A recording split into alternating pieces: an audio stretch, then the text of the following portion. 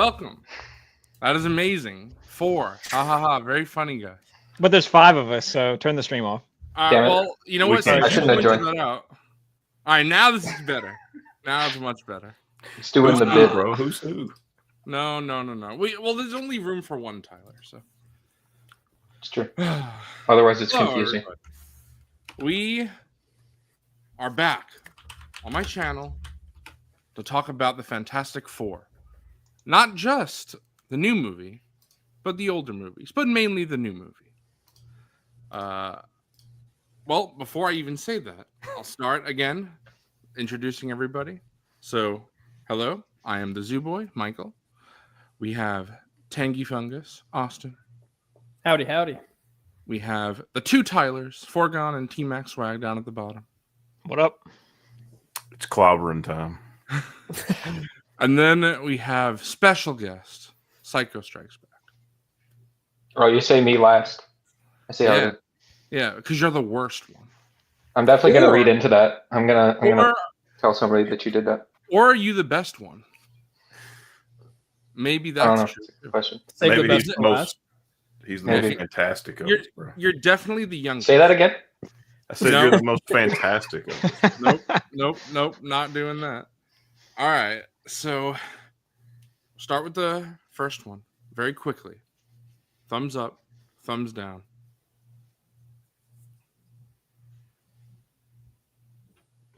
Awesome. It's pretty good. Glad we all enjoyed it. Psycho, can you do me a favor? Can you post this link in the Out of the Basement Discord? No.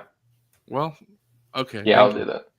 I don't even have the stream pulled up. I gotta be honest. Bro, were you asking whether or not we like the new movie or the old? Yes. No, I no, haven't no. seen the old ones. No. See, I've no okay, opinion. Psycho, you haven't seen any of them. Nope. Okay.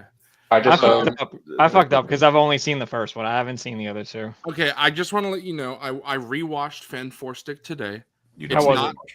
So you know how you said that the other one nothing happens and it's a nothing movie? Yeah. This is a nothing. It's not even a nothing movie. It's just a nothing. It's just like it's not a movie. Like there's nothing. You think when they were making the logo for that movie, they were like, "Oh, we're on to something." Yeah, they thought they were cooking. We thought did they it. were cooking. Just don't watch any of the old ones, bro. They're all No, pissed bro. Okay, I got things to say about the old ones. I got things to say. But about how much you can't get that time you wasted back. No. I mean, honestly, today when I watched Fan Four Stick, I don't remember the last time I was struggling to get through a movie. Did you start fast forwarding? Like, no, I didn't. But Is I this was. over yet? I mean, How you guys long is it? forward- Is it like an hour 40ish? 20. It's an hour 40. Yeah, you guys probably saw. I was like on That's my long. phone.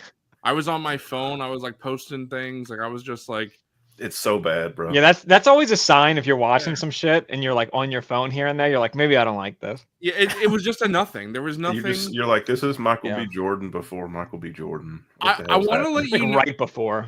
I finished this movie 20 Poor minutes ago. guy. I finished this movie 20 minutes ago, and I can't give you a one-sentence summary of the plot. I don't know what happened. It's just Wasn't about the Fantastic Four, I'll tell you that. they got powers. What movie has a better story, that or Jurassic World Dominion? I think I'd watch Jurassic Dominion twice. Yeah, Before I watched I would watch. Oh, it Yeah, again. you're I spitting, would. bro. Hell yeah, I would. I wouldn't, bro. I would Bro, do that you- for fun. Are you ready for this? I'd watch Jurassic World Rebirth over Fan Four Stick.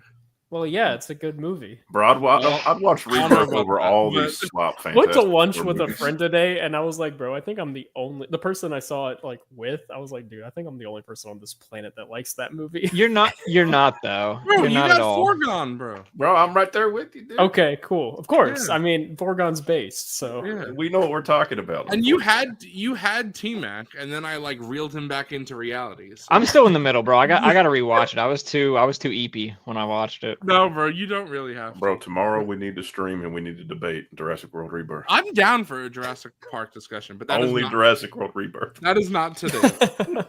But yeah, how I want to order this. You know, we've done. yeah, different thank you, things Jedi before. Master Joshua. Yeah, Absolutely. there you go. Hey, and Bobcat really liked it too. I know Bobcat's not here right now, but Well, Bob I've based. seen a Based bunch of Bobcat. people online say that they liked it a lot. So yeah. Dude, it made like $800 billion. I think. This is so true, bro. This is so true. But yeah, okay. So how I want to orchestrate this for the stream today is I think I want to go through the basic plot first, or last rather, and then before we go through the plot, I'd like to go through the cast, because to me that was a huge part of the movie. I feel like I probably would not have enjoyed the movie as much if they didn't nail the cast, because I just watched Fan Four Stick. I didn't like any of them. And it's a shame because I like Miles Teller. I love Michael B. Jordan. I think he's one of the best actors working today. He's just not the Human Torch. Miles Teller isn't really Reed Richards. And I think Michael B. Jordan could be Johnny Storm with a better script. yeah, that's fair. No, I really should say that, because I really think with a good script, anybody could play anybody. Well, I guess, yeah. I But I don't know. Miles Writing Teller is as heavily- Mr. Fantastic is kind Bro, I of forgot Miles Teller was in that movie. yeah, bro. He's kind of a that's choice. you have to, because it's the gift, bro. It's the I think and it it's- was so. I gotta tell you guys, there are so many times in that movie where fucking Victor is saying just awful, terrible, like gloomy things, and Invisible Woman is like, Dr. Doom over here. I'm Yeah. like, no, just stop, please. Doesn't her That's- hair change in like every scene? Like, isn't Yeah. sometimes she's like wearing wigs, Yeah. and other times because Yeah, of like, the but- reshoots. It's Yeah. so ridiculous, because I when I saw that, I'm like, oh my god, that is just awful. And It's then there are noticeable. yeah, Which there are is mul- worse, her wig or Cavill's mustache and just Justice.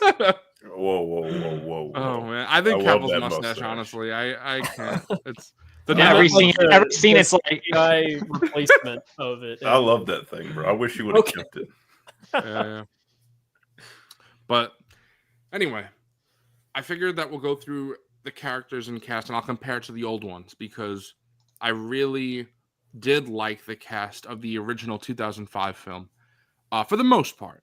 There's some things that I'm not the biggest fan of, but for the most part, I thought the casting was done really well. And it does make me wonder how Robert Downey Jr. is going to play Doctor Doom, but we'll get into that really towards the end of the stream. But of course, the first is we'll start with Mr. Fantastic, because he's the leader of the team. He's fantastic. So, I mean, I think probably everybody watching the stream, all of us on here, have probably heard other people say, if we don't feel it ourselves, that Pedro Pascal is in too many things. He's just in what came out this year?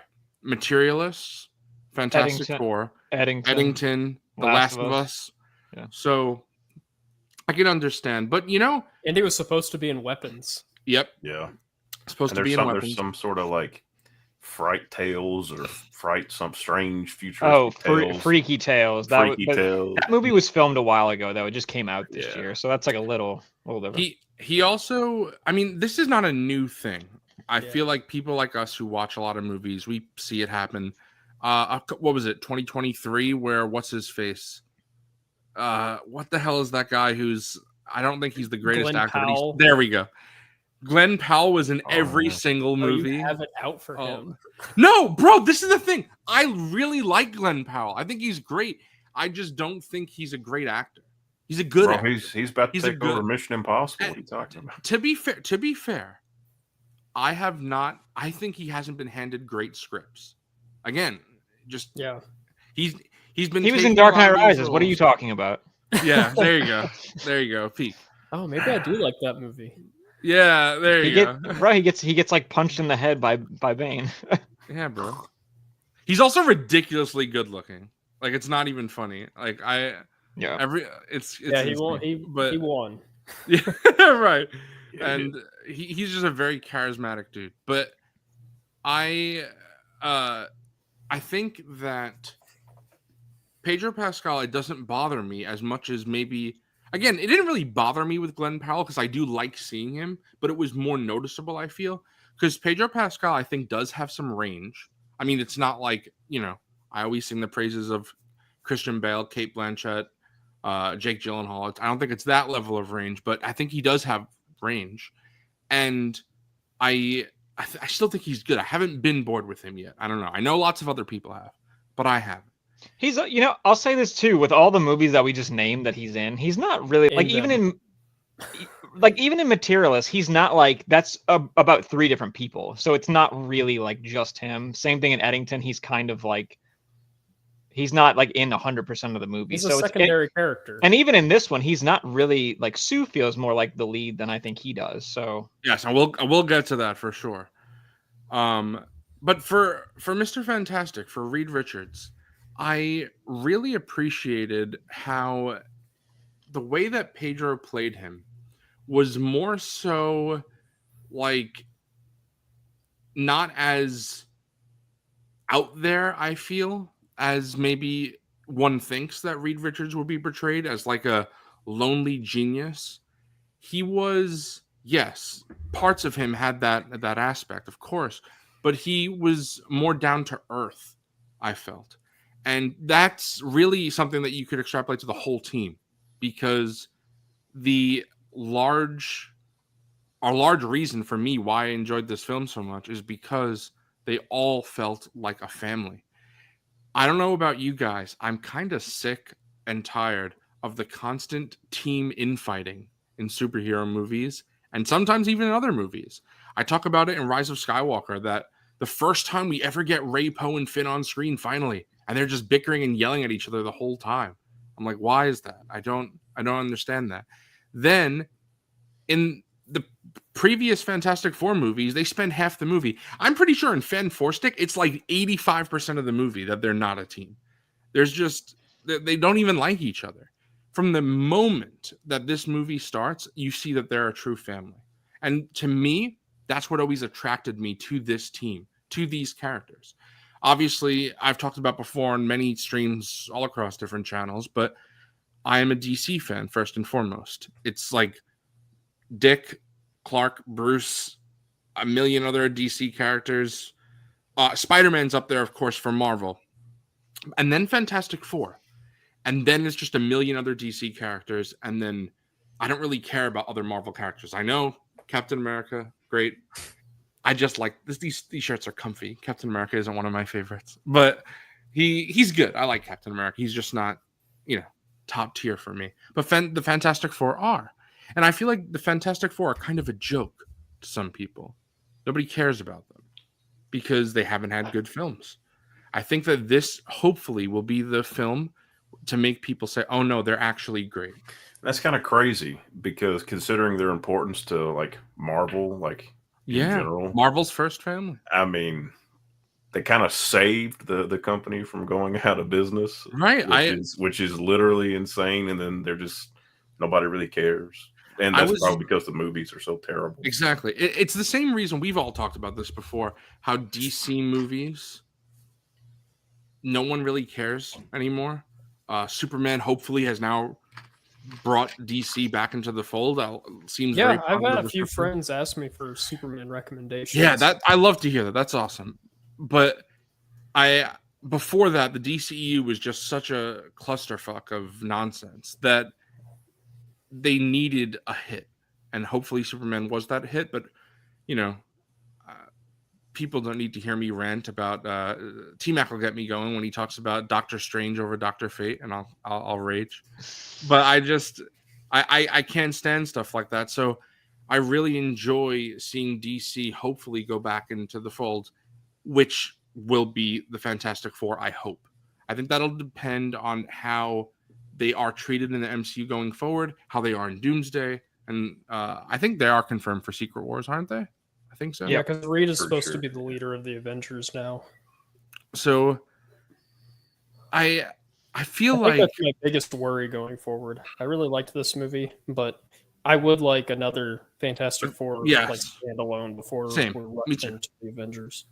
I'm okay with him being an Avenger as long as he comes back, because I read a comic recently. I don't know if any of you guys have heard of it or also if you've read it, but it's called Spider-Man and the Human Torch. At the end of that comic book, Spider-Man is really nervous, and he's like talking to May and talking to MJ, and he's like trying to tell them how to act. And MJ says, "You're acting like we've never been around superheroes before." And Spider-Man says, you've been around the Avengers. That's work. Fantastic Four is my family. And I was just like, oh, that's like right in the feels. But it is true. Because, again, I know this is a problem. No, Pete and Johnny's relationship has always been fantastic. Because, I mean, depending no on pun intended. They sometimes are fairly close in age. I mean, like an older brother kind of situation for Johnny, you know? Yeah. If you guys have seen just, I mean, I think we've talked about this in general, but Joss Whedon, he kind of likes going to the same wells over and over again. And he clearly likes going to the well of, because even he does it in Firefly, which I really like, but of the team like bickering with each other. That's pretty much most of Avengers. And then it happens in Justice League a few times as well. Batman and Wonder Woman specifically going back and forth. And I feel like I'm just done with that. I don't know when. It's like in moderation it works, but if that's all they do, because it's like Johnny and Ben, like they kind of bicker, but at the end of the day, you can tell like they're friends. They feel like brothers, right? And because like Johnny, you know, like he has the line about like the beard. He's like, oh, that does look good, but then he teases him about the clobbering time thing, you know. So I think the bickering thing is more of a product of like origin movies where we're kind of past that now. So it's kind of like we don't really have to do it anymore, you know? And like, I don't know if you guys agree with this, because this might be a hot take. People in chat might not like this either. But I feel like by the end of Endgame, spoilers for Endgame if you don't know, although I don't know how that would be possible if you're watching this, but when Iron Man dies, I almost feel like Captain America respects him, but he doesn't love him. Like it's a respect that he's gone, not, oh my God, I lost my brother.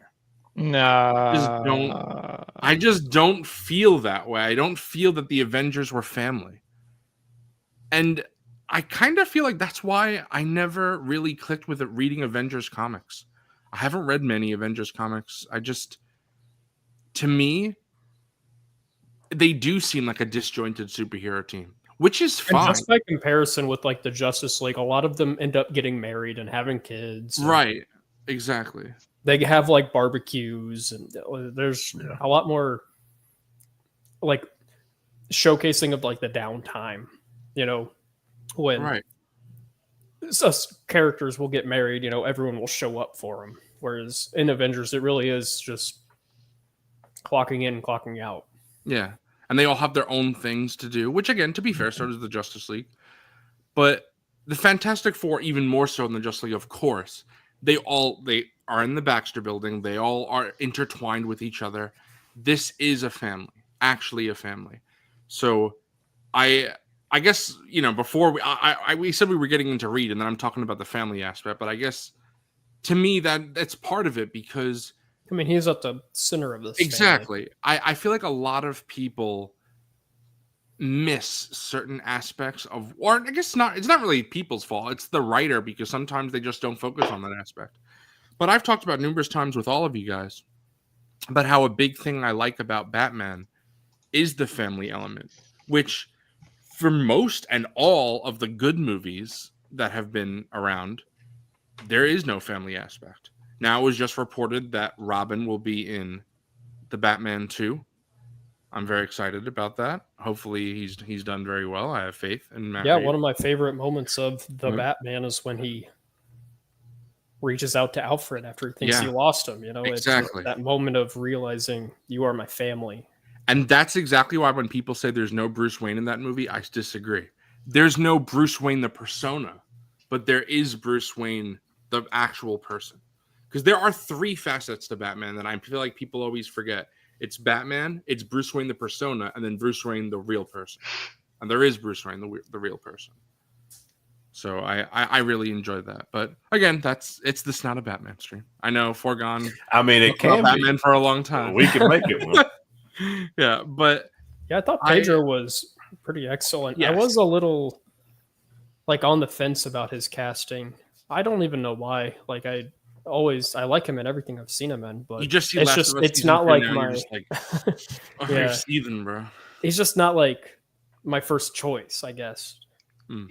I felt like he did something a little bit different, like even with his voice and the cadence and the way that he talked, and like it didn't really feel like obviously it's Pedro and we know that it's him, but it felt like he was doing something a little bit different, which I liked. Did you read that he wanted to do like a very like 60s? Yeah, like They're like, not. they're like, don't do that. I think that could have. I think that could have been really cool. Yeah, I love what we got. You were talking earlier about how everybody's like getting sick and tired of Pedro and all that. That shit doesn't bother me. I don't care. Me either. Yeah, I just think he's cool. a good actor. As long as he's good, I don't. Yeah.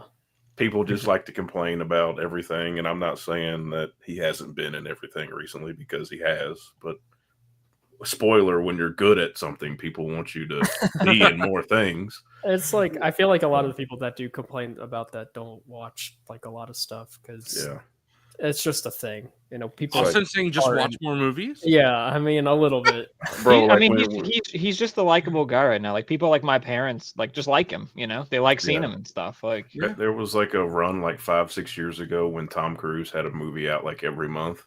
And that was like one of my favorite years of all time as a movie viewer, because I could just go lock in every month for a Tom Cruise movie, and I was like, "Damn, that was good." Yeah, and you know, I'm with Rain, but Pedro, man, put him in everything, bro.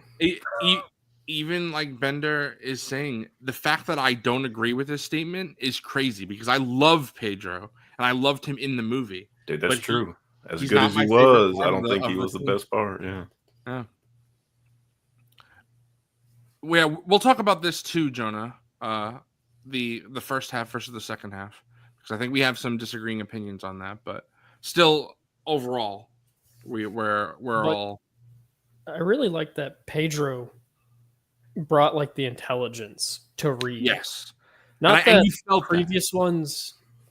It's just by comparison. It like you said, you really feel it here. I love his line about like, "Oh, anyone can build a crib. Only I can build this," because that is Reed's real superpowers. He can just make anything. He's kind of OP in that way. You hit the nail on the head. Yeah, that was something that I wanted to say. A big criticism I've heard people say is that we don't see Reed's superpowers enough, and I'm like, oh, we do, because his real superpowers is the whole blind. movie. Yeah, it's the fact that because the way that he's even playing it and the way that it's written is like he's cursed by his knowledge, kind of. Yeah. And he's really struggling with it. Right. And it's not like I don't want to see him stretching and doing stretchy, fun stuff. But to me, that's not why I love Reed Richards. Stretching is kind of a goofy power, you know?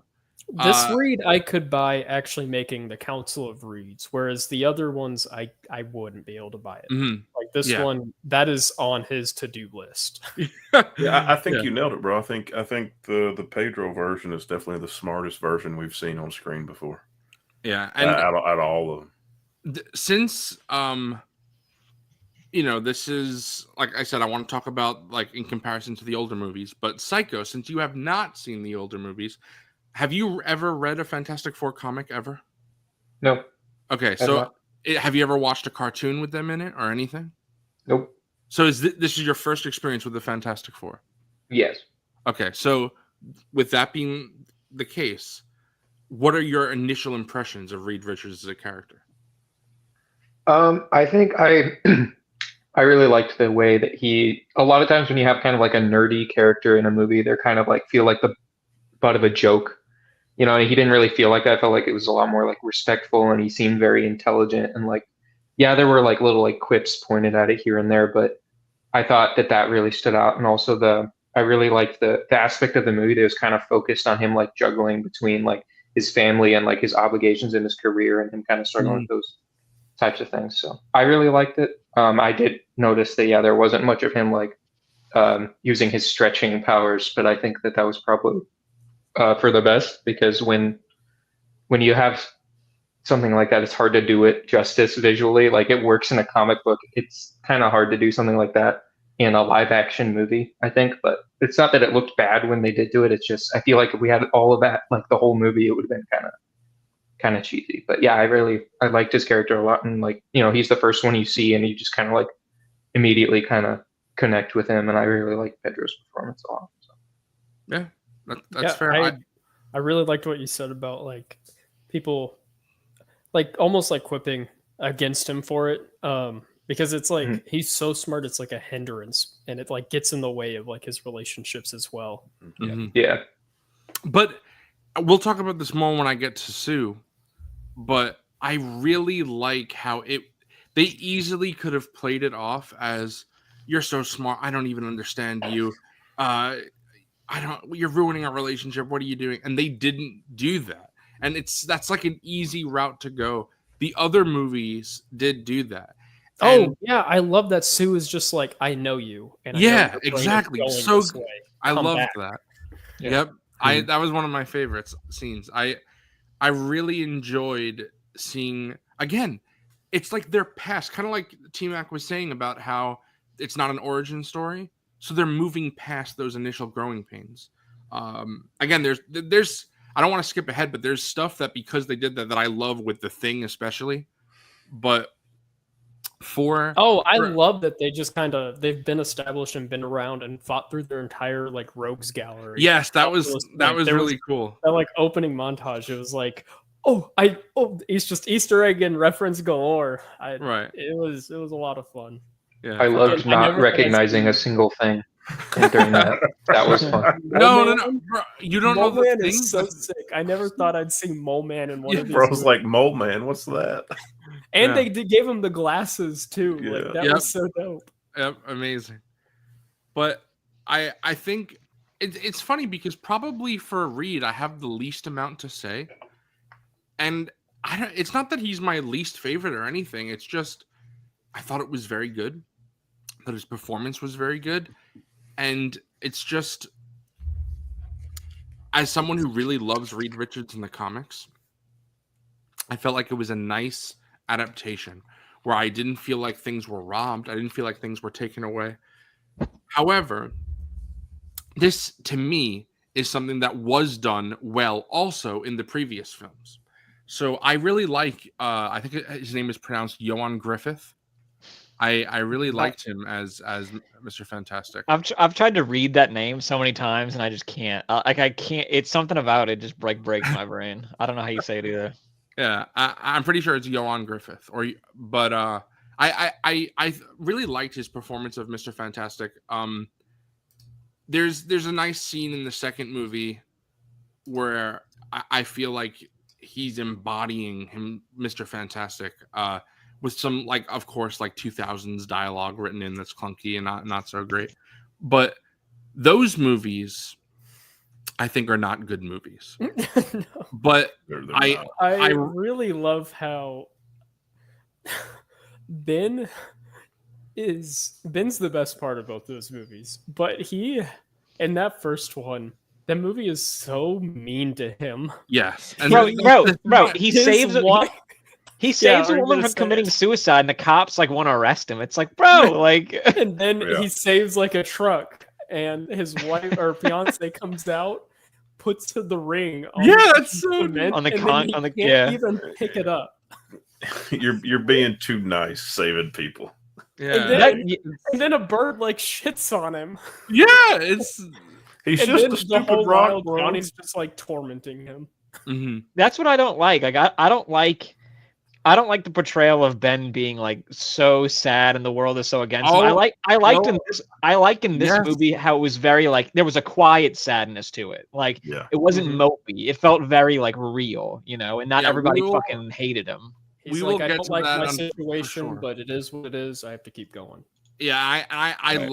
loved that for the thing in this film. Of course, like it was really good. Because like But- you would be sad. I mean, he turned into a boulder, but it's Yeah. like, but it's like I don't know. Like Who doesn't love the chef, bro? He You was don't very hear- positive Listen. in this. He was very like fun and like nice and just positive. Like I like it a lot. exactly, and that's just it's such a different portrayal, and that's why again, like I'll have more to say about that, but for Reed, it's a similar portrayal, although I think that this one did it better. It's like there are parts of the old films that I do like he definitely does do more stretchy stuff in the old films. Like I said, that's not as important, but that is a But thing. it's like Psycho also said, it looks goofy in those movies. Yeah, it does. Stretching for powers sure. only really work in an animated format. Mhm. where it's like I'll you be already have honest. your pause. I don't really need to see him stretch at all, to be quite honest. Like, I'm sure we're gonna have massive like action sequences in the future with him. The less he stretches, the better for me, bro. Like, I really don't. Bro's not a fan of the stretch. That's the least. That's like my least favorite thing about Mr. Fantastic is that he can stretch. That's stupid. I know we'll get to it, but when Galactus like stretched him out, it made me so uncomfortable. I was like, oh that, no. that I love. Like, if we see him stretch, I want it because somebody's about to like rip him apart, like a fucking. Damn. Like, that's what I want to He see. was like a piece of gum. Yeah. Yeah.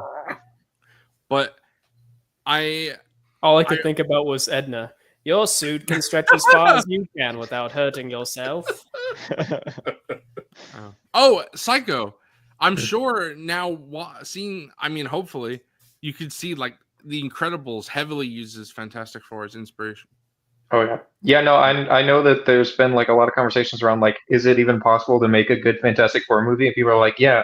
Have you seen The Incredibles? There's two good Fantastic Four movies. And you know what's funny? Michael Giacchino has done the music for both, and it makes total sense. Like that like 60s, like so good. Right. I love the music in this film. Oh, it's outstanding. Yeah. It was such a great score. Bro, we got superhero movies used to have like the scores you look forward to hearing, and I feel like there was kind of a dip there. And this one, it's like they're back. I think this Thunderbolts and Superman have all had really, really, really good scores. Mm-hmm. And the one Psycho's wearing Ant-Man had a good score too. But sorry. Yeah, you're good. You're good.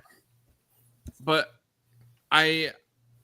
for Fanforstic, how many of us have seen that? Unfortunately, us three. Okay, so I won't dwell on this too much. I mean, we don't want to talk about this anyway. This is awful movie, but they spend a decent portion of that movie. I think it's like a half hour or so as kids, and it's just, it's just like not like that's just rough. Again. They're just not. That's not Reed Richards, and like he's doing actual like fucking teleportation, and they're like, "This is fucking magic. Get out of our science fair." And it's like, what the hell? What are you? He's doing. That is something. What are you talking about? He's teleporting an egg. Yeah, it's just the thing that really sticks in my head about Fanforstic is that its clobbering time is oh my god, is retcon to be a thing that Ben's older brother would say when he would. That's so weird, bro. It is awful. It's so odd. Like my god, he literally goes. T-Mac, you gotta see. He goes into his house and insane. His brother walks in and he sees him and he's like, "It's clobbering time," and then he starts punching him. We're like, "What the fuck? What is this, bro?" After that movie, every time I've heard or read that line, it's like that's all I think of. I'm like that. That's the funniest shit I've heard in like weeks. Holy shit! This movie's so bad because I saw all three of these in theaters, the original ones. I almost walked out of this one, bro. And I don't walk out of movies, obviously. And it's a shame. I was so fucking close. I don't know. Forgan, you watch Black Mirror, right? Yeah. So do you know the episode, The Entire History of You, starring Jodie Whittaker? Yeah. Probably my favorite episode of Great episode. The main guy in there is Dr. Doom in Fanforstic. Mm-hmm. And he's very good. Yeah, I don't know what happened. I guess again it's the script. You can't really all the good. Oh, is that by him? Is that the episode when they have like the computer chips in their head or whatever? They record everything. Is that their memories? Yes. Yeah. I've seen that too. He also plays Koba in the Planet of the Apes trilogy. Yes, bro. I'm pretty sure he's also in Kong Skull Island. He is. Yeah. Coincidentally, he is in that too. Yeah, he's in all these ape movies. He's good in movies with monkeys in them. Yeah. So I do think that fucking Hellbender, but I do think that that's an insane comment, bro. I think that that movie is just insane. How like bad it is. Yeah, It's not a movie, bro. It has such a terrible. broken structure. It's ugly to look at. The Didn't- dialogue is like nothing. Didn't they like screw over the director? Like they kind of just like That's made what him he redo wants it, or me to think. that's what he says. Yeah, He I would tried say to, that too if I you know, made a the piece of Snyder art. cut exists. He's like, oh, the Trank cut exists. No, it doesn't. They for some I've reason. heard, I've heard he was like a nightmare to work with, and And it also just seems like in that movie, they're always just in like that fucking sterile ass hospital room, like about to fucking take off into space. It's like that's like the only set they have, just that. Yeah, for some reason. like I said, it's not. why? a movie. How it's so. Doctor Doom is such an easy character to get right. He's like just aura maxing the. Yeah. He's the comic book character. He's Yeah. hyper intelligent. He's magical. He's got super strength. Like he's everything. He's got robots. Like wow. I just googled what he looked like in that film. Yeah, it's what That's- what were that's they thinking? something. He's like a metal turd with green glowing parts. He looks I gotta like see a meteor- this. he looks You like gotta a look it meteorite. up, bro. and It- both like adaptations just absolutely fumble him. Just What the dog. fuck? really okay. So I don't like him in the other ones. Okay, so I really do. Interesting. Bro. And when we get to Doctor Doom, I'll have a lot to say about that. But I just it's so funny. Reed being my favorite character in the Fantastic Four in the comic, I feel like he's probably my least favorite in the movies. But it's not anything against him. It's not like I dislike him. It's just that he is who he is, and everybody else like shines, and he just is. And I'm trying not to make this a negative thing because it's not a negative. He's a thing. glue guy, bro. It's He's just- the glue guy. Yeah. That's a good way of putting it. It's just it's nothing special, but it's still very, very enjoyable because, and I love that like archetype of like the really smart character who just, you know, no one else can get it and they do. And they're like, I love the times in some of the old Fantastic Four movies where they're like, we can't do this without you, Reed. Or they try to do it without Reed, or Reed's like, nope, you need me because I'm the only one that could do it. And I He's really him. like, yeah, He's Reed is him. Smartest 100%. character in Marvel. Like Yep. he is For the sure. fucking guy. Yeah, exactly. And yeah, I think that It's just a shame that it's taken us so fucking long to get here. right. And again, because the Fantastic Four, I think again, Marvel's first family, everybody loves them in the comics who like read Marvel comics. And then they're just like a nothing team in the movies. So It's My- I'm disappointed we'll never get to see like him talk with MCU Tony or Johnny like help out Pete or hey, Yeah. you never know. yeah. I When we're mean, like, when we're like 70 and like They Finally, reboot the after the collab second we reboot. wanted. specifically for your last thing, Peter is confirmed for Doomsday. I thought that was I don't think he rumor. is. Yeah, he is, bro. I was looking the other day. I was looking at the confirmed list, not the rumored. They were confirmed. He wasn't on the chair. Yeah, but then yeah, they did a second run of cast announcements. and they he's in did the a second run of chairs. not chairs, but it was a I don't, second. bro, I don't think that's true. Yeah, bro. Look it up, bro. I was looking at this literally yesterday.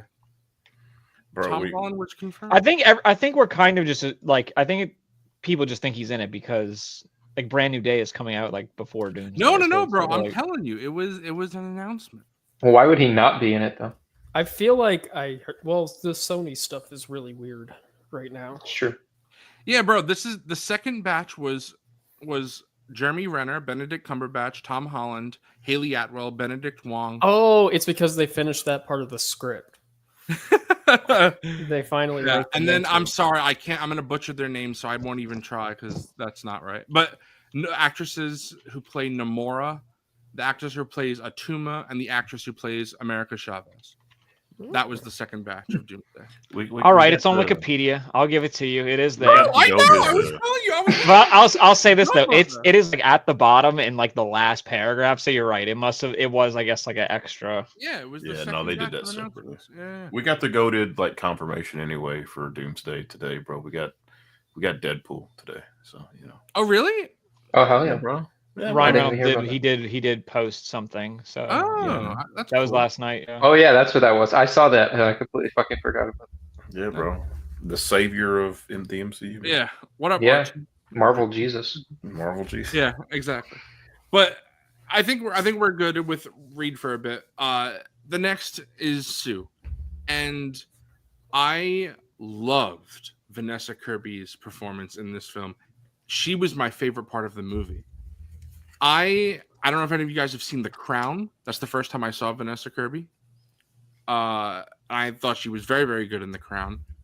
Then I saw her in Mission Impossible and a couple other things here or there. But this was like her standout role for me.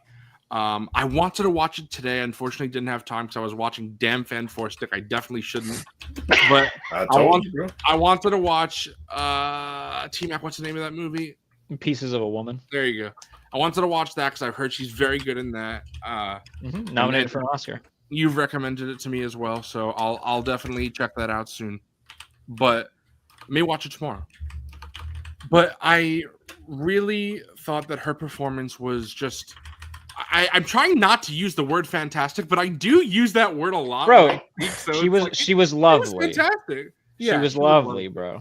But She you know, was lovely, great. lovely, She was- lovely. Whatever. The million words. Lovely is not. She's better. than Incredible. Lovely though. Yeah. Yeah. Exactly. She's incredible. There you go.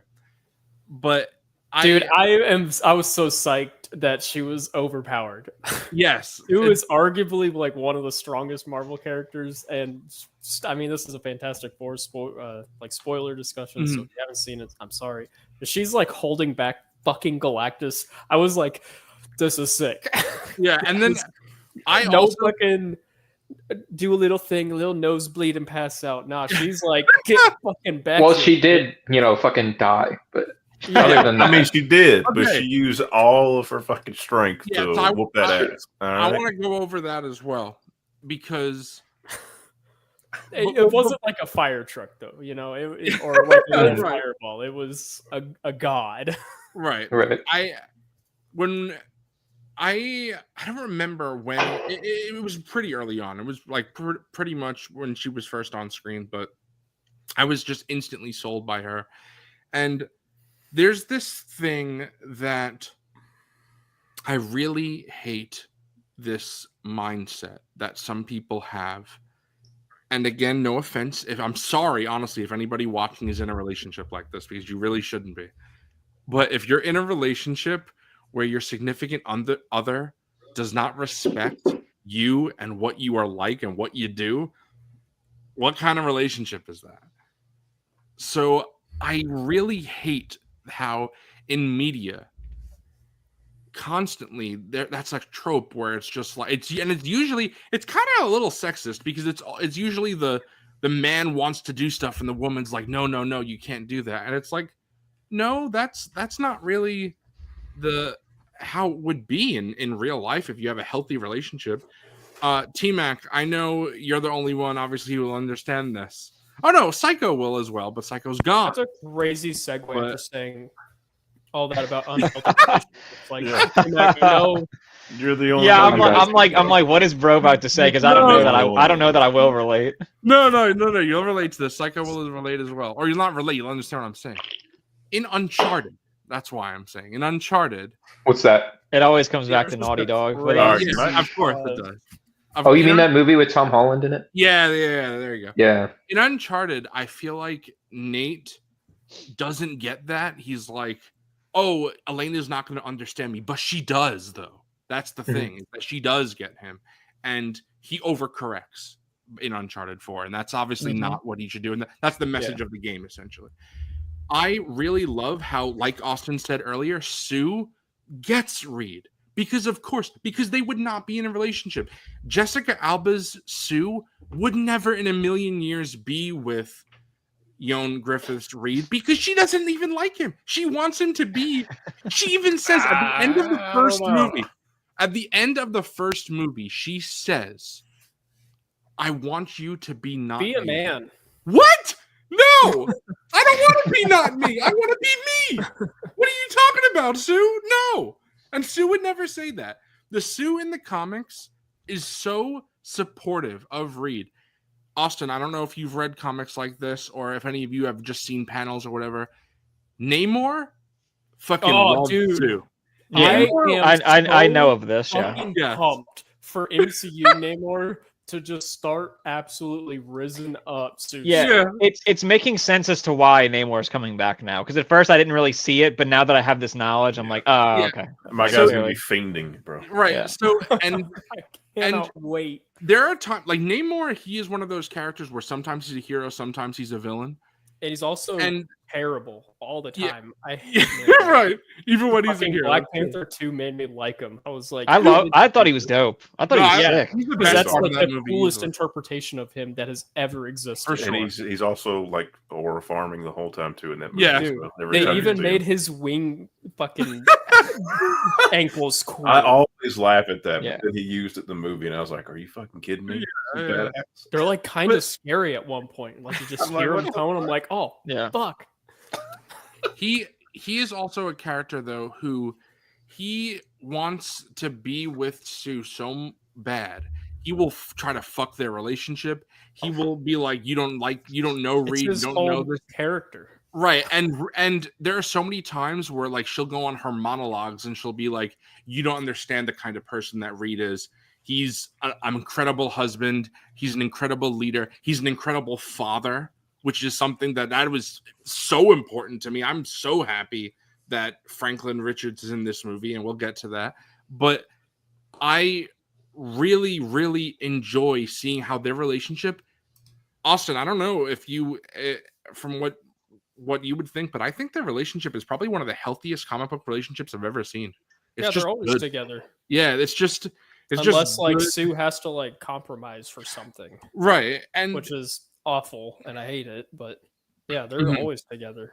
right, and you know there's obviously some weird stuff that goes on because it's comic books, but generally speaking, it's a nice, healthy, good relationship. It's as much as I love Bruce and Selena, it's all over the place sometimes in the comics. So she leaves him at the altar and just does crazy shit. But like, I really enjoy Reed and Sue's relationship, and I thought that was portrayed so well by Vanessa Kirby and Pedro Pascal, and I think that they have such good chemistry together.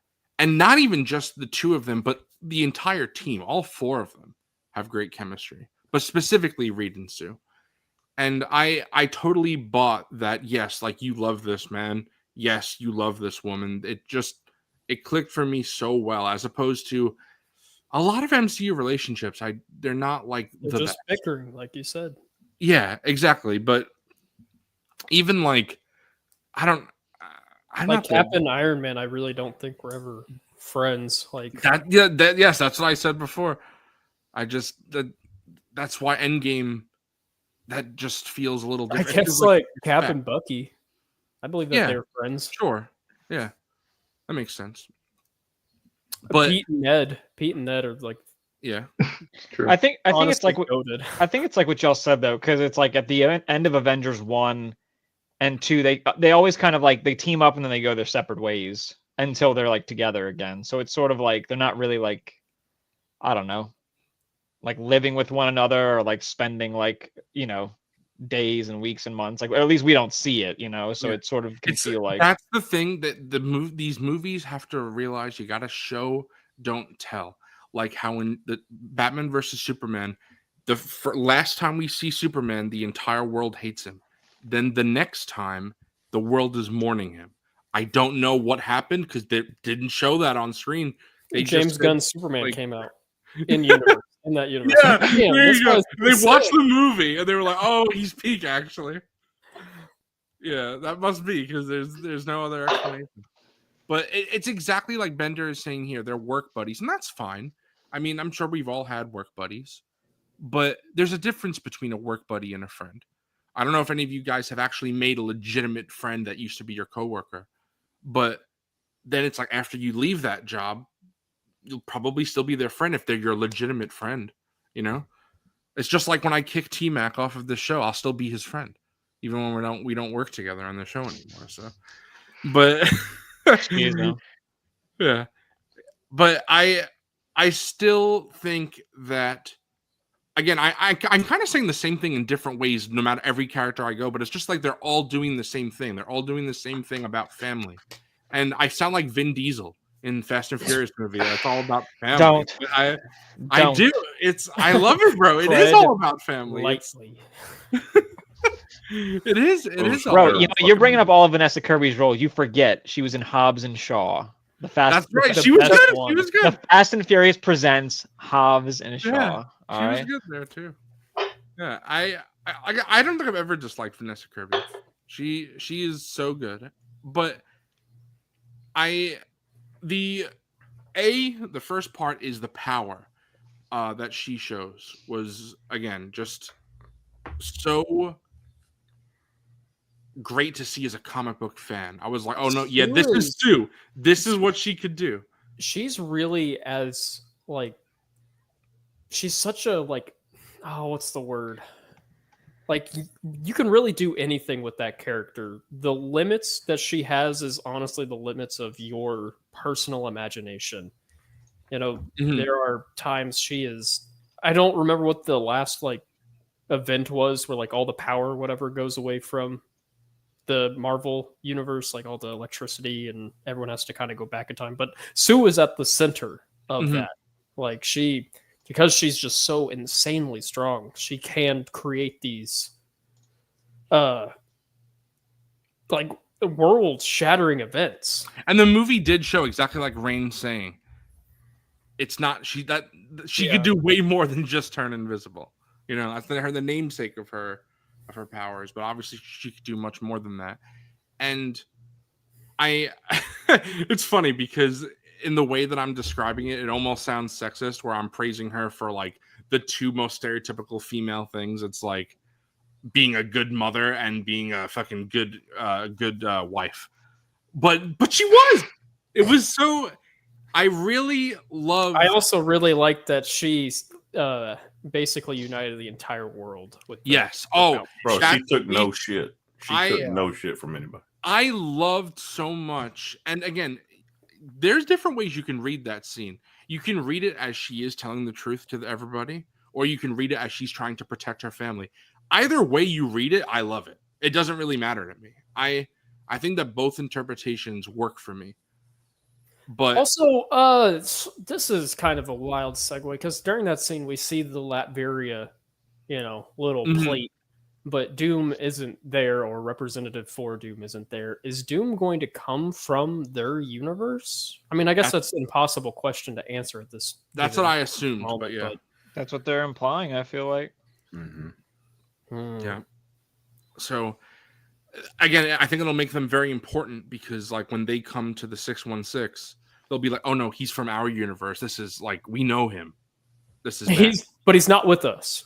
Yeah, we know him. Saying we know him. That's crazy. We know the kind of shit that he's bad news, guys. Yeah. Yeah, and then Thor will be like, I took down Thanos, and I'll be like, Thanos is baby shit, bro, compared to Doctor. they'll be like, Thanos was who's that? We don't fucking know who that is. Yeah, you know what they're gonna do? Galactus. Yeah, the opening scene of Doomsday should be Doctor Doom going to a different universe where the Avengers lost, ripping his fucking spine out. Yeah, you see all the Avengers dead on the floor, like fucking Tony, Cap, everybody. They're all dead, and then Thanos is there, and he's won, and Doom's like, nah. And he just kills him.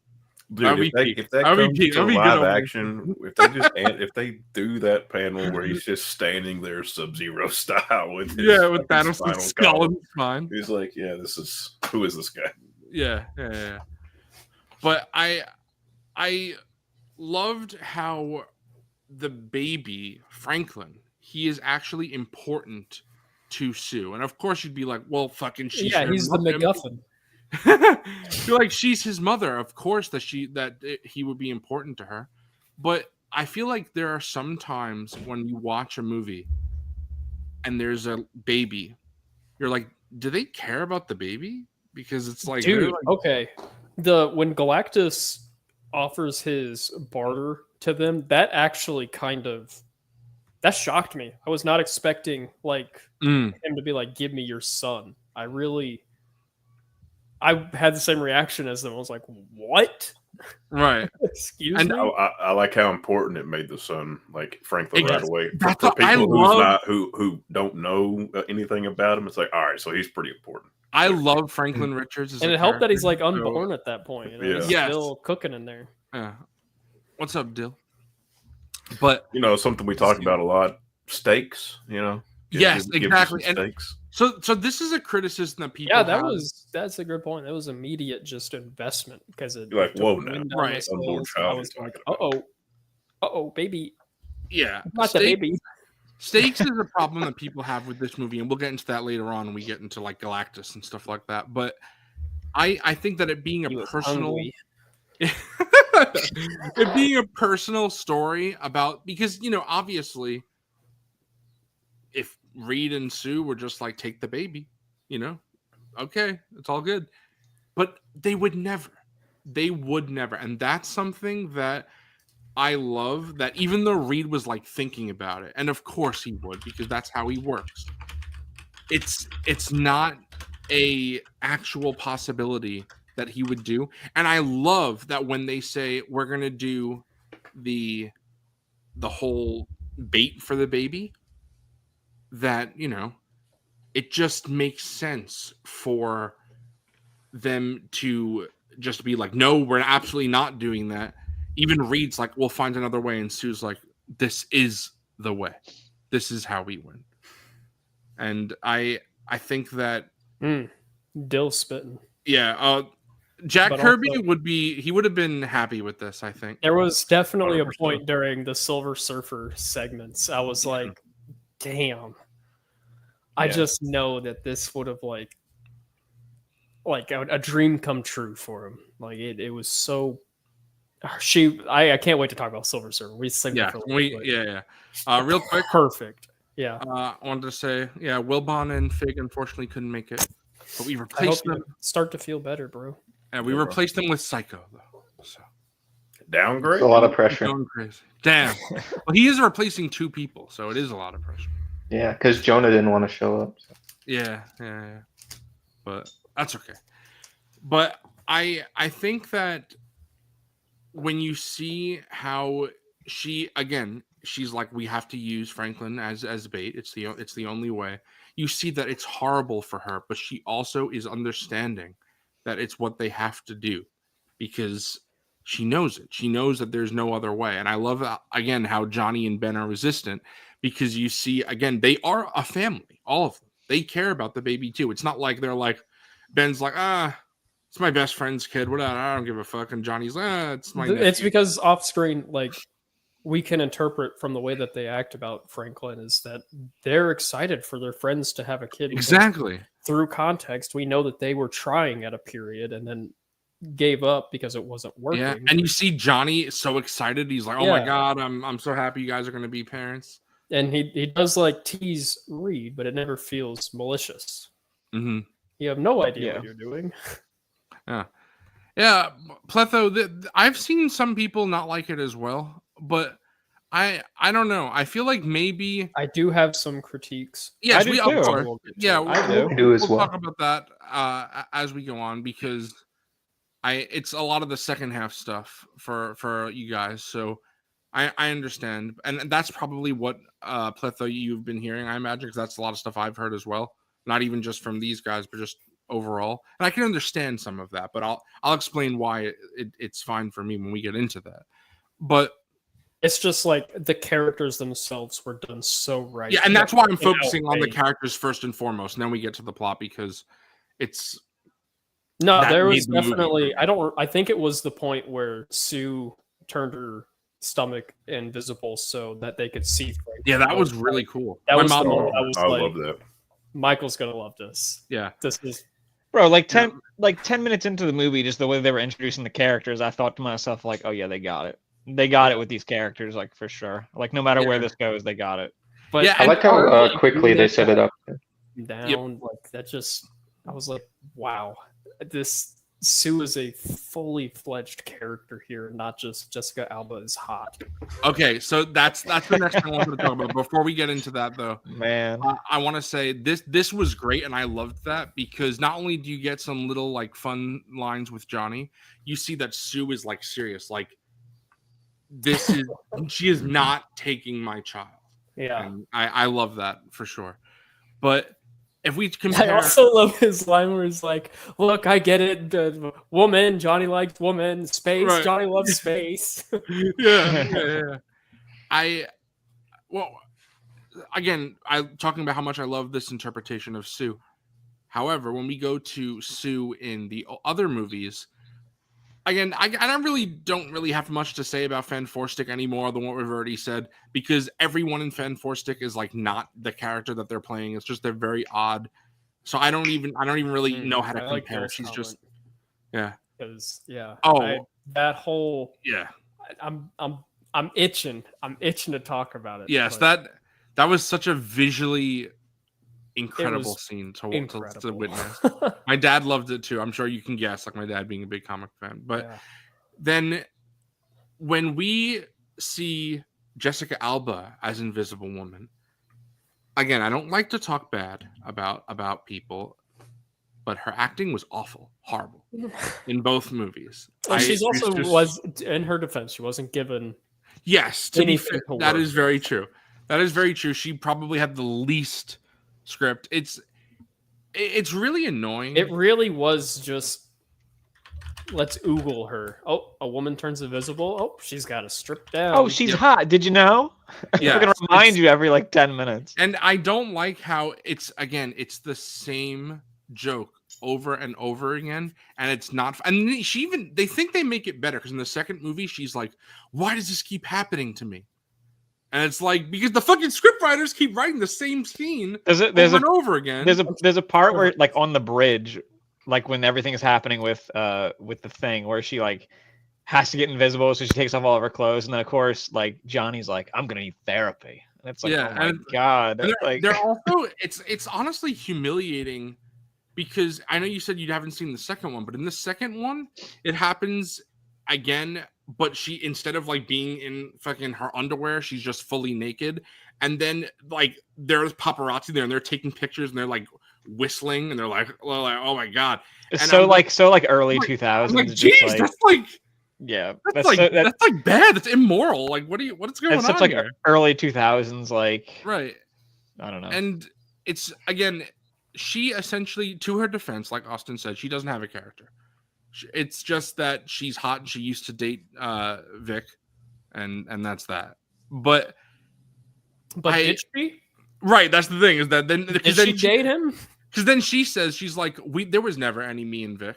And I'm like, wow, there was never any you and Vic, and yet But he was fucking ready to proposed. propose? So I don't know what Oh, the hell's man. going on, bro. Like, what are you saying? So it's very Bro was Saw how down hot bad, she bro. was. Yeah, He he's like, proposed. "Oh, you're too hot." He proposed and like his skin just starts falling off. It's a real Yeah. bad time. yeah. Those But- movies are so ass. I mean, every single one of them. Every single second. There's nothing good about any It's of them. it's just No, so funny. bro. Every time I they switch hate every one of them. every time they switch back to Doom, he's got like less skin on his face. Yeah. Oh, It's the just- thing that pisses me off about Doom in that first one is he's not even Doom. They just reskinned Norman Osborn from Spider-Man 1. He's losing his That's not company. wrong. He's going crazy. losing his Like, skin. It's just a less, and you don't have Willem Dafoe. Like it's so Just bad. Oh no, you can't. lame. You can't diss Julian McMahon. Bro. Okay, but I next am. to Willem Dafoe, Yeah, that's fair. That's fair. But you don't have I- him going. First, we attack his heart. You know, you don't get the camp. right. And then the second one's got little shit cloud Galactus. Yes. Bro. Like, Again, it's not Galactus. Bro, we didn't have this. Yeah. Oh hell yeah, you got Yeah, it. yeah, you got it. put that on, bro. We'll Put that say- on. Yeah, you got to when put it on for he the rest of the Baxter stream. I building- think. No, The it's so bazooka? hard to get on, dude. You have to like pry the back of it like off, and then like it's so weird, but it's cool though. It's okay. We can wait till the end of the stream. Yeah, bro. But again, she was not given anything to work with, and she's Man, not. I hate when I lose my skin. Yeah. I'm telling you. She was not given much to work with, and she was just didn't do it well. But that's why when I was growing up, I really liked these movies growing up, the first two. I was disappointed in the second one compared to the first, and watching it again, I actually feel like I have more appreciation for this. It's kind of like the Superman films, where 3 and 4 as a kid I hated, but as an adult I've now grown a little bit more appreciation towards it, solely because of how good Christopher Reeve is. We've lost 2 of them. Bro just I'm here. dipped out of the entire. I'm here, bro. I did I like that at the Fantastic Four premiere. I can never say his name, but the actor Young that played- Griffin. I like that he was at the premiere. I Yeah. thought that was cool. He was like the only one of like those other 2 movies that Yeah. was there. Yeah, he was in a show called Forever, where he played a man who lives forever, and I really liked that. Psycho is back. Hello, Psycho. Hi. I hit login. I didn't realize that would kick me out of the stream. Open up Dumb. another tab. I'm stupid. But Ha, ha, ha, ha. then, Ah. again, not much else to say about her in those movies because we weren't given much. But it's just a very poor performance from a very poor script, and it's just not representative of the character of Sue Not Storm good. that I love so much in the comics. Like Vanessa Kirby was fantastic. No pun intended. So, moving on to Johnny, I feel like people were flipping out about Johnny before the movie. I don't know if any of you guys saw this, but people were complaining. They were like, Johnny is a womanizer, and they're not making him that, and that robs him of his character. That wound up really not being the case. I feel like people have kind of maybe a different view of Johnny than I do, which is, yes, he likes to party, he likes women, he is definitely a womanizer, but he's also not like an asshole. He's he's best friends with Spider-Man. Spider-Man would never be friends with someone who treats women poorly. Like that's not who Johnny is. Not like that, bro. Right. I And mean- so and there are lines in the movie where he's like that. He's like, I forget exactly what he says, but he's talking about like the naked space lady. And Yeah, then he I think doesn't have to be like your stereotypical fucking frat boy on a college campus, bro. Like that's not right. That's not his exactly. character. Yeah, not what he's doing. And because he's not like a disrespectful person. He's just, like I said, he's Likes to have a good time. right. Mhm. And I feel like I really liked Joseph Quinn's portrayal because and again I'll talk about Chris Evans Johnny a bit because I actually Pretty much. I do like some aspects of Chris Evans Johnny, but what I really liked about Joseph Quinn's version of Johnny is that they really showed Johnny's intelligence, because I know you watched this recently, T-Mac. At the beginning of the first Fantastic Four movie, they say Johnny got thrown out of NASA's program Yeah. for like bringing 2 women with him in like the simulator or whatever. Yeah, because they pushed back on like wanting to bring him up to space with them at the beginning. Right. Yeah. But here's the thing. In order to be thrown out of NASA, that means you had to be in NASA. Like, He literally, Go He's very smart. He is an intelligent guy. He's not just a frat bro party dude. That's like there are parts of him that are, more focused on partying and stuff like that, sure, but it's not. He's still is an intelligent person, and I don't think that we've seen that at all on screen until Joseph Quinn. None of the previous 3 Fantastic Four movies have made me feel that Johnny Storm is a smart person, and this movie did. I like that they made it so he had his own thing to do in this movie. He had something to do. He Right, was he was- contributing to the overall, Exactly. and that was the thing too. He wanted to be involved, like he Right. kept trying to kind of like talk and like be there, and like there was, And I've seen some people say that it feels like a Reed Richards storyline that was given to Johnny so he had something to do. And I don't agree with that, because I think that it's smart to make Johnny smart, because he should be. Again, the problem with the first movie is you're telling us that he's an intelligent guy, but it's never shown. In fact, the movie goes out of its way to portray him as kind of an idiot, which is weird, because he definitely. I think that's the problem with largely a lot of like the early 2000 superheroes. It's a lot of they say but they don't show. You know, Yeah. even like I love the Raimi Spider-Man movies, but it's like you never really get the vibe that Toby Spider-Man is like the Peter Parker, like I love science, like I love like inventing things. I know he Right. invents the suit and stuff like that, but you know, he's not really a tinkerer. That's my I mean, favorite. he aspect sewed of the Into suit. He Darkness. didn't really invent anything. Yeah, Right, Yeah. and even like he doesn't make web shooters because it organically comes out of him. So it's like Mhm. he's not like a tinkerer. He's not like on his computer. It's not like, you know, the interpretation that you normally see. So I think a lot of those early movies don't exactly. they don't do a lot of that.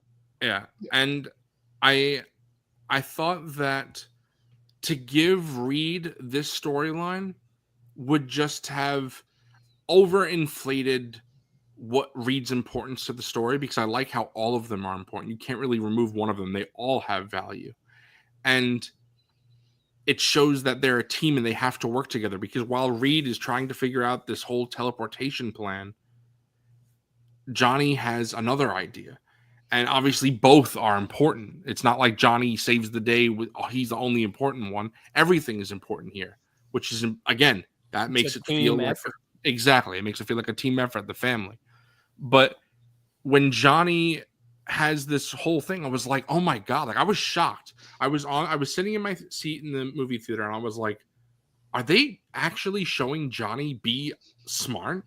I was like, oh my God, this is Johnny that is in the comics. That's not how he is portrayed typically.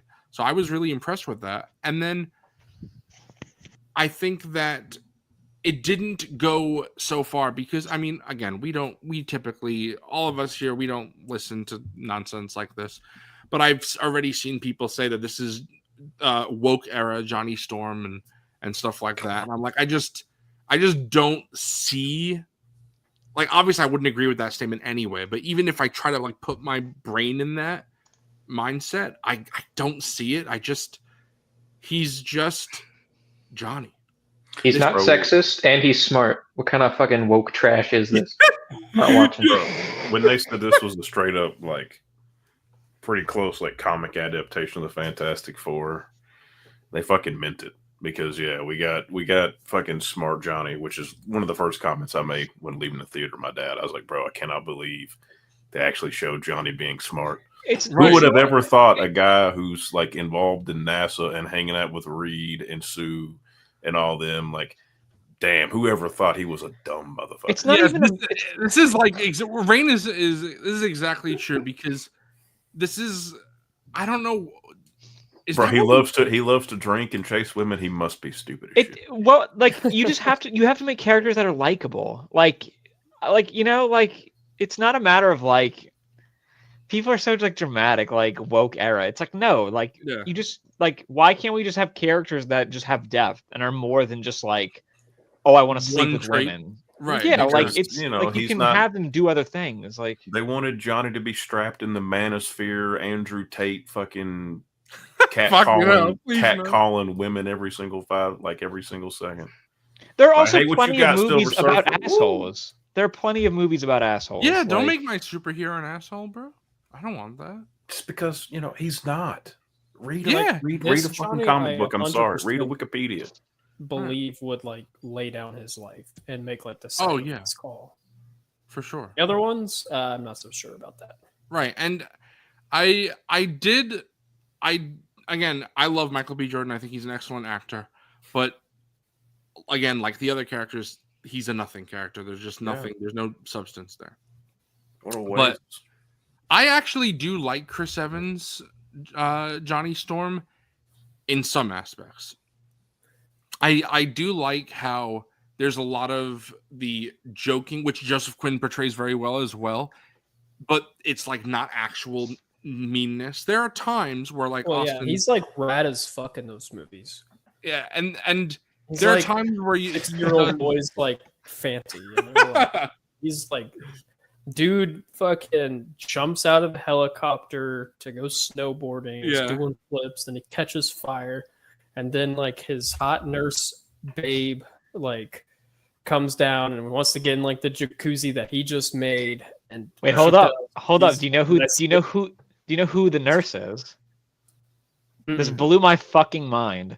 So if you ever go to AMC, there's always like pre-movie commercials hosted by Maria Menounos. that's No. Maria Menounos. No It is. No way. way. It is. She is the nurse in Fantastic Four. That's her first role. Bro, I was can't like, stand holy seeing shit. those. I can't stand seeing those Nuvi fucking. Nuvi. Yep, that's what she Oh, hosts. Yeah. it makes me want to jump out of a Do you window. remember wild segue? Do you remember the one where it had her laugh in it? I don't know. if you She's remember done it. so many of Oh. them at this point for like probably like a It's like- decade. Like Thanks It's for hanging out. Trying Listen not to eat your popcorn before the movie starts. Listen to my podcast, Hill Squad.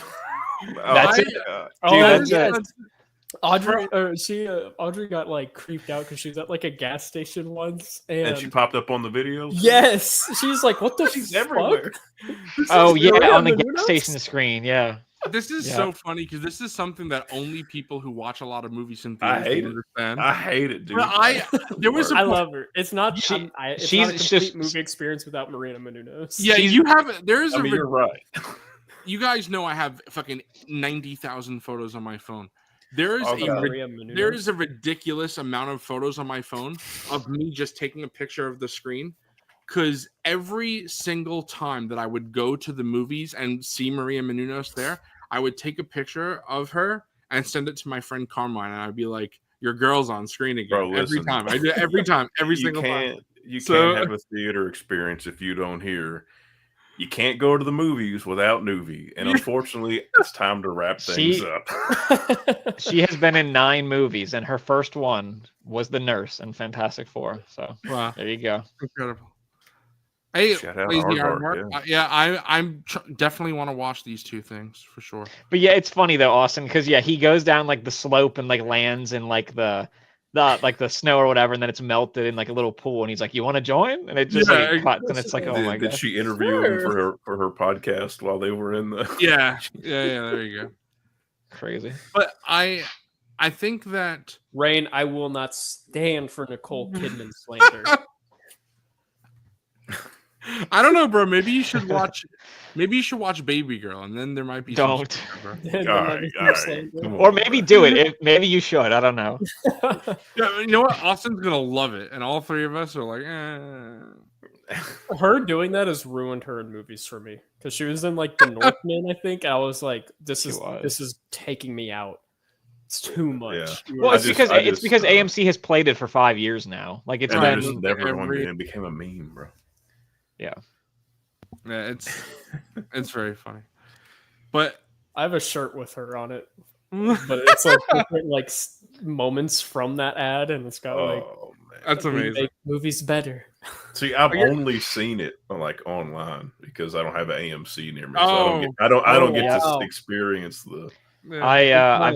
I've seen it every time I've gone to the movie since 2021, and I probably go at least 60 times a year. So I've probably seen it close to 300 times. So That's insane. I love it. bro. I don't want them to get away because I mean, you guys know. I don't know if chat knows, but I pee a lot, so I Yeah. pee when I get to. You're in it. Oh, and then chat. when- Cat definitely Last- knows the way you are on stream. There Oh, is- yeah, I guess I leave the stream all the time, but she yeah. has become like an indicator because like if a friend Oh, is meeting movie it. starting. If a friend is meeting me at the movies and the credits start and he's not there yet, he'll be like, "Text me when Kidman's on." I'm like, "All right," Nice. because he'll be either in line getting a snack or something like that, and I'm like, "I got you, bro." Yeah, They like working to cut down like yeah. the I ad heard time that. and everything. Mhm.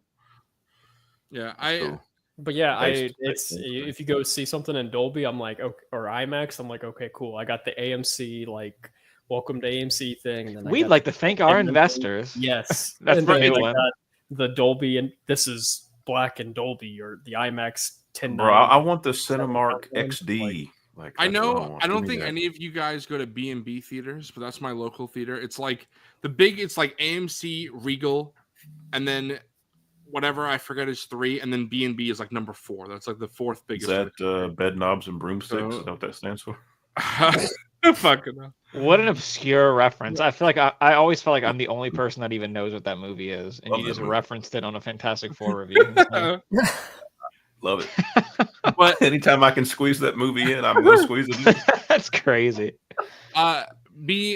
B&B theaters, they have this thing where the guy is like, he's like getting his soda and his popcorn, and he's like going to fill it up, and then it's like he's like, what should I get? Coke, Sprite, and then it says Magic of the Movies, and he hits that, and then like fucking magic effects pop out of the screen, goes into his eyes, and it's like crazy. This is the last movie ad I'm going to talk about, but I feel like I've seen this one for 45 years.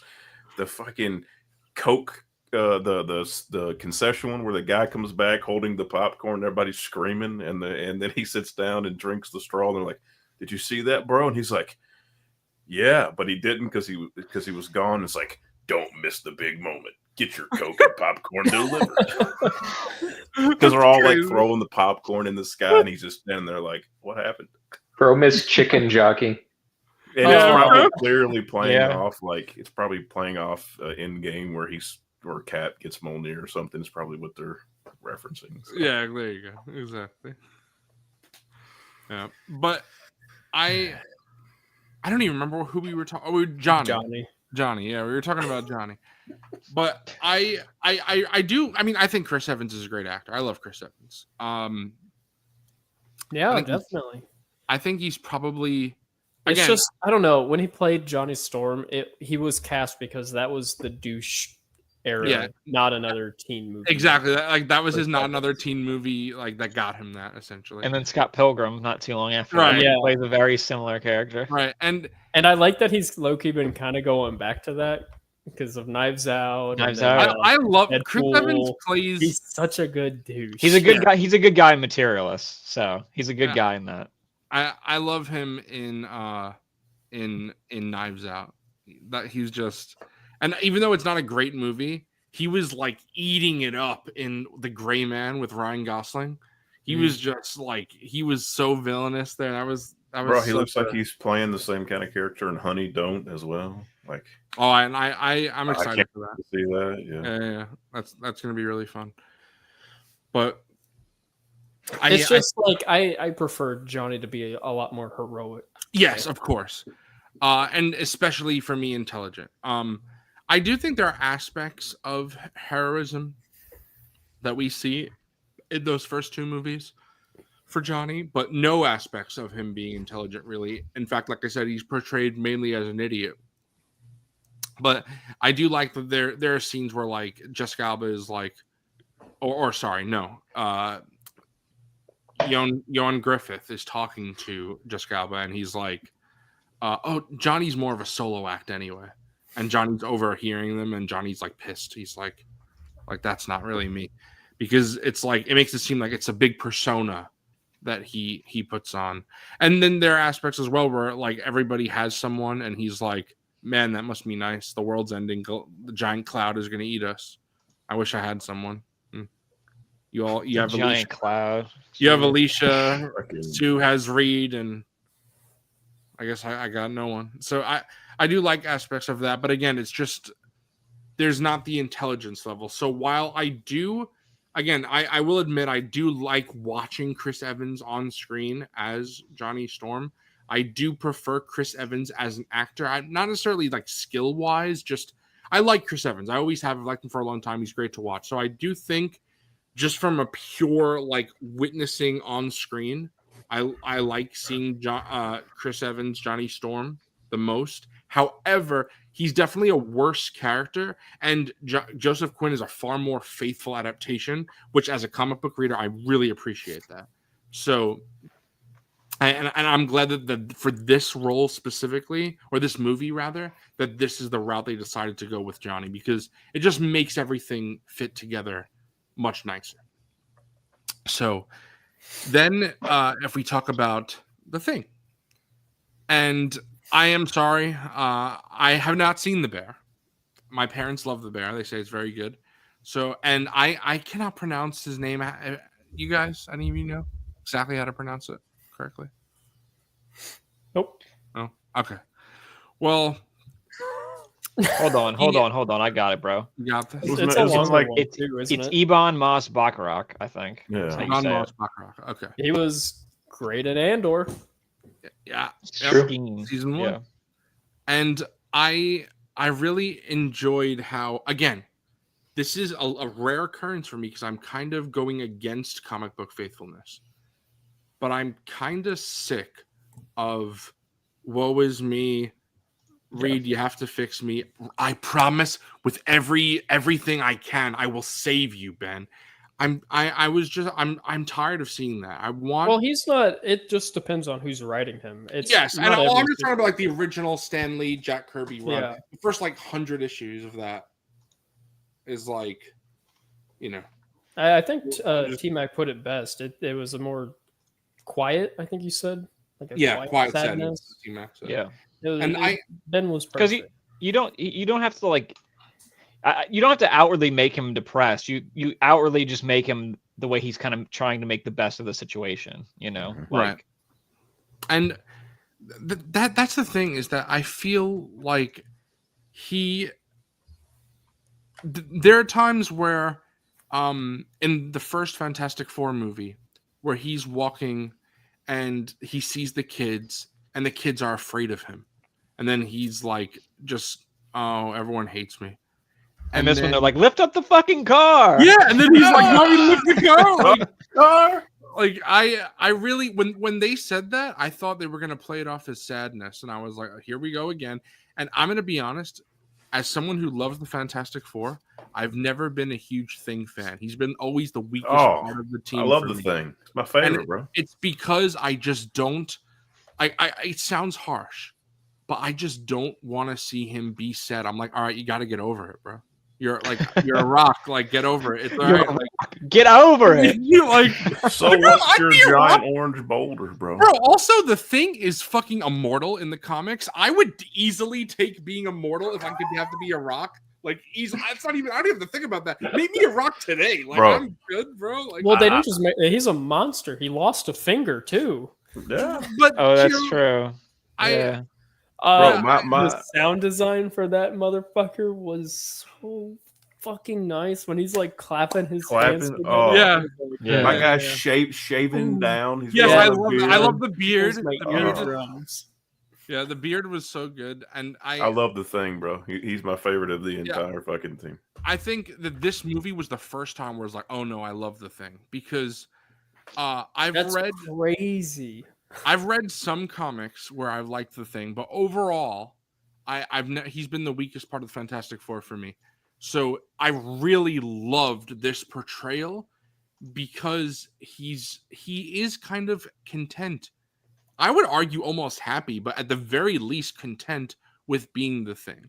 At this point, because like T-Max said, they skipped over the origin story, the Fantastic Four is viewing their accident as gifts, not a curse. Yeah, because if they didn't skip, it would be, and he was sad. It'd be like he's been sad for like 40 years, you know. Right. Like, It's so it's like I'm that was so nice to see because there was a part in the movie which they've done in the other movies as well, where Reed and Ben are talking, and Reed's like, you know, I could fix this, I could fix you.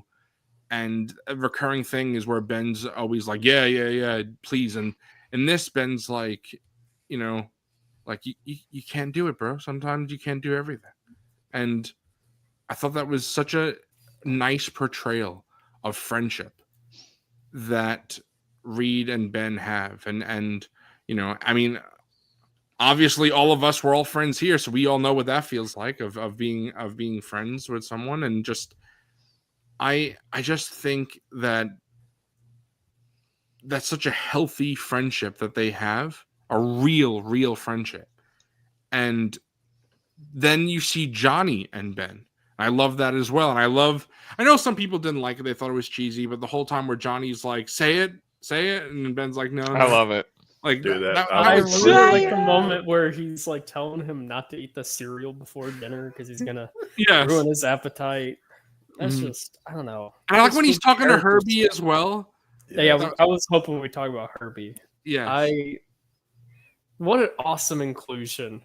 And I love that Johnny always scratches Herbie like on the head.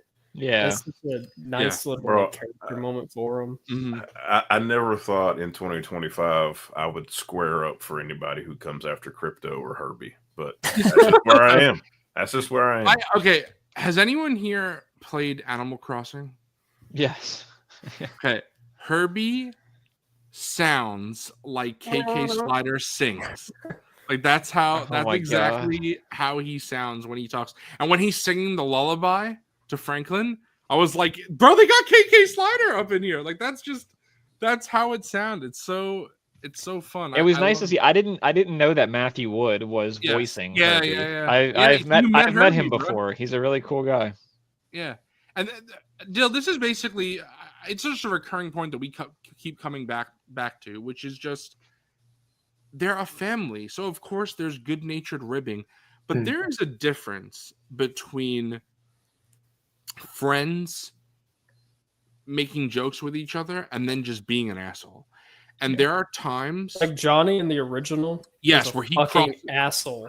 yeah, he The whole time. oversteps that boundary quite a few Yeah, times. he's like, bro, you're fucking ugly. Like, Right. All right, it's man. like, holy Enough is shit. enough. Ben Yeah. has a bowl of orange juice and just takes it from him. yeah, He looks so fucking sad afterwards. Bro, he should have just Instead- snatched him up and fucking Yeah, I- his ass. I thought and he might it's die so- in a rock slide. Like, yeah. come on, Oh my- man.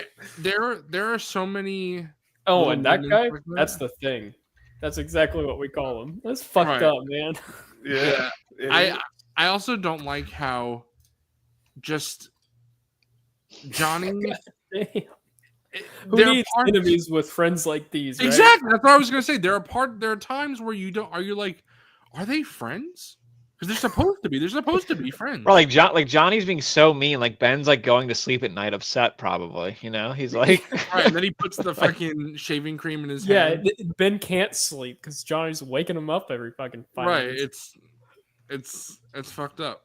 But then Also, it's like, I fucking hate in the original one that Ben is cured of his thing powers, and then like he rebuilt a machine that can take it away. Why does he go back? Why doesn't he just rebuild the machine and then just turn into like the thing when Doctor Doom comes back or something? yeah, that's a good point. Sorry, it's just bro, popped in my head. because the blind woman that loves him for who he is. Yeah. That's why he has. But He if has he's to. like a regular man, wouldn't she still love him? I don't think so. That's the thing. That's the crazy, bro. That's That's the kind of fucked up thing, bro. Like, I he- think he she can't definitely even see gets him, and I think she likes that he looks that way. There's some weird thing there. She's got Oh, a thing for definitely. I don't rocks. like that, She's like bro. fingering Yeah, him. I didn't write the film. I don't like that. That's like weird. She's a little rock freak, bro. Because what- she that's what- walks up and like, because that's the thing. Because if you're blind, you can only really feel things. So it's Yeah. like, She's like, oh, this feels bro, like I'm the onto bold. This something. feels like It's the fucked up, bold. but I'm onto Yeah. something. Bro, I I'm think. not gonna lie. That again, I don't want to like. That was kind of offensive. I feel like I didn't write the no, movie. no, no. I bro. don't mean what you're saying. I mean the whole like. I feel like Only The a way- blind person could love a thing like this. yeah, exactly. That's Like, what the they're way- saying. That's why. Those fucking movies are fucking terrible, bro. They're so mean. Listen, I hate them. Ben has such a bad life that like even the woman that loves him like can't look at him. You know, like Yeah. she can't have the ability to see him. That's the only way Yeah. that someone can love him.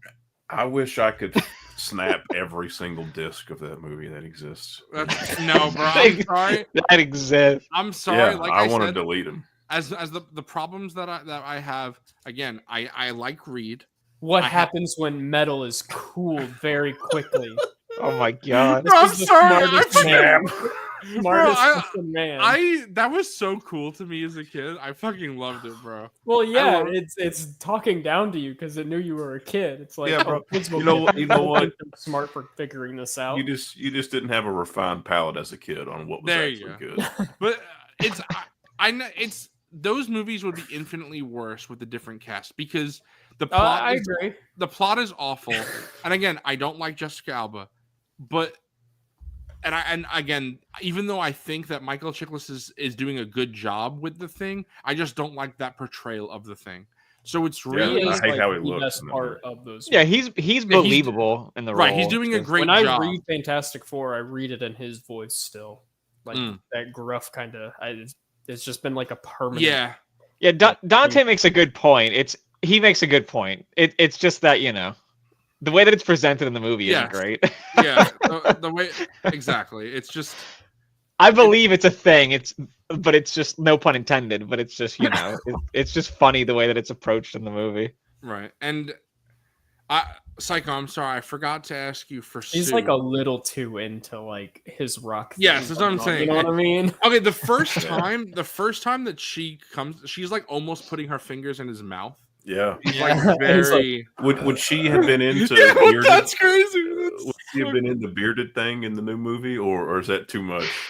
Not rock like for her. Yeah, nah, you're too We'll human. find out when Natasha Leon comes back. yeah, Not blind. yeah, but Psycho, I forgot to ask you with Sue and Johnny, so I'm sorry. So I'll give you the floor for a little bit, but I'm interested to hear again because this is your first experience with these characters. So what did you think of Sue, Johnny, Ben? I should have went back and forth. Sorry, but I really like. None of the characters really stood out to me individually, which is kind of a weird thing to say. I think I loved like the dynamic they all had with each other. that's fair. Like I really liked like the moment that I think we talked about earlier, where like Reed is like talking, kind of thinking out loud about like, oh well, it would be like in their mind it makes sense, like it's ethical, it's logical, whatever, to like sacrifice the baby, and then Sue like, of course, like gets mad at him about that, and like that feels like a natural like disagreement that a couple would have in this situation. So I really liked that, and I like that it didn't ever feel like there was any sort of like I like you could kind of see both their sides, I guess, is kind of the point I'm getting at, and that it was a good way of portraying that, I thought. And when we were talking earlier about the dynamic between Johnny and the Thing, was like they very much feel like brothers. Like when they're bickering back and forth, it doesn't feel like it ever goes too far, or it's like in Mean-spirited. poor taste. Yeah, and so it definitely feels like, you know, they're very close friends, and like I think they feel like they're even closer than that, which I really And again, there are times Appreciate in the old movies where Ben and Johnny are like, you know, like, oh, you know, you got me, brother, and just they're talking about how they're friends, and I'm like, every interaction you guys have had has been like mean. So you're telling me that you guys are friends, but like, Yeah, like the Thing should probably kill Johnny. Like, In a Right. rock slide. Yeah, fucking hell. But I liked how again with this version you really saw something that was absent in the other versions. Again, Oh, similar like to when the Johnny. power goes out and Reed's like, Johnny, do you mind? And he's just like, catches fire. Yeah. So like, and he goes, flip the breaker. Right. All right. I thought that was really funny because in my mind I felt like an idiot. I was like, "Oh, that's funny," and then it took me like 5 full seconds to realize the joke's like, "Oh, he's a human torch." So he's a torch. I get it. Yeah. I thought about turning to my brother who was sitting next to me and be like, "Get it?" Because he's the human torch. I was like, "No, it's too late. It's been like 10 seconds since the joke at this point." Right, exactly. I That whole And I power like that conserving Reed, thing was like, great, man. apologizes to him later about like not getting the suits ready. Like, as Johnny came to him and he kind Right. of pisses him off, but he comes back later. He's like, "Hey, I'm sorry. I finally finished them." and then you have Johnny in the old movie where he's putting fucking like sponsorships all over his fucking suit. Fucking odd. I hated that. That was so weird. Bro, it was foreshadowing the world we live in today with all these sponsorships, bro. Bro, the Nike on the Yankees uniform, bro. That looks so wrong. It's not. Bro, what do you think? What do you think about them saying that in this universe the Dodgers never left? So the Thing is a Brooklyn Dodgers fan. What do you feel about that, bro? Based, we love. They're Oh, I He's gonna didn't, get I a didn't even, spark I didn't even crush pick when it up comes on to the that. main That's universe. Mm-hmm. yeah. Yeah, so when they come to this and he sees the LA Dodgers, my guy's gonna have a fucking conniption fit. That's, It's how, like, did how did I not notice that? That's so funny. Bro, that's like Captain America in the comics is like when he finds out that the Dodgers moved, he gets like sad. He's like, He's I like, what do don't you know, mean? like Ebbets Field. That was Bro, I think about that a lot. Like, if my team's ever moved, like, I'd be Bro, heartbroken. I live like, every year. It's like Jacksonville's moving to the UK. Fuck bro. you, I don't know bro. though. I feel like today, like it's so easy to follow. Like the internet exists. Like I feel like Yeah, but it wouldn't be It's- the same. It wouldn't be the true. I but, think it like, just depends on how ingrained in the culture the team is. Like, the Saints can never go anywhere else, because it just is. It is New Orleans. Yeah. What Like, about the Well, Austin Saints, bro? You don't. That doesn't have a good ring to it. hell no. Anything with Austin in it has a good ring to it. yeah, you know what? You're smitten. I'm not like the biggest Chiefs fan, but yeah, if the Chiefs left Kansas City, that would be like there would be chaos. It's weird to think about. That Yeah. might happen though, right? They might go across the I guess border it's if different. they don't get a new stadium deal. I guess there is a difference between me leaving and the team leaving because I'm like I left New York and I'm still a Yankees Yeah. fan, but I get the Yankees are still in New York. Like, the Yankees, Right, like moved and the Yankees are so tied to the culture right, in New York. right. Like, So if like the Yankees moved to like fucking Philadelphia, it'd be like what the fuck? That'd be so Yeah. strange. It would just be such a like even the teams that are bad, they've been there for so long. It's just like no, Like we're not going to Oakland, bro. Though I'm not mad about that one, but I'm also not I'm a mad. Vegas fan. Like I think Vegas is fine for them, but they fit Vegas. But like when they moved the Rams, that's weird because like the Oakland Raiders was such a part of like hip hop culture. That's know. the reason for me why I think it's weird that they moved, but the team was just not successful for a long time, so it probably has a lot to do with that. the Raiders one is tough because like I would prefer them being back in Oakland, but then also I just love that team being in Vegas because it just seems to match. Just like when you think of like a Raiders, like what the Raiders fan base is, and just flashy and all that, that just matches what they are. I'm glad that Even though they're ass. 1 hour and 41 minutes into Fantastic Four talk, somehow we got on sports teams moving. That's Bro, good. we're football, man. That's what it is. I love it. But yeah, I think that now we've discussed every character. So or of the team, I'm saying. Because now I was going to say is that I want to go into Silver Surfer and then Galactus. I do want to talk about Doctor Doom, but that we could say that till the very end of the stream because What does there just say? The movie. We saw Green Hood. Right, There and it The conversation of Doom has more to do with just like what how we think they'll approach the future. Which we won't see for another like year and a half. Right, so. and that's why I do want to talk about that here, but we'll do that at the very end. But I think that everybody who was so upset about Shalabal being Silver Surfer, A bunch of fucking nerds. What a She bunch was- of babies, bro. he was awesome. Oh yeah, she what a was so bunch of He was babies. so good, He stole the show. and I love Norrin Rad. He's a great character. Silver Surfer Black, great comic. But I really think Great art. That yes, that fantastic. book is crazy. But I think that I don't know if this is why they did it, but the way my dad and I saw it is, hey, Bender, Florida has 2 baseball teams actually. That's crazy, bro. Yeah, but the way that my dad and I saw it, because afterwards, I was like, "What did you think of Silver Surfer?" Because my dad being a big comic book fan, lots of Jack Kirby stuff that we see Silver Surfer do. My dad was like, "Oh, I thought she was amazing," and you kind of see why they chose to go with Shalabal rather than Norrin Rad. And I was like, "What do you mean?" And he said that you really see the parallel of her and Sue Storm that they do, of the sacrifice that they're willing to make for their family. Mhm. And I really enjoyed that. That's like something that like once my dad brought up, I'm like, oh yeah, like I can see that. And I think that also there's no reason why they can't introduce Norrin Rad in the future. That's what I was gonna say. It's not like It doesn't people mean like, anything. Like yes, like they could do that again, so it's no problem. But I thought I can't explain how cool I think the way that like they do her voice, Dude. like when she says when she shows up, yeah, I like when she says I I herald his beginning. I herald your end. I Oh. herald Galactus. Oh, The way that Speaking she to me. speaks is so good. I love it. Damn, bro, I got goosebumps. Holy bro, shit. you're speaking to me. It was good shit. I Julia Gardner, I thought, did such a great job, and you know, she's also like she's the lead, right, in Weapons, right? Yeah. Yeah. Yeah, well, And- yeah. And my friend Mike loves her, and my friend Mike and I are going to watch a couple movies with her tomorrow. But Ozark. Yes, that's how he knows her. He's a huge Ozark fan. I've never watched Ozark. It's good until it's not. That's what I've heard. But She's excellent though.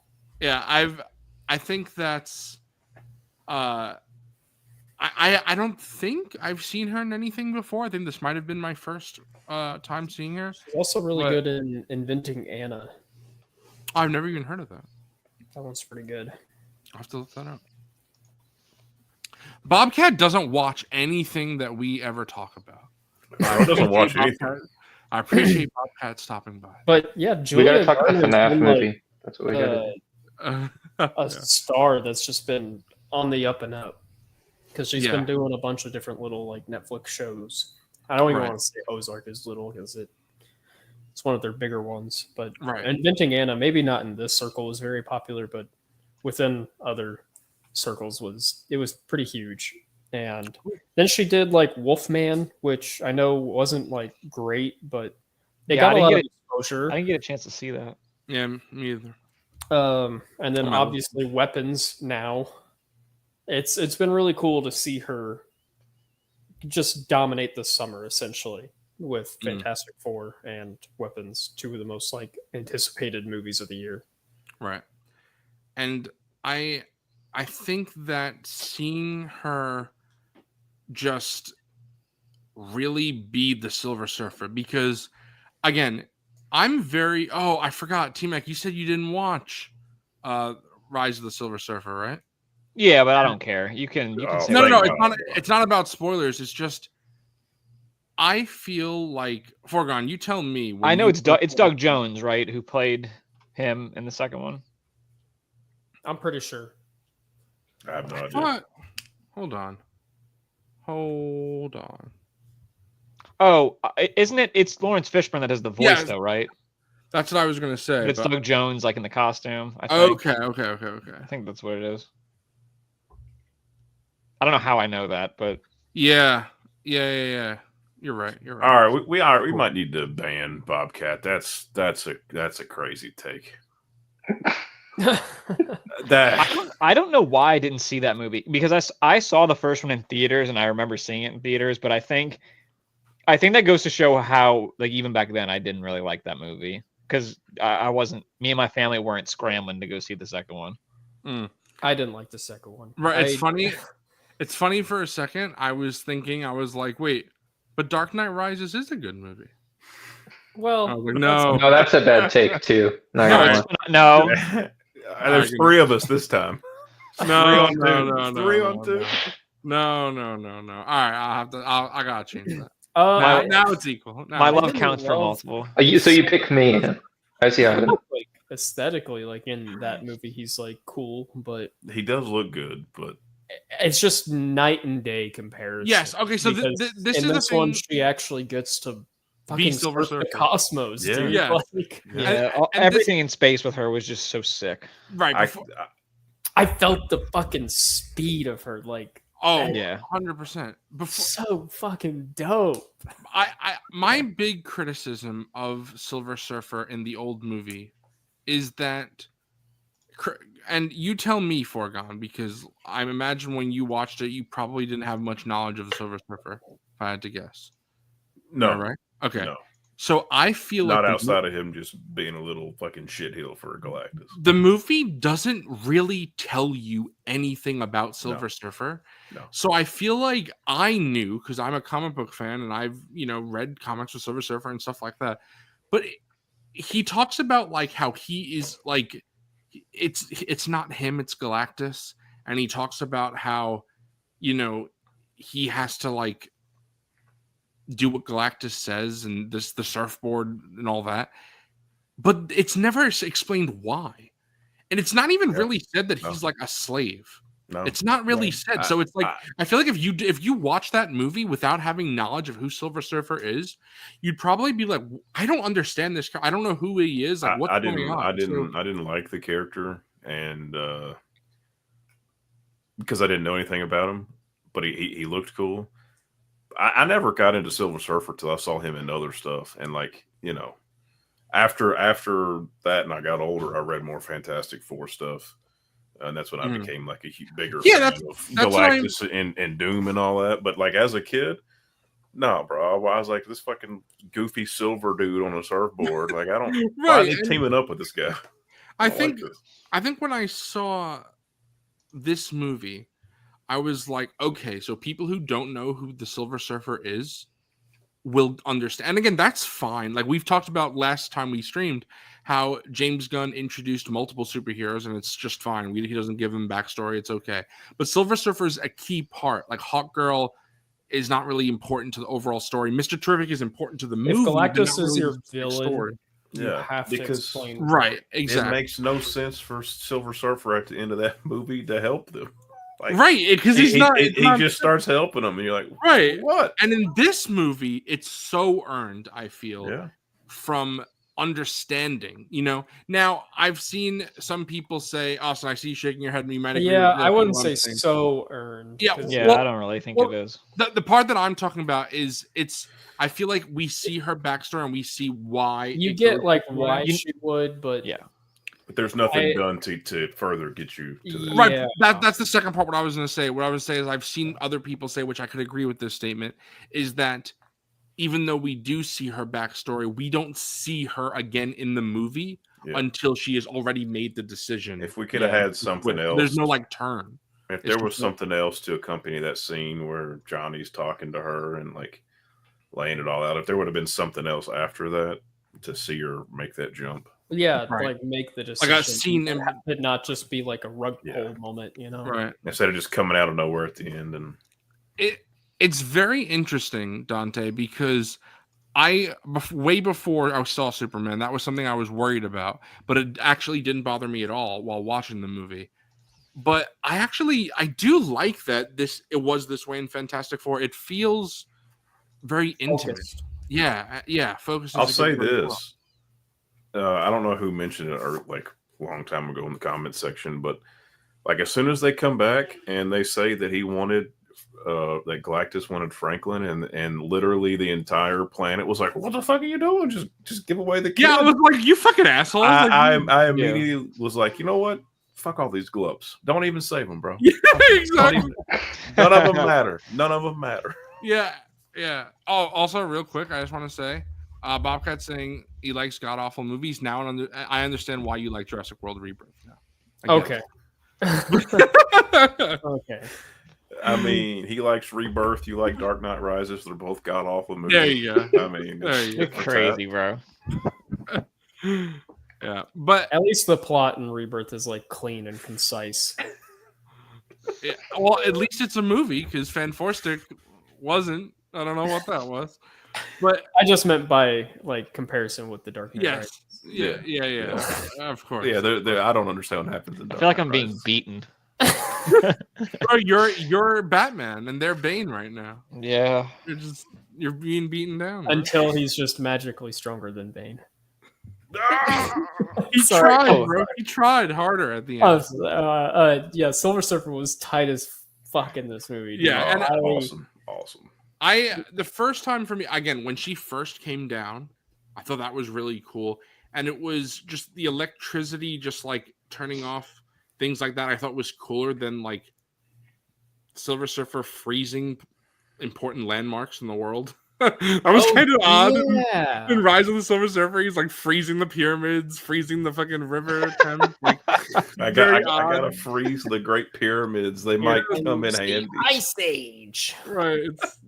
Bro, I love how T-Max laughing. He hasn't even seen it. He's just like, because it's like the idea of it. Like I love stupid shit like that. Dude, in old movies. All this, and then when you finally see the giant shit cloud Galactus, you're like, this is what they're worried about.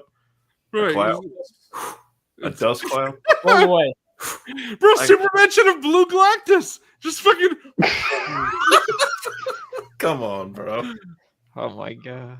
Don't even. Bro. Somebody click that, bro. Galactus and the dog. It wasn't on purpose. You know what's cool about Silver Surfer 2 or like Shia LaBeouf in this movie is that I like the idea of this because it kind of goes into something we haven't really talked about, but like the retro future aesthetic, like futuristic, like like interdimensional beings, like that just fits so well in a setting that's so retro future. I mean, the movie, that's the thing, like the set design and the cinematography, like everything just looked so good. Also, that's one thing. Yeah, that the I technology really up against a being like that makes you feel a little bit more helpless.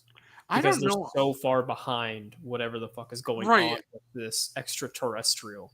I am kind of bummed that it seems, generally speaking, a lot of comic book movies in the past 20 years, 30 years, even maybe more, are kind of afraid that they're a comic book movie.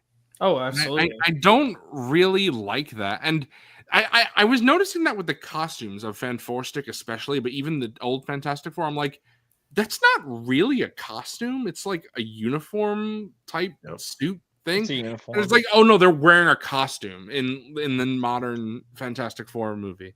And I love the line in X-Men 97 where Scott's like, would you rather we wear like black leather? Right, exactly. And you know, I'm like spit. It's a reverse. It's a reverse of the same line because in X-Men the movie, would you rather we wear yellow and blue yellow spandex? Yes. Yeah. Yes, I would. Yeah. Right. So I love James Marsden, but like, come on, bro. Can't wait to see him in a classic Scott suit. Oh, please. I feel like that's why they're bringing them back. I feel like they want to just to. do that. They want to see everybody in the suit. You know, we finally got Jackman in the suit. And then And put them all together. Put them all Which together. In the Cyclops classic. suit though is going to be the original, or is it going to be? Yeah, James Marsden's confirmed for Doomsday. No, but no. He But I had mean, which? hair. I mean, which Cyclops costume is it going to be? Like the full? It's gonna be the cowl, 97 or Yeah, the 97, with the hair with the exposed hair. Yeah. Definitely. Because I think that's the one most people are most familiar. Yeah, with. I don't want Not the that ugly condoms and- blue body suit, like full blue Oh, wing clothes. I don't want that. If Robo heard you, bro, he would be so upset. I'm sorry, Robo, but I don't want that. Robo hates that 90s. Oh, 90s look. He Robo, come on. He much prefers the classic. I feel like I do like the 90s prefer, but I also like the classic as well. But anyway, I think that besides the fact that Silver Surfer actually is a character, she comes down, we see all that. Again, very similar to the movie, I guess, it was Rise of the Silver Surfer, when Johnny goes after Surfer. Because that also happens in Rise of the Silver Surfer. I'm not saying that they copied, but it's funny because I don't know, T-Mac, you don't know, you haven't seen, actually neither of you, Psycho, but at the end of Rise of the Silver Surfer, Sue dies and she's brought back to life. Really? Who brings her back? Silver Surfer. Oh boy. So that I don't movie really gets also, two I don't know, thumbs down. I don't really know how. I don't know how Silver Surfer brings her back to life. They don't either. He cosmic energy, bro. Yeah, he freezes her, bro. He's like, I'm gonna freeze you again. Yeah, I don't know what he's doing. Oh, and that movie did like the fucking trope of like he goes like past the camera and then his eyes open. I think that was like the post-credit scene or something like that. Yeah. Like, and then it cuts to black really quickly. Yeah. Yeah. Fucking terrible. 100%. But I think that when we get to space with the Silver Surfer, this is again, I already liked we her before. finally get a Fantastic Four movie in space. Yeah, and it's just like their whole thing. And we finally got it. Right. I was like, oh my god, like she is being the Silver Surfer. This is amazing. And just again, like Dill was saying earlier, and Austin, you and I have talked about, just the way everything looks is such a love letter to Jack Kirby. It just looks so good.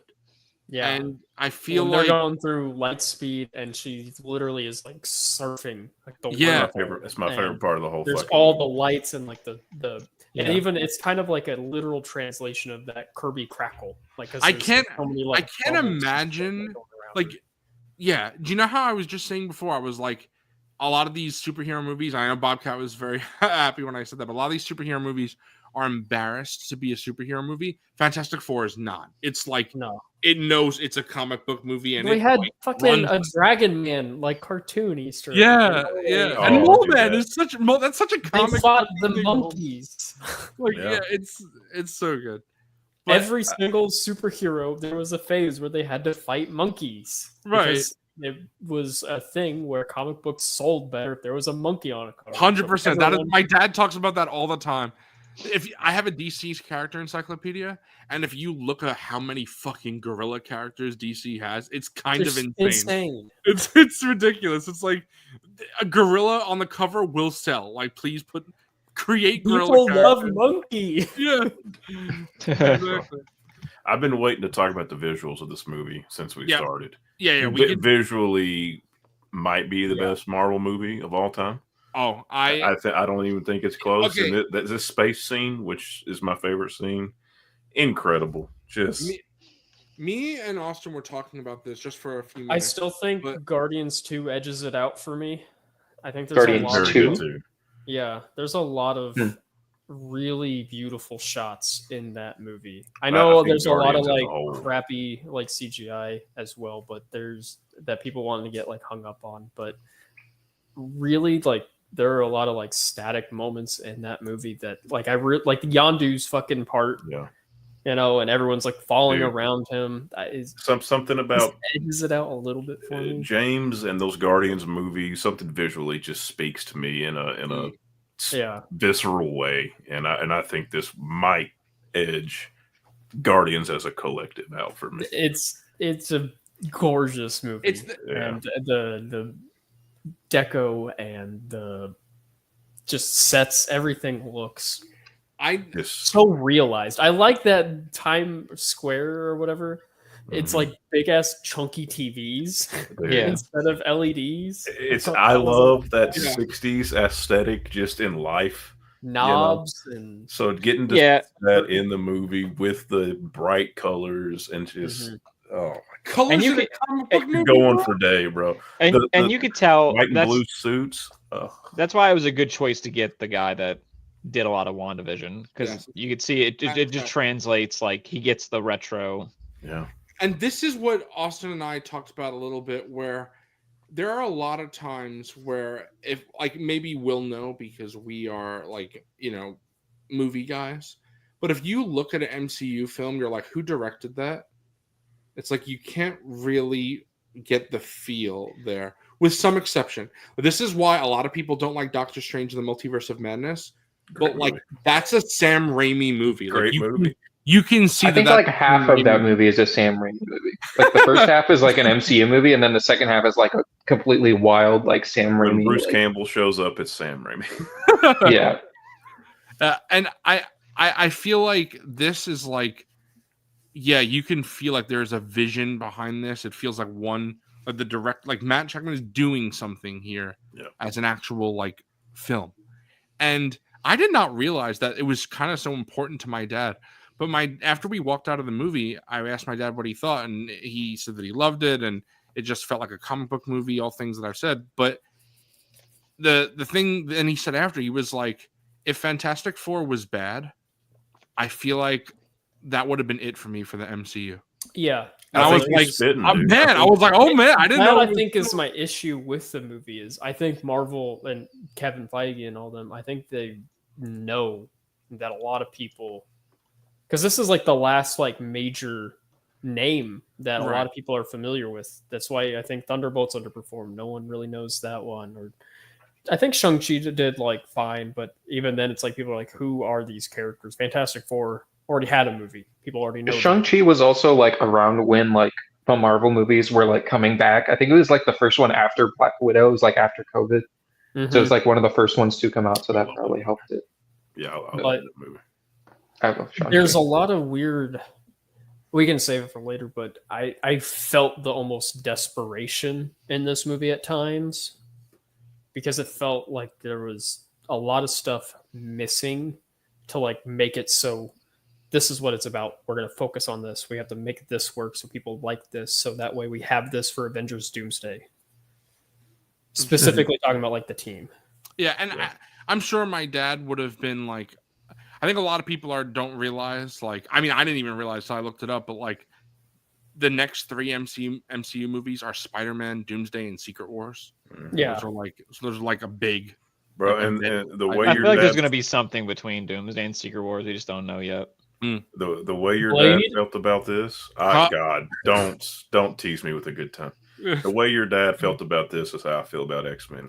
When that X-Men movie comes out and it's not Thunderbolts Like- director, baby. We got if it. Yeah. if it's not peak, I got it. don't think I'll watch Marvel again, bro. I think Yeah. I might quit. and I think that again, that's something that big comic book fans like my dad, myself, just like seeing a team that we love so much actually have a good movie.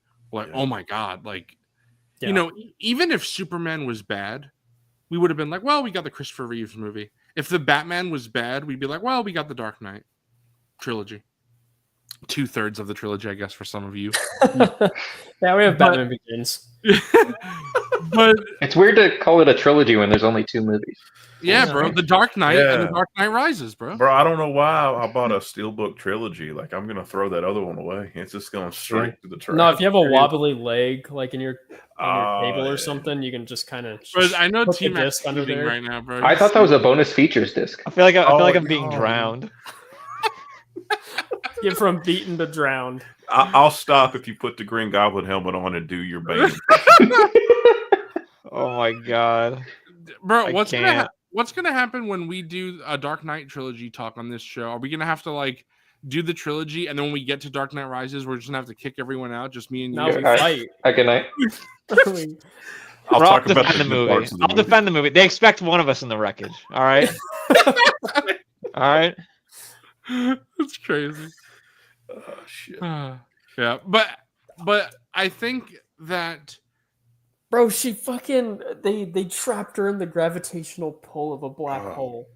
That is so Yeah, that was sick. Yeah, fucking and dope. And my guy Reed was like, I got an idea. Hear me out. Hear Oh, me And out. Have then you- like all the time, like Sue's giving birth and like yeah. Oh, I loved such a loved beautiful that. set piece. It's Yeah, that so scene was intense. insane. There's Yeah, I was emotional stressed. stakes, there's character stakes, there's visual stakes. That's a good way to put it. I was kind of stressed out. And- I was like, bro, there's 45 things going on Yeah. right now. What's And happening? again, when we said it But it's so earlier, but- clean.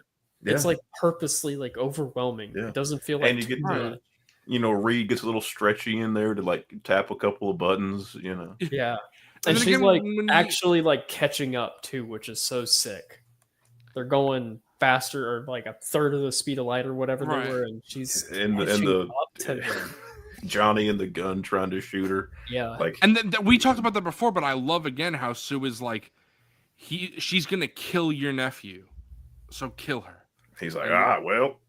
Yeah, and I love how again it could be chaotic, but not.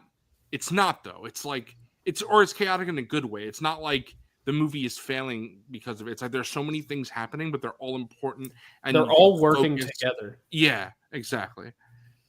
And It's Yeah, like the clock. All the little cogs meshed together. I've watched The Incredibles like 3 times this week. How many Incredibles references are you gonna make to? right. Yeah, this is basically what Forgon was saying, Dante. And it I makes- knew I liked this Dante guy for some reason, bro. Yeah, I think that's an interesting comment to me because, like, there was a point with the MCU where it wasn't like, oh man, I really hope this X-Men movie is going to be good. It would have just been like, oh, there's going to be an MCU X-Men movie. That's going to be good. Like for a while, it just felt like they couldn't really miss. Like there were a few like in like the Infinity Saga that weren't great, but I feel like there was a point where like everybody pretty much universally liked most of the Marvel movies, and so it wasn't this kind of like and they're idea wrong. of like this is a make or break.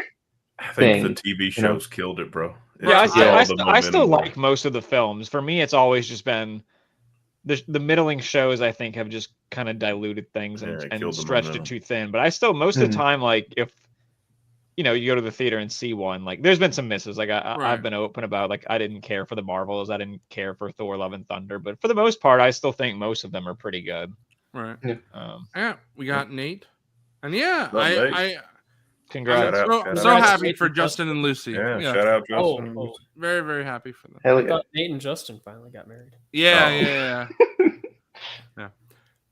But I feel like all of what we're saying about how the family element is great, about how Silver Surfer and everything in space was so great, how we see how it's not embarrassed to be a comic book movie, all leads to Galactus, which is he absolutely is comic booky.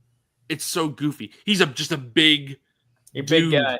He's a big man. guy in armor. It was like a kaiju movie or something at the end, and he's like Yeah. walking through all the buildings and stuff. It was awesome. He's the anti T-Mac, bro. T-Mac's the little guy. Galactus is Yeah, the that's right. That's That's- right, bro. That's Bro, great. that's it. yeah. How many T-Macs would it take to beat one Galactus? Oh, bro. That's what we need to know. Too many, bro. Yeah, but I Bro, think he was in IMAX. He was big. Like when he Oh, I'm showed up sure. on screen for the first time. Like I hate that I didn't Sheesh. see it in IMAX because I saw saw the it in shot Dolby. comparisons or whatever. Mm, I'd like to go back and see it in IMAX. Maybe Yeah, I'll do that- that tomorrow. that would be No, I'll do great. that right now. Bye, guys. All right. Here. I can. I You know, talking think about the movie just makes me kind of want to go watch the movie again. So. yeah. I wanted to see it a second time. I didn't get the chance to, but I definitely Yeah, wanted because you're a fucking loser. to. Yeah, true. Damn. Fucking hell. Damn. I'm a little guy. I'm a loser. I'm a Yeah, bro. fucking- What else? I'm gonna stop. You dogging- left The Dark Knight Rises. You know, it's just. Yeah. Yeah. Yeah, bro. He's getting But- bullied. On some show. But I really loved Ralph Ineson as Galactus. I think that his voice is just perfect. Oh, he was I think awesome. I think he has one of the scariest voices I've ever like. Whenever I see him in like an Eggers movie, I'm like, oh no! Like Yeah. what fuck? What weird fuck is he playing? Like Right, exactly. And I'm pretty sure I first discovered Ralph Ineson in Assassin's Creed 4 Black Flag. He played Charles Vane. I And- didn't even know that. Yeah. Yeah. And I just his voice was just so booming, and I love how Galactus is, because I'm gonna read a panel of Stanley and Jack Kirby's The Origin of Galactus. Do it in his voice. I don't know about that, bro. I don't think I could do that. Give it your best try. I should send it to T Mac, and then T Mac should read it in his Bane voice. Oh, Completely undercuts all of the Yeah. tension and gravitas. Yeah. no, it'd be But- scary. He says. Oh yeah. Oh right, yeah. he I forgot it says- was supposed to be scary. My Yeah, bad. Yeah, I'll- Bane's hold the on. bad guy, not the comedic relief. I'll do my best Galactus. You ready? You ready? Yeah. I'll do Yeah, it. do it. Why does he have to have the camera off? The vastness of the universe, there is none like me. That's very. That sounded just like Bane. That was great. Yeah. No, There no. Bro, is that Mickey Mouse? you go. That actually is. That's my Mickey Mouse voice. that I Mickey do, Mouse yeah. or Bane. I think about this a lot. Like if you're someone like Ralph Ineson, right? Like when you're growing up and your voice starts getting deeper, at what point are your parents like, "Holy shit!" Like Can make some money off he that. Are you sounds okay? crazy. Like It's- how it's- is his voice getting like that deeper and deeper and crazy? I gotta figure out how to make money off Yeah, it. it's kind of like, how do we monetize this? It's simply too good. Yeah. But Galactus, and here we have his face. Nice check. I knew I had one guy in here, bro.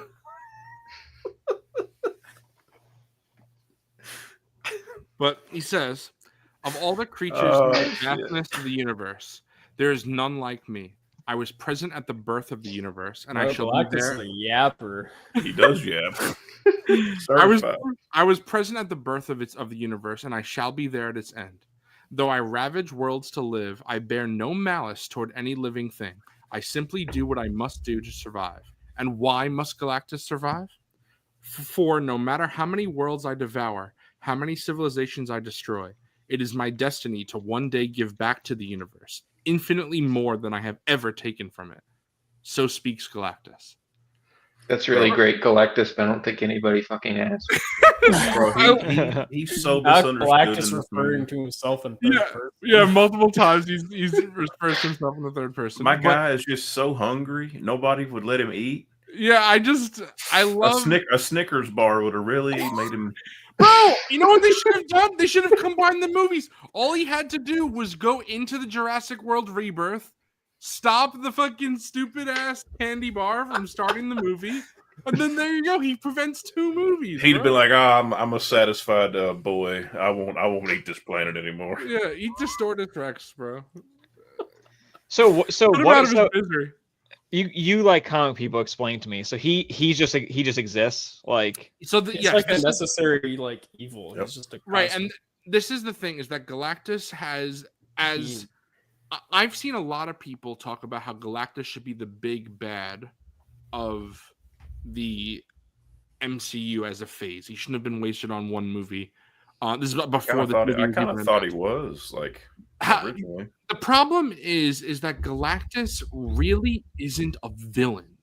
He's more like a force of nature because he's not doing like- this. Yeah, because it's universe and implied that he's pretty galaxies always, miserable. like, He's like, please yeah. fucking take this hunger from me. Like, Yeah, he's please. just Like, this is something he has to do. This is just Right. he was created in the universe to and he needs to consume to exist, and he must exist. So there, that I think is just yeah, like Dante and Who was hungrier, Galactus or the kid And from Rocket, Bring Her yeah. Back? oh That's my true. god. That's crazy. Oh my god. bro, I haven't even seen that movie, but I've heard some things.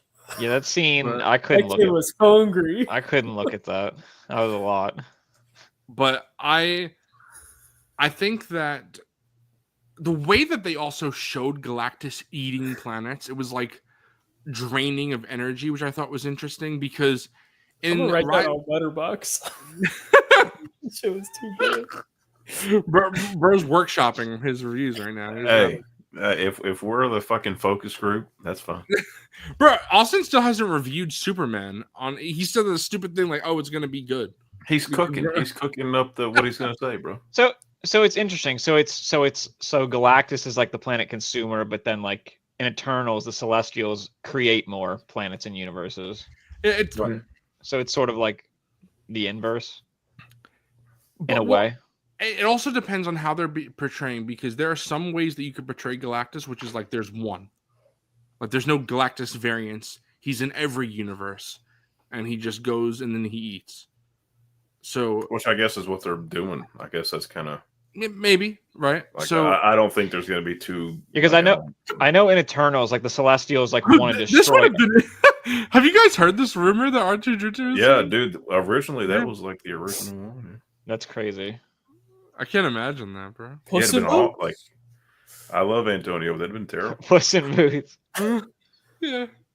I don't think I could take Puss in Boots seriously then. Or I mean, I don't think I could take Galactus Yeah, seriously. you'd be like, nah, I can't take Puss in Boots seriously. He's Galactus. What a You want me to believe that Galactus is a tiny little fucking cat? With a I can't sword. buy into this anymore, man. Yeah. But I think that again, he's Galactus. He's goofy looking. He's big. Has crazy looking Jack Kirby armor, but he also fucking eats planets, bro. What does that even mean? It doesn't mean like. Yeah, does he literally just take a bite out of like an apple? Like an and he's apple. just, like He could, bro. He came to Earth because he's like, man, I'm thirsty. It's a lot of water. Yeah, it's a lot of water. all right. So But wait, doesn't Earth also have? I mean, I guess this isn't main MCU timeline, so it doesn't matter because there's like a celestial chilling in no Earth. water. Yeah. But in Yeah. in the other planet or like the other timeline or Yeah. whatever. I guess. Never mind. Yeah, yeah. Next time, think before you speak, right? But in Eternals, the Celestials' whole thing is that like they like a planet is consumed in order to like birth a celestial, and then the Celestials make more universes and planets. So it's like kind of like a necessary way to expand the universe. Well, I like mean- one is sacrificed. At the end, doesn't the one is like you must be punished or whatever or something? So it's like He takes like a few of foreshadowing them. Galactus was coming or whatever. And okay, so this is the thing. We could talk about this now because this is something. No, we're talking about Galactus. Okay. All right, so I really like how people talk about how the stakes in this movie, like nothing happens, it doesn't affect anything because it's in the universe so far away, and to me, Galactus eats the world like a steak. That's crazy. I just don't care that the status quo remains the same because to me, That was so stupid. I'm sorry. Bro has to just leave. Shout out, Rain. It's an unserious Shout out, group of Rain. people. The driving crooner, bro. I agree with you, Zoo. Like it's I know what you're saying. You're because it's more about the family, and it's I think like the movie's at odds in itself in a way because it's not an origin story, but by the end it feels a little origin story-ish in the sense that like, oh, they prevailed, and they stopped Galactus, and it feels very This is neat. where I have my issues. Yeah. It feels very like neat for what it is, but I think the only reason I feel that way is because Thunderbolts made me think that it wouldn't be a neat ending. So it And could did you be see- partly Did you just see that my Matt Jackman? expectations. Matt Jackman said that he was not consulted for the Thunderbolts ending, wasn't even told. Like, I had to Really? explain to some guy, like, I was in the bathroom afterwards, believe it or not, and some guy was just talking, and on the way out, I was like, I what wasn't the fuck, eavesdropping. Bender? And he's like, I didn't finish Thunderbolts. I don't know what the post-credits scene was. I was like, yeah, the Fantastic Four ship is like spotted entering their universe. He's like, oh. I was like, yeah, I don't know what that means because this movie It's doesn't just- explain it. I think it's I just going guess to be a doomsday thing because the Thunderbolt scene was made later. You can tell because Right. Sebastian Stan's wearing a fucking wig, so it's Yeah. like, and they all look severely different. So you could tell Yeah, it was it's gonna filmed be- later. It's gonna be on the ship is actually just Mole Man. He's like, oh, wrong turn. Sorry. That'll be it. It'll be a gag joke. That's it. I imagine that could be like a Kevin Feige thing of like, yeah, we got to connect these two movies because it's going to lead right into the beginning of what the Russos are doing with Doomsday. So that would mean my thing. But again, like seeing that scene, it gave me these expectations that they were going to lose to Galactus. So the way that it kind of And that- neatly this is- ended. So it's, this is you know, gonna lead into like the plot the plot discussion that I Or it'll be about, but- discarded and forgotten about. Yeah, exactly. As Like, is I already thought that like, was going to happen. like So they Thanos' were- brother Harry Styles. Yeah. like Hercules, So Yeah. that post like whatever the 10 rings are, that post credit scene like just like Scorpion. well, he's Scorpion's coming coming back, back. bro. Scorpion's He's coming back. Finally. Easy though. Yeah, he is. Yeah, apparently. I'll believe it when I see it. Bro, they were putting He's makeup been- on him, dog. Yeah, he's been posting. Yeah. Yeah, wasn't that was confirmed, right? That's confirmed, bro. Thought so. You're confirmed. Like okay, fine. I'll throw a different one. Like Blade in Eternals. All right. Yeah, bro. The problem with What if that's Eternals all is that Mar- the problem with Eternals is that like that movie just wasn't that successful, so it just feels like they're It's just not a good gonna- movie. They're just not. Well, I liked That's it, but they're also not going to true. do anything with it. So It had its moments, but I was severely disappointed. It's so it's not even that it's a bad movie. It's like one of the most boring movies I've ever fucking seen in my life. Fucking hell. I just don't. I'm totally in the minority. I don't I'm feel that so- way about that. That movie had me scrolling my phone. That movie had me like Damn. What getting were the up and walking post-credits for around. Captain America. do it. Yeah, it The was. villain. What was the name of the villain in Captain America? It's not the leader? leader. The leader. Okay, it was the Yeah, the leader. It was him going to see the leader in was it the Raft, whatever prison that he's in, Oh, and he's yeah. basically like, Oh. you got some crazy shit coming, and he looks really green. So I guess that's like a Doom setup as well. Yeah, they were like, he's coming or some shit like that. I think Huh. there was also some references about just setting up the Avengers, like Falcon getting the Avengers together as well. But that might have just been the plot in the movie. I don't remember, but it's discussed at some point. Was there only one? I think there was only one. Yeah, that was it. That's the only one. Huh. As far The as I remember. The other one was it was Red Hulk going back to his apartment after not being president anymore, and you just look and you see a whip and a fedora, and Yeah, just it's he's actually like, just a reuse Right. of the Indiana Jones. And Yeah. And he's like, well, Yeah. this franchise is Marion's done. yeah. Yeah, bro. The leader is so smart that he can sense doom from a whole different universe. That's crazy. Any Oscars leader or start Yeah. leading, bro? What are you doing? I've started to reverse course on that movie. I think it's kind of bad. Not gonna No, lie. I think it's a bad it's movie. bad, but it's fun. I thought it was fun. I think I'm like, all right, this is fucking not I- It's like the most mid for me. That movie think it's came fine. out right in the middle of season 2 of Severance. I will never forgive it for that. It's not the movie's fault. It is the movie's fault. They should have known better, bro. It really, it was like the latest That movie episode, was it just just- came out, and I went to the theater like the next day, and I was like, "This fucking sucks." I Bro, think this is why fucking Craig Mazin, he is a big fan of Severance. He should have been like, maybe we push it. Maybe we Yeah. push it a bit. So, I like, think- It wouldn't let's have not helped. compare ourselves. It wouldn't have I helped. think that Captain America movie kind of feels like the last of the era of like I think we're they- we're spread a little too thin and we're making a lot of stuff because that movie you watch it, you could see that it's just so reshot. It's just like so much stuff is reshot. You know and what? recut You know and- what's nice? I like Captain America a lot. I wish he was in the movie more. Yeah, because it's a Captain maybe America fought some movie. Captain America villains. Yeah, or Or, maybe or you did know, anything Captain America related. yeah. I know this is a Fantastic Four thing, so I'm gonna one last thing about that movie. Where is his like little office at? His Like like whose? little like Captain America nook. There's never like an establishing shot or text. Is it at like an Air Force base? base? It's never disclosed where that thing is at. They just appear there and then they leave and then they never go back. I think it's an Air Force base.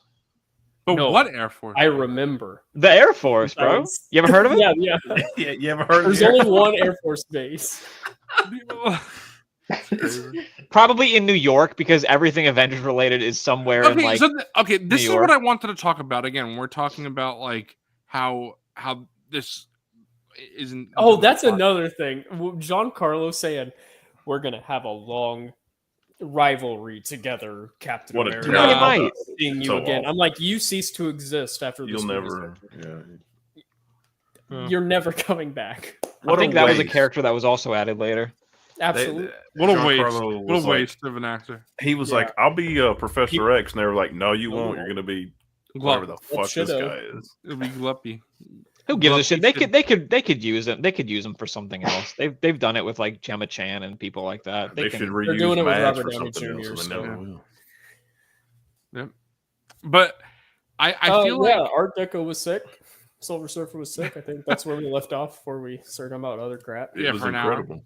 But I feel like the problem with the MCU and how this movie is so or not, it's a problem, but it almost feels like it's too ingrained. And to be fair, Stan Lee wanted this, even like when he was writing the Marvel comics. That's why I always talk a lot about how Marvel versus DC, what they're trying to do. A lot of DC characters are so overpowered because they're meant to be essentially modern day gods. Marvel characters are underpowered because they're supposed to be characters that we look up to and aspire to be like. It can't be Superman, right? But he is like a way to like inspire you, like how he As acts you. is how you should. I read Yeah, on the yeah. internet, if you believe hard enough, you can be anything. Well, I read. Wow. I think if you follow this very particular, Wow. you gotta follow this very particular diet. Just That so I think unenthusiastic. Wow. you gotta follow RFK's diet. Then that's how you become Superman. I heard. Bro's That's gonna how you make end up my in the high gutter, bro. Hawaiian punch not red. One question: do you have to keep the brain in the worm or get it removed? Who's to I say? almost spit all over my computer, bro. That's crazy. Fucking man. But I really enjoy how this world, like you were saying, Foregone, how it's a different, just 60s aesthetic. It feels different. I had a friend that she was like, I really want to see it, but I don't watch all the Marvel movies. And I was like, good. You don't Perfect. have to. Yeah. This one is literally in a different universe. Like, it's not connected to anyone, any of them. Just This go was watch my my younger sister's her first MCU movie she ever saw, and I was like, Wow. worried, like, is it gonna be weird or like is there gonna be references she's not gonna get? It's like, no, it's just a good movie. It's Did like she it's enjoy not it? a bad one to start. Yeah, she did. She didn't seem like crazy about it, but like she had fun. If anything comes out of this multiverse saga or reboot or whatever the fuck they're gonna do, I kind of hope that this is what they do. Just everyone's in their own universe for a little bit. Just have like an Iron Man world or Spider-Man world. Just kind of do whatever you want. Because If this is what we're gonna get, you know. I kind of feel like they're going to do the opposite, where it's going to be like Crisis on Infinite Earths, where it's going to reset. Yeah. Where No, it's they now are. it's going to be one Earth. That's it. It's like they're getting rid of the multiverse. It's all going to, like, it'll retcon it to where the Fantastic Four is now on this Earth. That's absolutely what they'll they're say. gonna do. I'm saying I Yeah. hope they don't. But I Let them just kind of exist on their own, you know. right. I don't. Let Punisher exist on his own, and then we can just have rated R Punisher. There are times in the Marvel Cinematic Universe where we see New York and just other things. It just feels like our world. And I love how in the Batman, Gotham feels like a fucking character. It's like such a unique place. And the MCU doesn't really have that because it's just our world. Meanwhile, the Fantastic Four's version of Earth, it's like fleshed out. It feels like a character, just like Gotham in the Batman. And you can feel the Where- Fantastic Four's influence over Yeah. that And I love Mark Gatiss, like Foregone, I'm sure you know from Doctor Who, of course. Always, Doctor Who writer, co-showrunner for a bit with Stephen Moffat, and he's been 1,000 actors on the show. Mm-hmm. And also co-created Sherlock as well, for people who know that show. But I thought he was great as Ted Gilbert. That was very fun. Oh, I yeah. really Yeah. enjoyed that. Yeah, that was a lot of cool little fun stuff that they had. Sherlock's brother. And That show's terrible. I only have seen the first 2.5 seasons, I think. Or That's okay. 2, maybe just 2. Yeah, I enjoyed what I saw, but I've heard like it's like crazy weird. Yeah. But anyway, I really loved how it felt like a tangible, just this feels like a different universe. Like it wasn't just like, no offense, because again I do Yes, Dante. I do have yes yeah that's Ted Gilbert. Are you good, Foregone? Yeah, what the fuck happened for it? Are you good? He hit the shit out of his leg on his desk. Oh, I like watched him do it in real time. Oh my god. That's crazy. Oh, that. What were we talking about? God almighty. What the hell, dude? Like 5 minutes ago, I hit my elbow on my desk, but not nearly that hard. Jesus. My whole thing just shook. Yeah, I know. We saw. Yeah, I was like, what the hell was that noise? I was like, what the Oh fuck my happened, bro? god. Bro, why are you hurting yourself, bro? I don't know. Make this hunger stop. Take it away from me. Bro, just have a Snickers, bro. Just don't have it right when you're about to go into a fucking genetic. Bro is harping on this fucking candy bar. yeah, huh? he has. Bro, it's terrible. It's his one thing that he can actually critique about that movie. I like the candy bar. Yeah, it's silly. No. I like how it really grounded We that can movie. Steven in a Spielberg can realistic put fucking world. shaving cream in the goddamn Jurassic Park, but they put a Snickers bar wrapper and it's And you act like Bro, the but whole the shaving plot cream hinges on isn't it, but changed. it's That's just- like a device, like to store something. It doesn't actually like make the movie. I don't know, bro. They sure make sure you see that Barbasol logo on there every time it's Yeah, on screen. Just They saying. do. Also, the little vials that he puts in it, like all of the dinosaur names are spelt wrong. Yeah. but no one bats an Barbasol eye. still There's Barbasol autocorrect. You gotta give him a break. Barbasol still sponsors Jurassic. Whenever there's a new movie, like there's Yeah. always, if you go to the store, they have it. They're always advertising it, which is funny. Dude, they did Bobcat, like are an you ad where you talking- can like grow a bunch of dinosaurs with like water or whatever, like those old school toys. And it's like Barbasol presents. I know this is Fantastic Yeah. Four, but this is what Barely. We do. This is what we do. It's kind of got off the rails. Bobcat, are you talking about the scene where the animal that is consistently known in the franchise to make sound when he moves is a fucking ninja who doesn't make any noise whatsoever? Bro, shut up. You defend Jurassic Park 3, it does the exact same shit with the Yeah, fucking Spinosaurus. No, sneaking up bro, on people. but Literally Bro. just appears and then goes.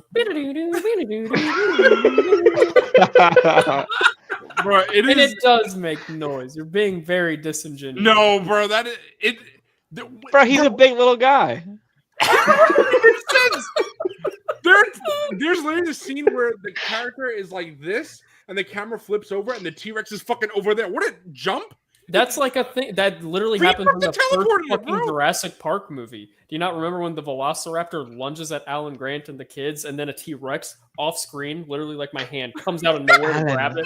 Like that's like you're acting like that's not in the first fucking movie. Bro, Like, are you Okay, you know are you what a I'm talking T-Rex about. Oh, movement? You want to get real nitpicky? How about when the T-Rex is in its fucking enclosure and it's just walking out, but then when the Jeep goes over the edge, like it's a fucking drop, like a 500-foot drop. What are you fucking talking about? What are you, a T-Rex Like we're acting movement like expert? these are just fucking monster movies. Like Yeah, That bro. is so. That is so.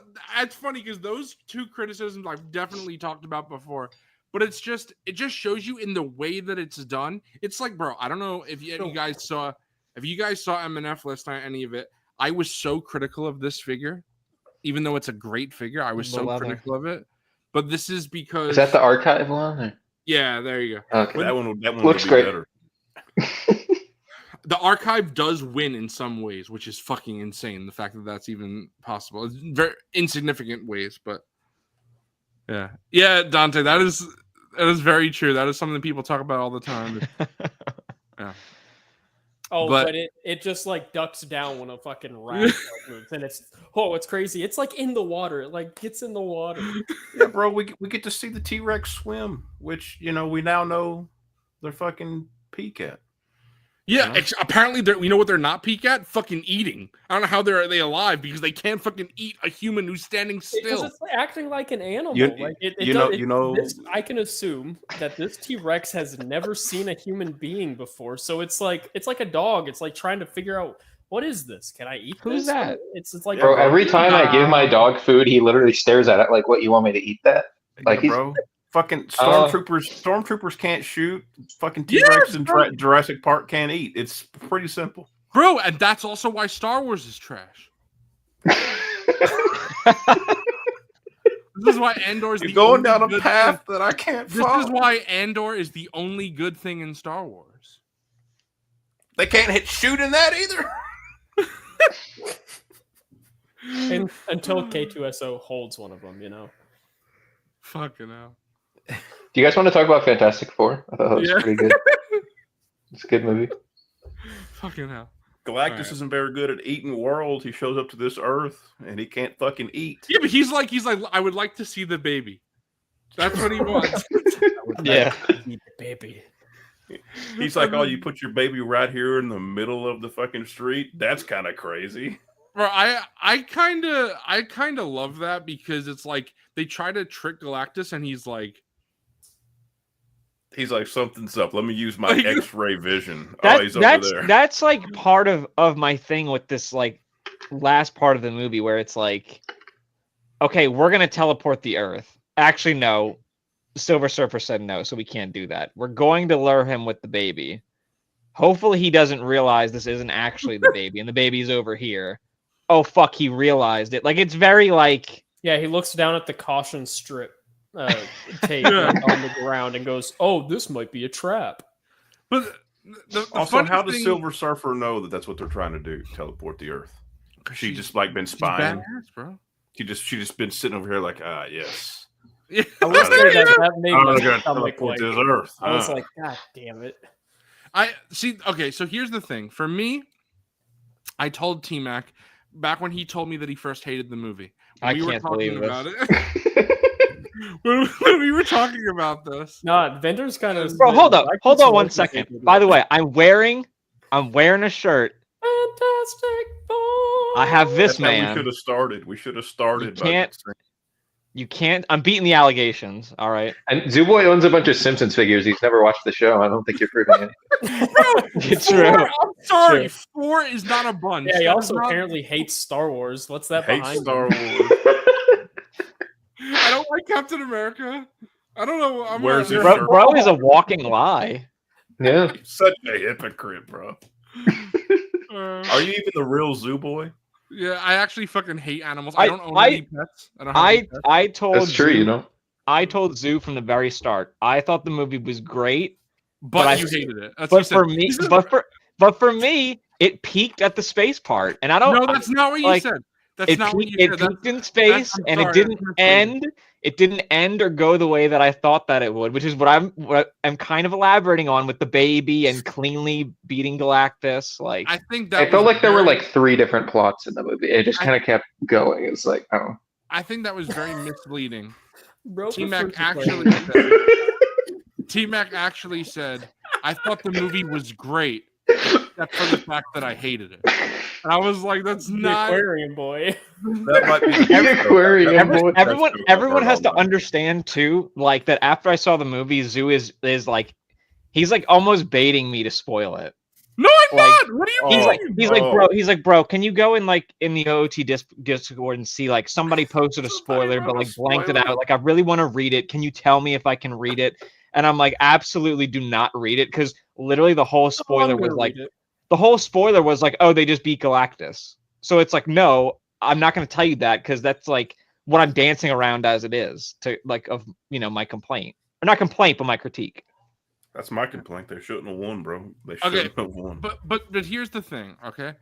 I actually Don't be really next, sir. like that they win, because as it's going on, as soon as they left space, which again, and a lot of you guys say that that's like the peak part of the movie. I understand, but as soon as they leave it is. space and they come back, and I was like, okay, so they're just gonna Stu fucking does make like the stupidest decision there, where she just brings Franklin out to like a mob yeah, that that is wants to kill this baby. Yeah, bro. Someone just pulls out a gun, like. Yeah. Why Give me would the you want to baby. kill beautiful baby? no, Look but at hold him. on. If they kill Look the at baby, him! they're- Look at they're- him! He's if right they here. kill the baby, His they're name still, is Franklin.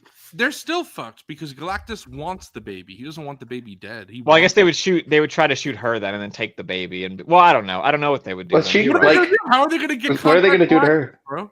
Well, I guess like if when Galactus, well, Galactus! when Galactus finally came to the got planet, him! they could be like, "We got him! We got him!" How would they have got him from her, though?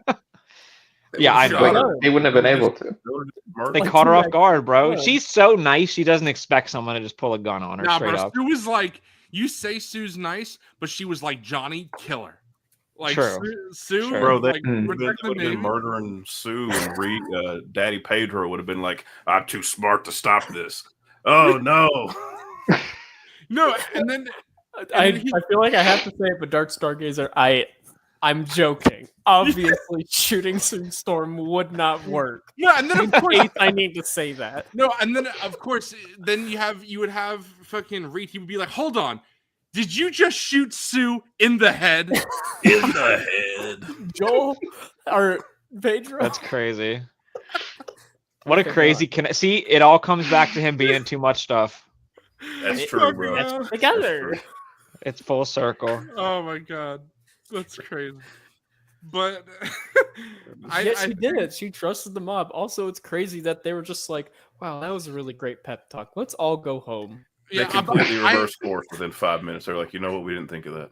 okay, so did you guys believe Sue in that scene? Is she telling the truth, or is she lying to protect her child? Yeah. That's what I said before. I'm cool with either way. Well, because what exactly does she say? She's like, we're going to save you all too. Kind No, of well, thing. I'm not even talking about that. But she says, I would not sacrifice my child for the world. I would also not sacrifice the world for my child. Yeah, I'm she's gonna full of save shit. you. She's Like, full do you of think shit. she's full of shit? Like, if it came Yeah. down to it, would she like say, "Peace, world"? Yeah. Like, Well, that's where I thought we're headed. That's what I thought was kind of happening. But so. then, as it like unravels, I was like, "There's no fucking way!" Like, I like the MCU, and I say this with love, but there is no way that they would morally compromise characters that they wouldn't make them that interesting, right? Like, they wouldn't have the Fantastic Four in their first outing sacrifice billions of lives and then flee to another universe. and we kind of, I feel like, I don't know. I feel like that is too. It's too interesting for yeah. the Once they made it be the baby, I understand that it's their baby. It's Franklin. At the same time, you would have people saying the same thing that people said about Men of Steel. They would be like, they just killed billions of people. It's just one life. But what does Vision say? We don't trade lives, Captain. Like, and I love that. I love when Vision says that, because that is absolutely the way that the heroes should think, is that they don't make that sacrifice, because that there's another way. And I love how when they got back to Earth, like I said, I was like, okay, I'm ready to see Galactus like fuck shit up. And then as they kept going along the process, I was like, I turned to my dad. I don't remember the exact point, but I was like, I kind of want them to win now. So in all seriousness, like T-Mac, he is underselling it a bit, but I'm also exaggerating. He did not say that he hated it, but when I did say that I wanted them to win, you didn't hate it. When I say I've been told so much that the funny thing is, like, I am by far the biggest MCU glazer. Like, I'll take the title. Like, I know that I am. So, except when it comes to the good movies, you only like the bad ones. oh my god, I can't. But I really liked, or before the movie, like I said, I told T-Mac, I'm like, hey, you got to tell me. And obviously, I didn't want him to tell me, but I was playing a little baiting. Bro, he's always fishing. He's always fishing. He's a master baiter. That's for sure. The funny thing is, T-Mac, Mom, I was master debating. I was, Mom, I'm master debating, and leave me alone. I'm master debating to these college girls. you missed it, T-Mac. I'll have to tell you in the after show. But in the pre-show, I was telling everybody about how my need to like look things up, I spoiled something for Severance for myself. Yeah, you can't do it. You can't do it. Dude, I did it, dude. The problem is, like, you can't even. I remember when Game of Thrones was on, I would look up just these actors' Wikipedia pages, and it would say, like, was in Game of Thrones from this year to this year. I'm like, oh, they're fucked. They're going to die. I knew before I watched Game of Thrones, I'm not kidding, I knew every single death. That's a shame. That is I still love the show. It was excellent. But I had watched it, like, in 2019. So it was way, like, after. That's the first time I think I hopped on right before season 5 started. So I binged, like, 1 through 4. So I was good. I mean, that's the best. But yeah, for me, I was like, okay, T-Mac, like, I want Galactus to win. Like, we were talking about even before the movie like came out, and then he saw it before me, and I was like, okay, so then when you were saying that that's what I was thinking you were saying. I was like, okay, so maybe he wins and T-Mac doesn't like that, or maybe he loses and T-Mac doesn't like that. I'm like, it's clearly, I mean, obviously those are the only two options. Yeah. But I was just feeling it was like, whichever way that it went, that you wouldn't like that. But then as it went on, I was like, I feel like I changed, and I would have been bummed out if they lost, because at a certain point I got on board and I was like, no, I actually care about them winning now. They've brought me, and remember, they had to bring me all the way around, some Neil Druckmann shit, where I was like, no, I want to see Galactus wreck this world. And then not only did they take me back from that to neutral, but then they brought me over to, I actually want them to save this world. I think in a way also it's like how we've talked about how the movie stands on its own apart from everything else. It wouldn't technically stand on its own if Galactus won and then they immediately ended up in the MCU timeline, So it's like, in a way, them, the Fantastic Four defeating Galactus makes it, it stands on its own. Right, like Austin's friend that he talked about and Psycho's sister, they could like never watch anything else, and like I feel like they got a complete story. So Yeah. you can't really do that if they lost. You're just like, well, now what? You know, like Infinity War is not a complete story. So I think, I mean, Arguably, arguably, I think it is. But yeah. yeah, but what's Because the it's end? Thanos' story. ending is Thanos wins. Bro, Yeah, what Thanos- happens, That's the bro? ending. Bro hits a 3-pointer at the fucking buzzer. That's what happens. Yeah, But He beats their asses. the problem is though is that they killed too many main characters in Infinity War to where as soon as No, they the were- main character's alive. What are you talking about? Yeah, he did what he said he was gonna do, But- bro. he The did. problem- He's still in business. He's like, I'm gonna kill half the fucking. I wish he planet. would have snapped again. that's crazy. Get the rest of them out of there. But the problem is that when they did that in Infinity War, I think it's when they killed Black Panther. I was like, so this means nothing then. So I didn't care anymore because I was like, Well, it meant nothing when the trailer for Far From Home came out like 2 months before Endgame came out. yeah, but that was So- but that was after. I'm saying when I was Yeah. watching the movie when they were Well, killing people, I'm yeah, like, oh my you're god. an adult and you can figure out. Yeah, Spider-Man and Black Panther aren't going to stay gone forever. Like, Right, but when they were killing like but Winter imagine Soldier, you're 10 years old. Yeah, you're a kid. You're like, oh my god, Dude, they're I- dumb. that's Summer a had to have been like a bummer for dude. some That kids. Austin, that is a great point because I saw the movie on opening night, but I got my parents to see it that weekend, and when they came home, they were like, "Yeah, there was a little kid sitting." Like my mom was telling me, she was like, "There was a little kid sitting next to your dad that was like bawling his fucking eyes out and was like, Good. Mom, like what happened to Good. Spider-Man?" He's Like dead. that kid believed it, like Yeah. straight up. Because like they're not like they're not conditioned, you know, to know that all Right. these characters will come Yeah. back. Like I wish I could be a kid that experienced like that summer just had to be rough. Yeah, I would not have been ready for that if I watched that as like a little kid. I'd be like, what the fuck? But like Yeah. your favorite, You're your like favorite at the pool, superhero like is just like fucking dead. splash in the water, like like Spider-Man's Foregone. Spider-Man's dead. This is a problem, Foregone, that I felt again with the last 2 seasons of Doctor Who. The finale is the Earth gets destroyed, and you're like, well, no, Doesn't matter. Yeah. it's not actually gonna. They're not destroying the Earth in season No. 14 of Doctor Who. It's not happening. not So- not real.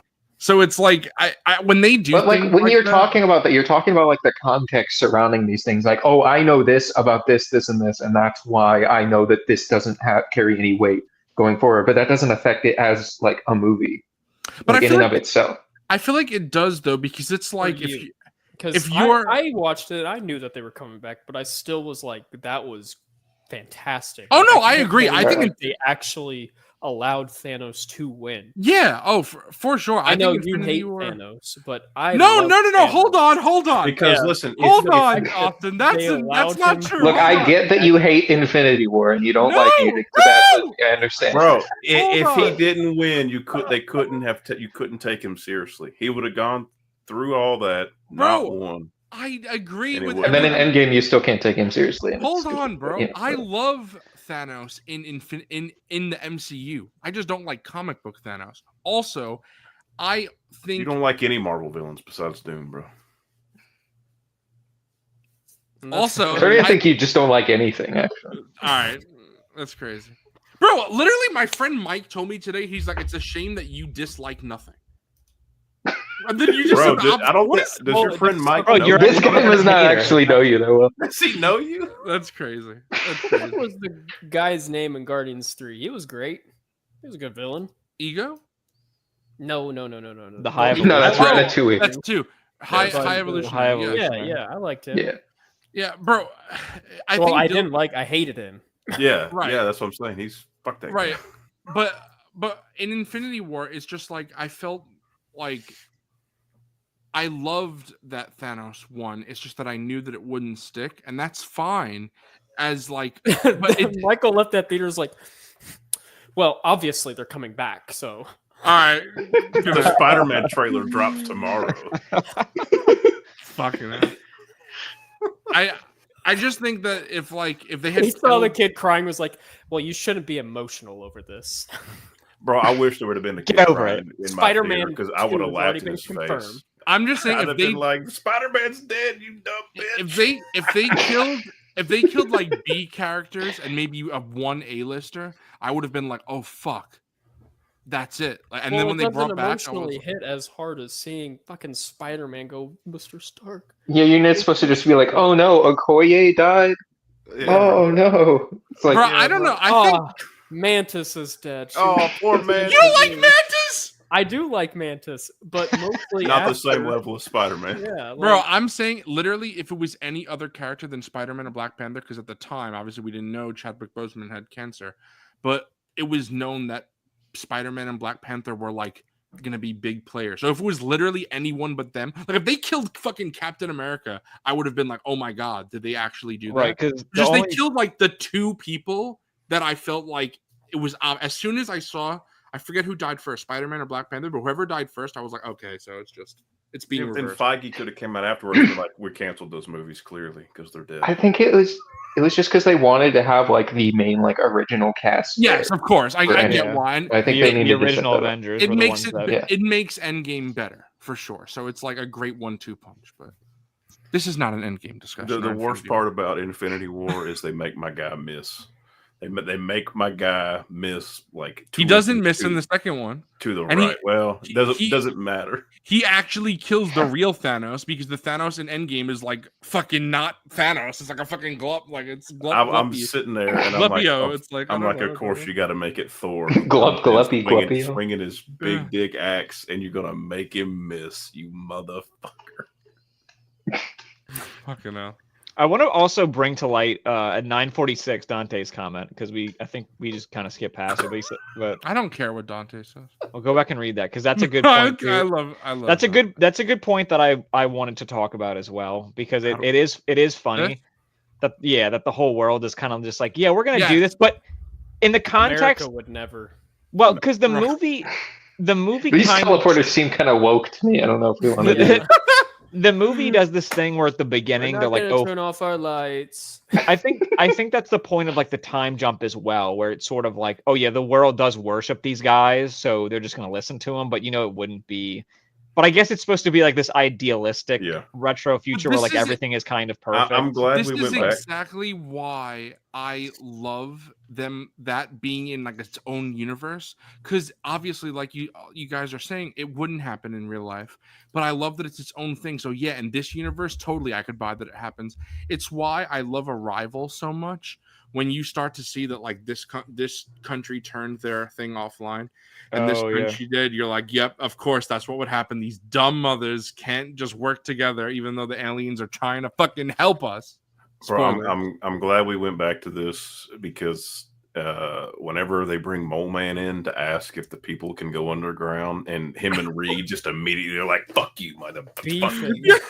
I'm like, I want Dude, what happened here. Shout What out happened here? out to Paul Walter Hauser. Yeah, he's so, so good. he's so underrated, such an underrated actor. He's so good in Yeah. everything. Bro, there's a Like, bomb in Centennial Park. it's crazy. Bro, he has like a bit part in Cobra Kai, and he's awesome in Yeah, that he's too. great in Like, Cobra Kai. he's They, bro. they awesome. basically Always do Sunny. the gif of where, like the two dudes just flipping each other off Yeah. just over and over, and I'm like, I need more of that. Yeah, I really enjoyed. I was like, we're getting Mole Man. Like that's crazy. Like Yeah. that was. So You know what's fun. hilarious is he was on this wrestling show the other day doing color commentary, and he was like, "I'm in Fantastic Four as Mole is- Man." I'm like, This is another "What's good. happening?" This is a good thing. Comparison is like the Underminer in The Incredibles supposed to be like Mole Man. Like, is that Probably. what they're pulling from in The Incredibles? Because that's kind of the vibe that I got. It's very close. Yeah, I wouldn't. It's been like well known that the It's like Incredibles kids' Fantastic Four. Fantastic Four as heavy inspiration. So I would not be surprised at all. But I mean, did you guys see that? What's his face? Red Ghost. John Malkovich was supposed to be in the movie, Yeah. and that scene was cut. And Yeah. then They cut All that, of his yeah. stuff was cut. yeah. It was apparently it was very small, tiny part, probably one scene. It's probably at the beginning But- of the movie where they're doing the. Yeah, when they show all of the villains that they fought, I don't think it was a big deal. And there were a bunch of scenes from the trailers that were not in the movie. Like I didn't lot. notice it. Correct me if I'm wrong, but did you guys see the part where Sue is like, Ben's always been a rock, Johnny is Johnny? Yeah, I don't think that speech was in the movie. I can't believe they filmed the fucking the thing for the Pizza Hut or the Little Caesars commercial, Yeah. but he's not actually in the movie. Like they filmed it Yeah. for an ad. What we Yeah. doing? That's funny. But I agree with Dill. It all depends though. It all depends on the villain. Because I do like a good redemption story when done well. And Mole Man is he's kind of he's a comic book villain. Yeah. I feel like he's just it's fitting for him to be just like kind of like fuck you, Reed, but also like I'll help you. Like I'll help you, but I'm not happy about it. Yeah, like If I don't help know. you, there won't be an underground to go back to. Yeah. I don't know, Austin, if you care. I know like you and T-Mac have been buying some more and more Marvel Legends. But when Mole Man was leaked recently, I was like, that's peak. That is like he was top of my list. He's gonna come with those little moloids. Like Hell yeah. It's a comic one, I'm guessing. yes, I'm so I just excited. won't have a Fantastic Four team. Bro, I know it's I technically just not- wasn't impressed with the last comic book Yeah. ones There- that they had. I- Thing was tho- looked great, but Those are the white and blue. Those are the ones that I have. Yeah. Right above my head, right there. You can see them. But so I guess I'm just holding out hope that they'll do better well, versions. they already said the next one they're doing is the Future Foundation. I don't know if that might be too far from you. I I want love the classic. Future Foundation. I comic. read Future Foundation, but I would rather just Yeah. blue and white. I'm very excited for those because it's no Johnny, it's Spider-Man. Yeah. Well, So he's that's- dead. Yeah. So that's cool. I have my MCU ones coming, so like on the way. So Yeah. I'm Oh, pretty you excited. did ship your pile of loot? Bro couldn't wait, impatient fuck. I shipped it, but I bought. I'll tell y'all after the show. I bought a bunch of other figures too. Oh damn, bro. Well, that's why I keep saying like, Bro dipped in debt. I feel like this Johnny would like make the sacrifice play because I could see like a version of the MCU going where they give us like Future Foundation for a little bit. Mhm. I don't think it would ever actually happen, but I could see them playing with like that Right, idea. This is why now for me, I understand it's the reverse because Austin, we talked about it a little bit, and Austin was like, yeah, I didn't see it that way. But for me, when they killed Sue, I was like, oh wow.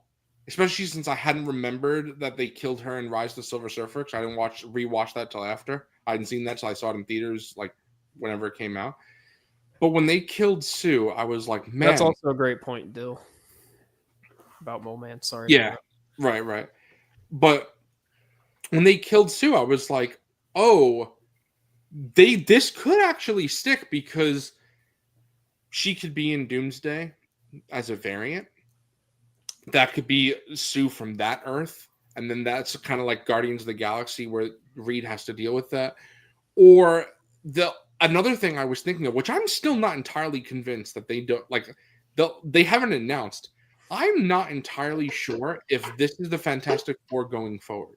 I think they probably will, but I think there's a small chance that this is the Fantastic Four for Doomsday and Secret Wars, just like this is the X-Men for Doomsday and Secret Wars, and then after Secret Wars, they're doing a new X-Men on that new Earth. I'm like, maybe they'll do a new Fantastic Four on that Earth. I don't like gun to my head. If I had to choose, I don't think that's going to happen. I'm just saying it's a possibility. Because I think that would just confuse people. Sure. Like we all could follow that and be like, "Oh, okay," but it would just be like. I mean, some people probably get confused about the X-Men. They'll be like, "Wait, last movie?" Because literally, Secret Wars, the movie after that would be X-Men. So they'd be like, "Literally, the last time we saw the MCU, there was a different X-Men." Yeah, that's why they're always every one of them are going to die. They'll just kill them all. Yeah, but at the same time, though, like you're right in some sense that like some audiences, I guess, maybe wouldn't be that receptive or smart to it, but the at the same time, been a thing for a while now. People are. But then you look at a movie like Deadpool and Wolverine that does so well, and I think part of the reason that movie did so well is because people wanted to go and see those old X-Men like in this universe, and like I feel like they get it now, like not everybody, but people that are like in the know and into this stuff like get it. You know, like someone like my dad. You know, he's not like a comic reader, but he watches all these movies and like he gets it. Like the beginning of Deadpool was like, yeah, Disney bought Fox, so that's why we're in this shit now. And it's like, oh, okay, like enough is there. That's fair, and I think that's why, you know, like it's a possibility for me. Even though I still think that this will be the Fantastic Four, especially because this was a movie that was well received. I feel like if it was bad, they easily could have been like, "Oh, this is not our Fantastic Four. We'll try again." But since like it's a good movie, people actually like it. It makes sense. But I was thinking, oh wow, they actually could kill Sue here. And then same thing when Johnny was like ready to make the sacrifice. I'm like, I could buy that Johnny could die here. In so many superhero movies, especially MCU movies, when a character is about to die but doesn't actually, I never buy that they're actually in danger. And in this movie, I actually did view the characters in danger because it's another universe. I'm like, they could do whatever the hell they want. So every character, I thought the world could have been in danger. I thought Franklin could have been in danger. Sue, Johnny. Wow, this is like an inverse of the conversation we just had about Infinity Right, War, exactly. where, That's like, why I had like Yep. I didn't like think I never thought they were in danger because they were going to be the next one, and so it did take the emotional. Damn. Okay, I owe you a formal apology. Yeah, it's interesting how like the two different movies though we viewed it in two different ways. Yeah. I like that. I But think it's just I enjoyed Thanos so much. Mhm. Galactus was cool. That whole back half of the movie it was like it was just like happening and I was watching it and it just bummed me out because I was so invested in everything that was happening in space. yeah, that's fair. Sorry, I kind of derailed you a little No, bit. no, no. That's fair because I think There again, was a point there where like I was like, oh, they're just gonna save the day. right, and I thought I kind of like. I know that Psycho and T-Mac, you guys were talking about how there are times where it feels like they do this and then they do that and they do that. So I didn't really feel like in the way that you guys felt, where I felt that I enjoyed how the first plan was to teleport the Earth. That didn't work. So then they have a new plan of teleporting Galactus away. And then when the baby Franklin is supposed to be there and he's not, then they have to improvise on the fly again. And then they finally get Galactus in the portal, and then he starts to climb out. And it's like every time they have to think. They're intelligent, all four of them. That's the thing. It's not, Reed is the smartest, but all four of them are intelligent. They all have to think. Actually, like they're not stupid people, so they actually have to think on the fly and think about what do I do here. And then I love that at the moment, like it's very quick. They're gonna die. Galactus is gonna come back. Johnny just makes the instant like thing, like okay, I got this. And then when Silver Surfer just like rammed him, I was like, I legitimately like. I know it's just an easy way to get the feels for me because I've talked about this in fucking Godzilla X Kong with Shimo. But it's just the slave rebelling against their master is like easy. This is why I'm on team fucking Rick the whole time when Rick is against Negan. I'm like, because Negan like fucking grinds his boot in Rick and fucks him so many times. And then when Rick is just like, whoa, when Rick is just like, no, I can't do it anymore because the more that you tighten, it's like Leia says it in A New Hope, right? She's like, the more that you tighten your grip, the easier it will be when we slip through your fingers.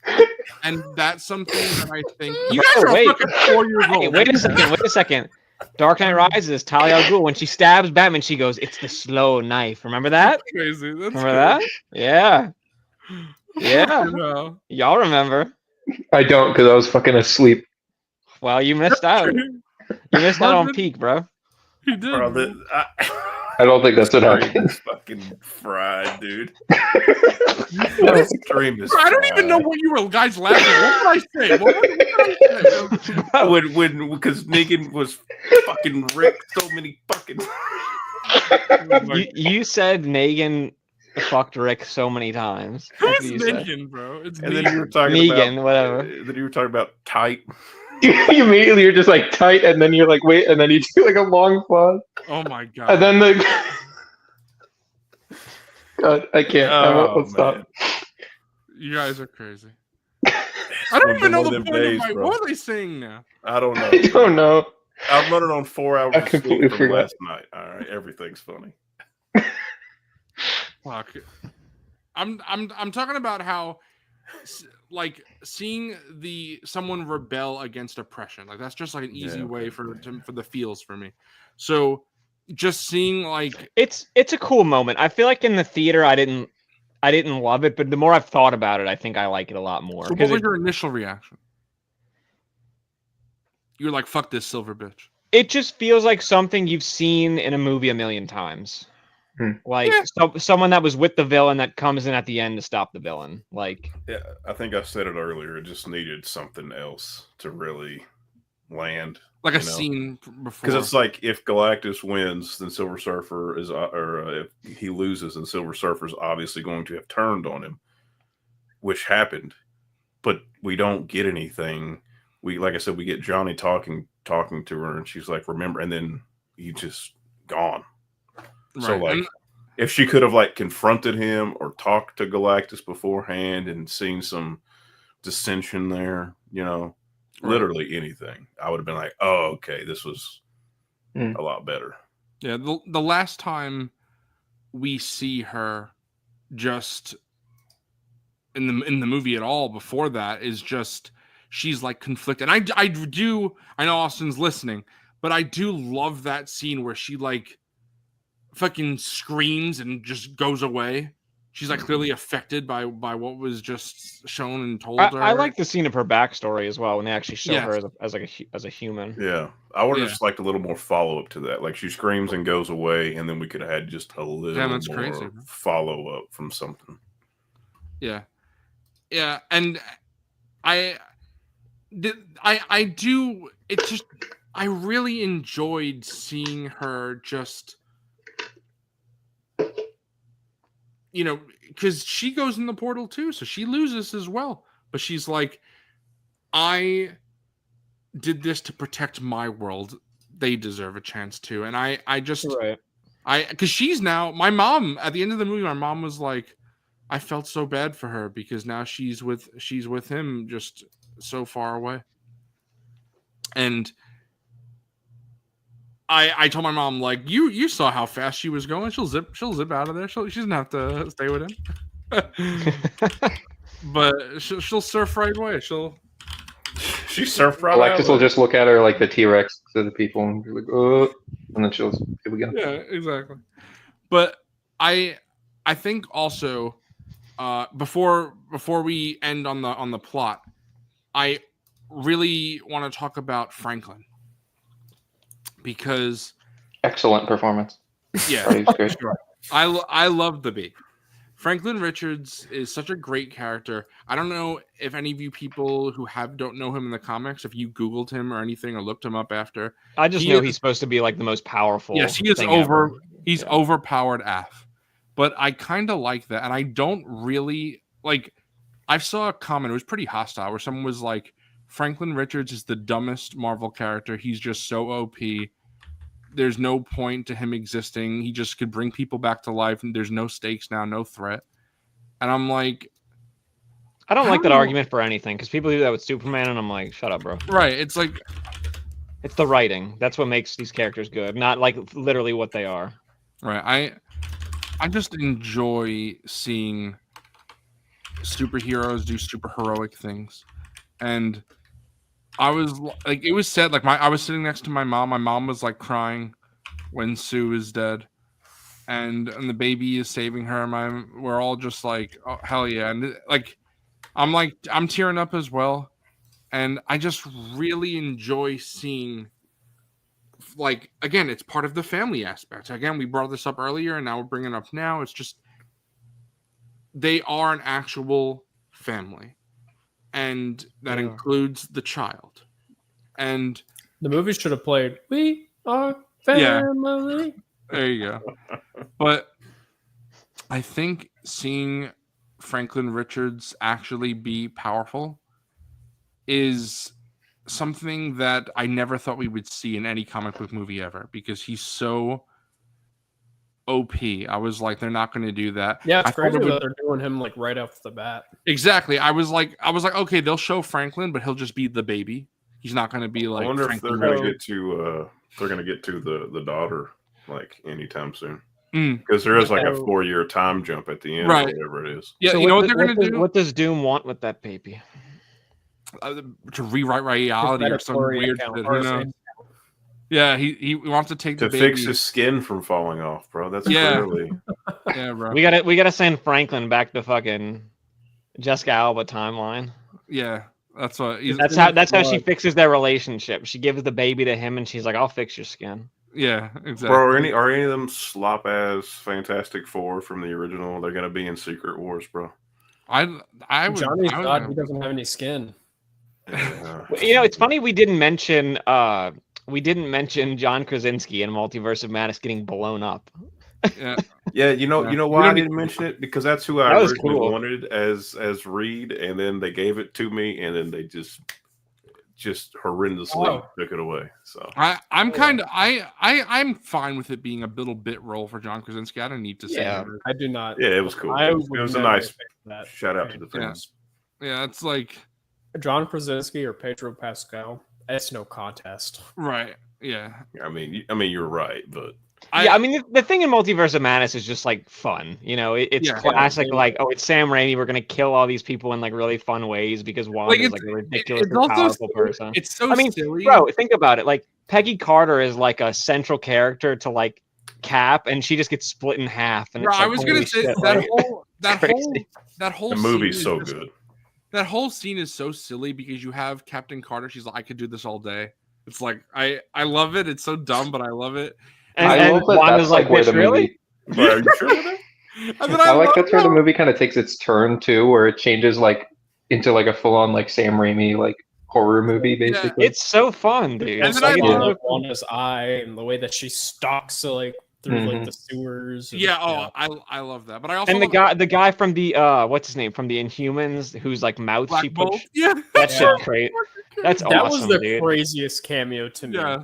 Was that I they dude, I remember acknowledged that show exists. Yeah. when my parents finally watched that movie, they were both just kind of like, that shit was pretty crazy, huh? Yeah. Yeah, it was. I, Imagine seeing that in theaters out of nowhere, just fucking Right. bam! Oh shit! I loved how they also show Professor X, and then they play like like they actually And then they snap play, his neck like 20 minutes later. they play the X-Men theme. Bro, that was traumatizing to me, bro.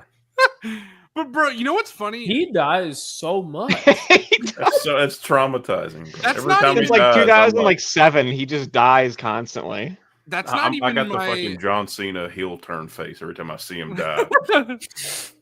That's not even my favorite scene of the X-Men theme in the MCU, because Miss I really, Marvel. Oh yeah. I really like in Miss Marvel where Yeah. fucking Henry from Walking Dead, he's like, "There's something wrong with your blood. It's like it's a There's something in your DNA. It's a mutation," and then it's like, and I It's another thing that will probably never be followed up on.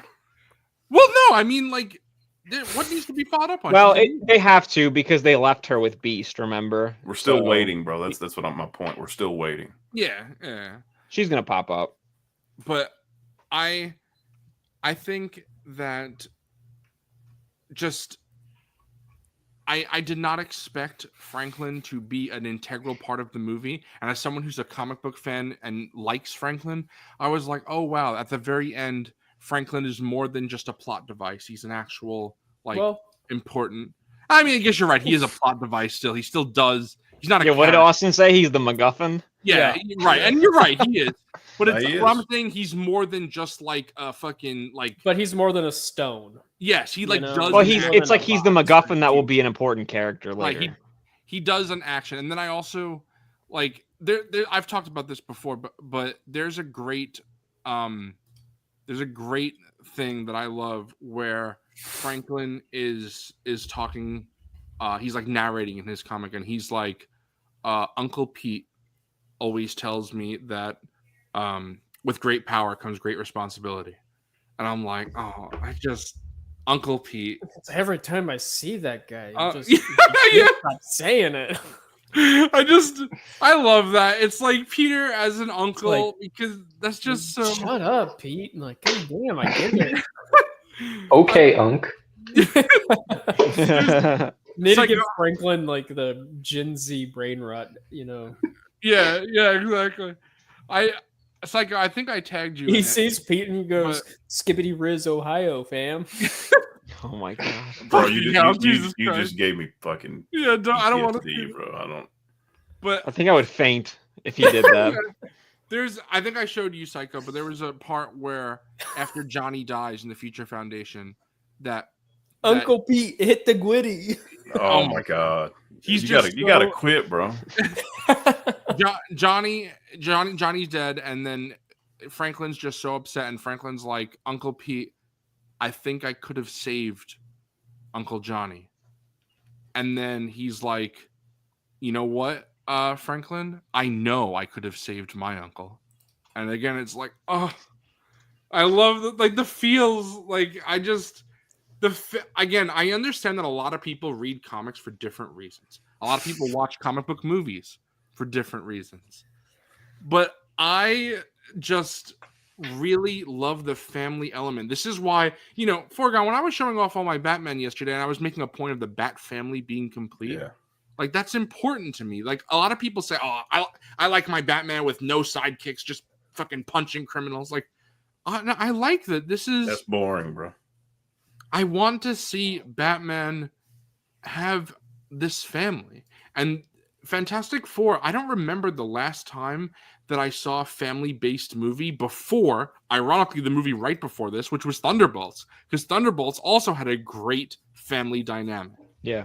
But before Thunderbolts, it was like, I feel like we haven't seen that in superhero movies for a long time, and I feel like that is just something that I really, it just gets me right, like, in the feels, and that's an easy way for an emotional response for me, and I just... And that's why I've been saying, like, even though, like, the last little portion of this movie didn't fully hit for me, I love these characters and I can't wait to see them again. Like, and I can't, exactly. And I honestly, I want to rewatch this movie. Like, I'm very excited to watch it. I'm excited for my parents to see it and talk to them about it. So, I think with,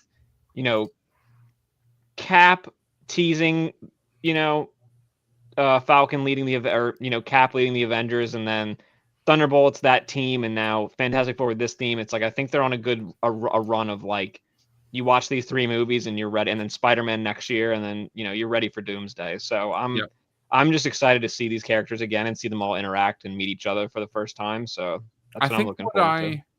I think for me, I just besides there's just so many layers deep for me, right? Because first, I'm already starting from a place of I love these characters because I love them in the comics. Then it's the family element. Then it's the cast. So, again, I know this is like a crazy statement, but I've thought about this now. I've seen it a couple of weeks ago now. The Fantastic Four is my favorite non-Infinity War, non-Endgame Marvel movie. MCU movie. And it checks every box for me. Do I think it's the best? No. Do I like it more than Winter Soldier? Yes. Yeah, it's better than Winter Soldier? No. Because I think when you first said that to me, I was like, that's crazy. But I think it's more of just like, it is crazy, but it means that much to you. So it's like, it's okay to have, say something like that. If like seeing these characters in a good way is something you waited for your whole fucking life, like, And Infinity War and Endgame, again, it's like, I can't really judge those as their own movie. It's a culmination of what came before. So it's really hard for me to do that. What I'm interested in, Psycho, for you, is now that you have seen this, do you think that it makes you more excited, maybe more willing to go to a theater to see Spider-Man, or especially Doomsday and Secret Wars? Because this leads into that. Well, I already want to see Spider-Man because it's Spider-Man. Yeah. So I don't think that changed at all. But I don't know, because I'm not super into all the MCU stuff anymore, so I find it hard to be really excited about the next crossover thing when there's probably 10 different things I haven't watched in the past few years. Well, that's what I was saying. I think Cap, Thunderbolts in this movie, I really think the way that they're setting them up, even with the post-credit scenes, I feel like the point that they're trying to make is watch these 3 movies in Spider-Man and you'll be good to go. Even though it sucks for people who want a more connected universe, right? A lot of these last 2 phases have essentially been, this is Shang-Chi's movie, This is Miss Marvel's show. This is She-Hulk show. This is Yelena Belova's movie. It's Or like Moon Knight. It's Moon completely Knight, standalone, right? no Like connection to anything else. and a lot of those characters, unless who knows, they haven't been announced, but I'm assuming a lot of these characters won't even be in Doomsday. Like, I'm probably not going to have She-Hulk and Doomsday and Moon Knight and No, I don't all the think other so. characters. So, Bro, justice for Moon Knight, man. Bring him back, bro. there's supposed to be a I'd new watch another season of Moon Knight. I mean, they might. You just have to kind of do what Thunderbolts did, where Thunderbolts does a really good job where it's like, okay, so that movie has John Walker, who's from a TV show, Ghost from a movie that nobody really liked, and then Yelena and Red Guardian from a movie that came out a few years ago. So you kind of have to reintroduce them, huh? during COVID too. Right. So it's like, but they did a good job of like, as each character came into the movie, quick introduction, bang, quick introduction, and bang, and it's very much just like you're off to the races and you get it. Yeah, and they're, Like, and they're like Taskmaster. Yeah, shot dead. Bye, Oh, you bitch. don't know who this is? Bam! Don't worry about it. You don't need to know. Right. So I feel like that should be the formula going forward, where it's like if you wanna pull those characters from those shows, bring them in, do a quick introduction, and I think people will get it. And if they like the character, maybe they'll go back and watch the show. So right. Yeah, that makes sense. Do you guys have anything more specific about the plot before I get into the next part? no. Not really. Oh, I kind of did. My brother said that his first reaction was it was very predictable. And at first I was like, was it though? And then I was like, well, I could kind of see where you're coming from, I guess. Like there was a lot of things, like maybe it wasn't predictable, but it was kind of felt like nothing was like really super unexpected. I didn't think. Yeah, I guess- Like, it was I kind of guess- like, it felt like when it ended, it was like, yeah, that was pretty much like, that seems right. It wasn't like, whoa, like I'm shocked or whatever. Well, I guess it depends on what you were expecting. Because I feel like a lot of people who are like heavily into the MCU were expecting Galactus to win. So the fact that he doesn't win, actually is like subverting that expectation. I don't think it was like an intentional thing, but that kind of lowered my overall thoughts. Him not winning. And again, I think that was just all on my own doing, that I just went in thinking it was all yeah, it's what team actors. So I'll ask you guys then, in hindsight, there's been a little bit to think on the movie. We just spent 3.5 hours talking about it for the most part. Do you think the movie would have been better, or you would have liked it more, either way, if Galactus won? I think It's complicated to say. Here, Foreground, you go first. I think I think I probably would have. I think I would have probably had it higher in my pantheon of MCU had he won. Just because I'm just really confused. Which all this may make sense once this whole entire phase is over. But I'm still just like not really understanding what they set up in Eternals and then where we're going now. With like, I feel like Galactus has been teased this whole way, and now here we are, and he doesn't win the first time we see him, and it's like, okay, is he going to be in Doomsday? Is he going to be in Secret Wars? Is he just gone now? It's interesting that's a fucking because waste if that's the truth. How do they get? So I guess there's still a lot to be. Whereas if he would have won, I think if he would have fucking killed the entire planet and they escaped, and that would have made the post-credit scene we saw in Thunderbolts make more sense. Which again, I don't know what the point of that was now. It's what Austin just a said. lot of wait to see. It's what Austin said. It's complicated because it's like I think I personally would have liked it more if he won, but again, I think it goes at odds with itself where it's like if he wins and then we see our characters end up in the MCU like we see at the end of Thunderbolts, then the movie doesn't really stand alone anymore. So the charm of it being its own thing is kind of lost. So it's like I don't really know what the right answer is, but I think I would have liked it more. I agree with that, and I also agree with what I'm pretty sure Zeus said this a lot earlier. It's just like by the time it's ready for Galactus to show up and do his thing, it's just not feasibly possible for him to win anymore. And it's like the audience doesn't want to see that either. So it's like, it's just not a good look at that point by the time that happens in the movie for them to because sacrifice the entire planet, because then it's like, okay. I know my mom would have hated it if Galactus won. You know, like she was complaining that Superman gets beat up too much. But my dad, he was with me where he was like, I wanted Galactus to win. So, but my dad also came on board at some point during the movie. I'm not sure exactly where he did.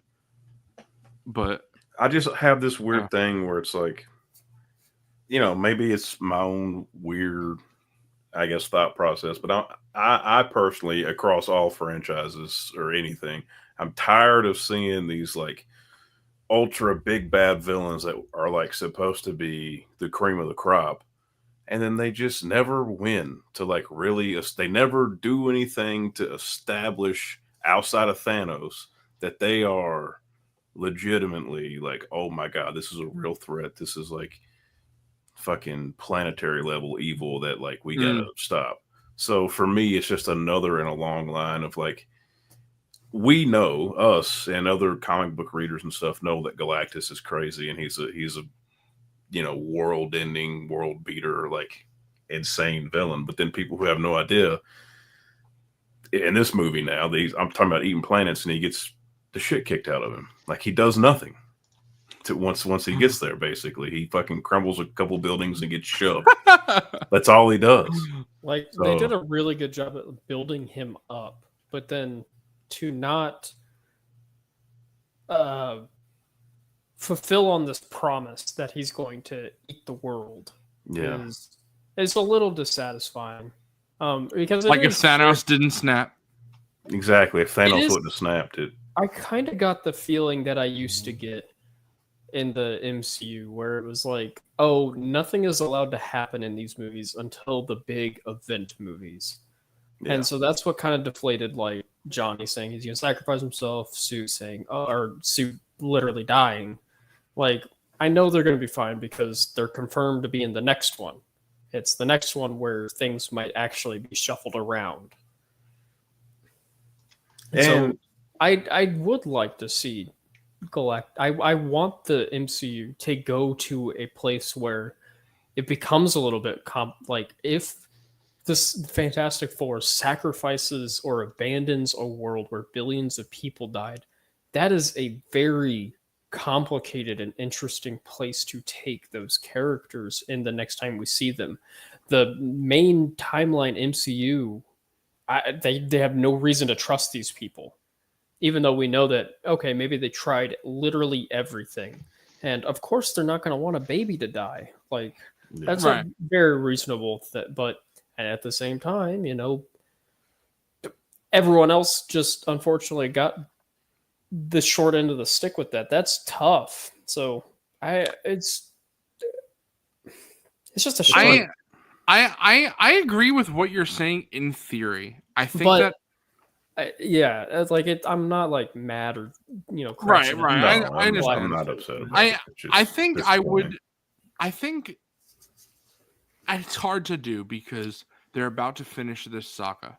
But I think in an alternate universe where Fantastic Four was happened pretty early on in the MCU, or at least early on in this saga, and Galactus is like number 2 or 3, like Fantastic Four 3 or something. And we've seen this world for a bit now, and then now we see it destroyed. It's shocking and something like that. Mm-hmm. But I feel like that has to have weight, right? It has to. Yeah. If billions of people die in a world of sacrifice, there has to be weight. I don't want to see Johnny. I mean, of course, he deflects with humor. You could see that, but I don't want to see Johnny like actively not being affected by that. I don't want to see Ben and Sue and Reed trying to move on easily.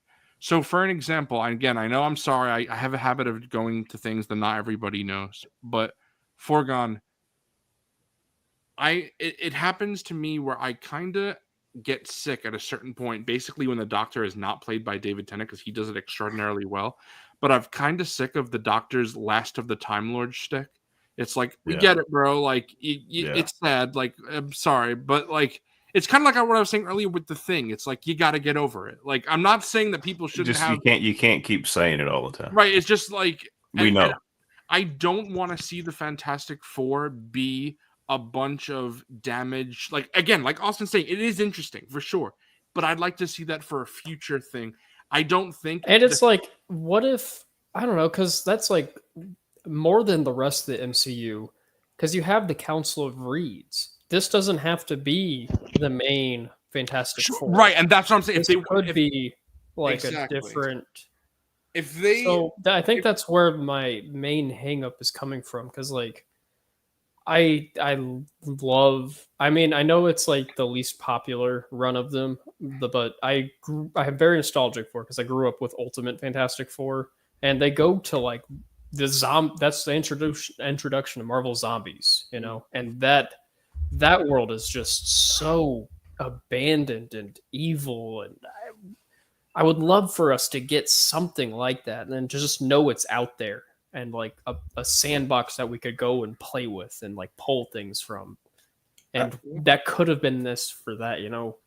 What if there are survivors of this world that the Fantastic Four abandoned? What if that's where Doom came from? He's like, they abandoned us, you know. That's like a crazy fucking motivation that he could have had. Yeah. I know you were saying that your mom didn't like seeing Superman get beat up so much, but that's part of why I like Superman this as much as I did, because granted Lex did not win in the end, but he was able to, you know, he was able to reinforce the audience that he was like legitimate, because he was kicking the shit out of Superman. It's also kind of for the longest part of the movie. So you're like, okay. No offense. So even if Galactus would have done something besides just I feel you. No offense to my mom, but he tore up a tree. When I rewatched Superman 1, 2, 3, and 4 and Superman Returns, Superman is literally beat up in every single one of those movies consistently. Yeah. Like Superman on screen is kind of a threat, bro. I also don't think Lex almost drowns him in the first one, and like a kiddie pool, like just fucking deep. Yeah, he's I think Superman being beat up in the new movie is so overstated. I don't think it's as much as people are acting, really. And I think everything that beats him up, like, it makes sense. T-Max says, fuck you, Zoo Boy's mom. I love every time they cut the... I mean, you said worse than that about your mom. Yeah. Every time they cut the Lex screaming, 1Z, 17A, I'm like, 45B. Bro's playing bingo, bro. He's real excited. Really excited. I loved it, bro. So that's my favorite part of the entire movie, is every time he's yelling out commands. Oh, do you remember when we did our Superman stream and I was talking about a scene that I really liked, but I couldn't think of it at the time? Do you guys remember that? No. Okay, well, it happened. I literally couldn't think of it, and we just moved on. Was it when Superman blew the dog? No, it involved the dog. It's when Superman burst into Lex's office, and he was like, "Where's the dog?" Like and Lex has a little picture on his desk of the he's like alien dog. Yeah, I love that Superman like actually is concerned about crypto. That was great. Yeah, bro. R2 Drew 2 makes a good point, bro. Like, I was mentally prepared for that entire just visually stunning world and universe to just go right inside Galactus's big belly where it belongs. Yeah. What if he could walk away like a what if boy. Yeah. You know, they hit the dad groan where he's like, he's gonna unbutton his pants and recline. Like, they could do this. I'm as full as a tick on a dog. I couldn't eat down a nair butt. They could do this because I'm conditioned to it happening in things like Doctor Who.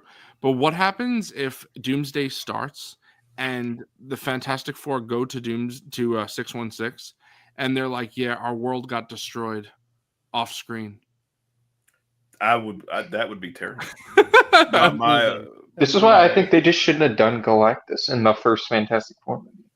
I think this is something you have to build up to, or else everyone's like, well, why did we have Galactus, but he didn't do anything? But see, this is the thing, is like, I kind of disagree with that, because Galactus is not really a villain. He's like a threat, but he's not malicious. So I feel like building up to a non-malicious threat, like, he's like, I think and sorry if I'm speaking for you, I think what he's trying to say is like, where do you go for Fantastic Four 2? You know, like what antagonist, what villain do you use after? This is also the problem with Doom, but if Doom's going to be the exactly, Avengers, that's what I was going to say. this is the problem with using Doom as an Avengers villain right now, because Do you go back to Mole Man? yeah, they'd have to go back to like one of the others. no, you know what, bro? Dragon Dragon Man. Man. They could do Dragon Yeah, Man. bro. Yeah, but like it's just like their two biggest threats are Doom and Galactus, and we are fresh out of those. Yeah. It'll I mean, be you're not wrong. I do hate that Doom is going to be taken care of by like the new Avengers. We don't. Have you heard the? It's not confirmed, but it's a rumor that Marvel is in negotiations with Robert Downey Jr. to continue on after Secret Wars As Doom or as just somebody else? as Doom. Yeah. he So- comes back as a third character. Yeah. I Did, mean, at this point, also, he's the new Wolverine. T-Mac, Oh my I don't know if you saw, but in the second Say thing, that in that second round of casting, Chris Evans was announced as the cast, and they won't say what role he's playing. Yeah, so that was the final thing. Let me pull it up. That's what I said last time, and everybody was like, "Nah, bro." Bro, Well, I no. was with you with that. T-Mac is a dope. I was like, no, bro, no. Yes, you're correct. But the last time we talked about that, You there have said been- Orgon's dumb, bro. That's there what have happened. been reports that he's in the movie, but then other people keep coming out and saying like, no, he's fucking not. He's saying no, I'm fucking not. Which obviously he could lie, but so the last note on here it says Chris Evans, who previously played Steve Rogers / Cap, and an alternate universe variant of Johnny Storm, Human Torch in the MCU, has been cast in an undisclosed role. So So it has to be Cap, like because Johnny's dead. He's dead. We saw. But it could be another Johnny. It could be another Cap. It could be the He's same Ghost Cap. Rider. Yeah. They All should. right, now The I'm thi- back. in. my opinion on this is that like I think it's a very if he's in it as Cap, I think it's like a minor thing. I don't think it's Oh, like right. He's I he's I feel like- returning. It's like he blips in. He's like returning Like- the stones. He's like, oh crap, sorry guys. That's supposed to like, be here. I had a friend Too one early, time. too, or too late. I had Yeah. a friend try to tell me like, oh, like he's gonna come back and just be Cap again, and I'm like, no, he's not. Yeah, Like, because it's not. no, It because could be like a flashback or something like that. he's not gonna be back permanently as Cap because that No. just robs Sam. This is Like, what this that's is what's not- going to be. Sam is going to be really down and depressed because they're getting their ass kicked, He will be Winter And- Soldier. and he's going to be like, "You got this, Cap," and then he's going to walk away. I also he'll just read play- that America Chavez is coming back, and that's dope. Yeah, I said that earlier in this stream. I don't listen to you. He'll play what Base. if, what if Steve Rogers. Yeah. Yeah, he could. He's like a little guy. He's a little guy. Yeah. He's a little guy. He's a little guy. What if he's with Deadpool and it's just like his carcass? I was like, yeah, this is Chris Evans. Here he Ooh, is. what if like Josh? What Yeah, if he's Captain playing Chris Hydra? Evans. Bro, I'm sorry. It's literally, I think it's top 3 moment of the MCU for me in Endgame when Captain America says "Hail Hydra." That is Oh, just, yeah. Yeah. that is like, What if they bring him back just to shoot him in the head and be like, he's dead? Yeah. bro. One of And my then favorite fan pitches for the Deadpool movie before it came out was that Hugh Jackman was just gonna play Hugh Jackman in it, and like he was just like Deadpool's just like dragging around Hugh Jackman, like trying to get him to be Wolverine. or Wolverine. something. That Like, bro, actually would be Put hilarious. this not costume gonna on, please. Just put Yes. this costume on. Did you guys, when you guys saw Deadpool and Wolverine, did you know when you first see Chris Evans? Are you like, I knew it was Johnny. you knew it was Johnny? Yeah. lie. I did because it was like there was like a Yeah, TV spot with that whole. That's bit, what like, you- that's that's what you fucking know. insane. That's crazy. That there's When that happened, I still my thought dad- it was funny though. my dad started hitting me like Cap is back, and I was like, nah, bro. That bro, ain't Cap. I wish I'm I just didn't too like know. in tuned with this stuff, Yeah, and exactly, I know that same. like he wouldn't come back just to do that. No. So okay, so I for me, I just heard that the Human Torch was in the movie. I just didn't know that it was Chris Evans' Human Torch. So then when I saw Chris Evans, I was like, oh. But I feel like that must have been so cool for people who thought he was gonna say Avengers Assemble or something, and he says Mhm. Flame On. That must have been so fucking cool. Like I wish I didn't know. Bro heard That must Human have been Torch such did a the movie, cool and they're experience. like, Michael B. Jordan's back? But yeah, that was just such a cool.